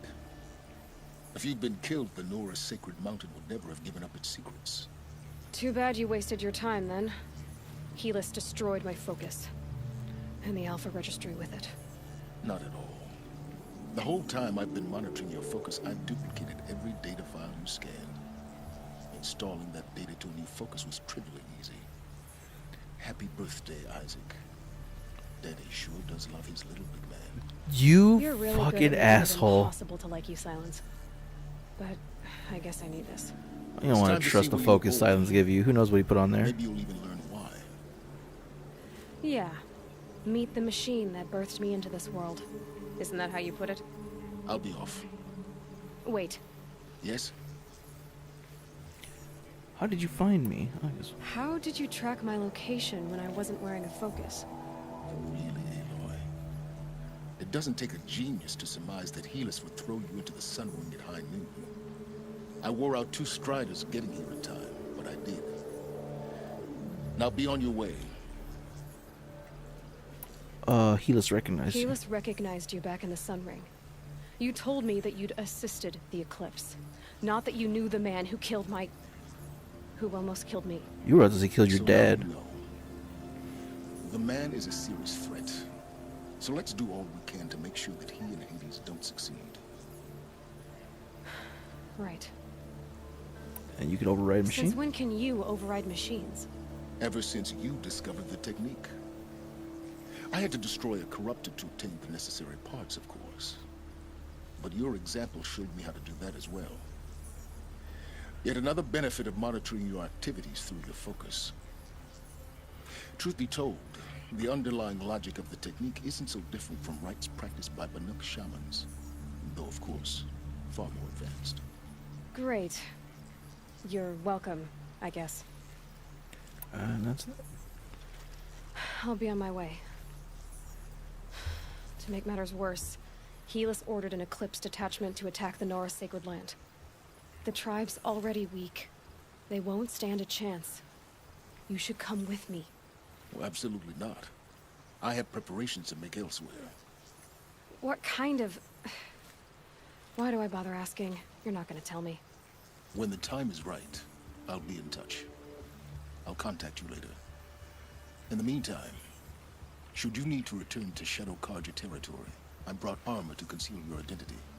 You think of everything, don't you? One of us has to. Aloy, when you were recovering the Alpha Registry down in the Zero Dawn bunker, I was needlessly cruel. For your sake, I hope there is someone waiting there for you inside the mountain. Not a what, but a who. Was that a manipulation, or... Bye, Silence. Will the game let me... Nope, he's despawned. That dude's gone.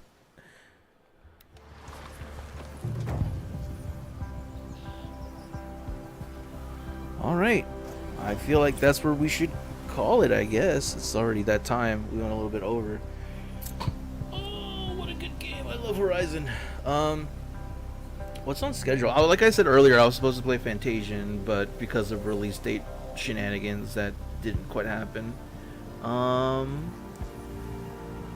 Saturday will be determined. It'll be open stream, and I'll figure out something to do on Saturday. And then... Oh no! Next Saturday was a Horizon, so we'll do more Horizon on Saturday, one way or another. Then next Wednesday is to be determined, and after that is the WWE event. But I'm on Blue Sky now. Follow me on Blue Sky. I have all my links there, just like I do on what Twitter used to be. Join the Discord, all that good stuff. And I hope you enjoy Horizon. I hope this piqued your interest, that you go out and give it a try if you haven't, or look more into it, or look up lore vids, or whatever the case may be, because it is a franchise that I hope to see succeed. It is very good. Anyway, we'll call it there. Thanks for hanging out. Thanks for stopping by. Thanks for being around. And we'll see y'all on the next stream. Bye.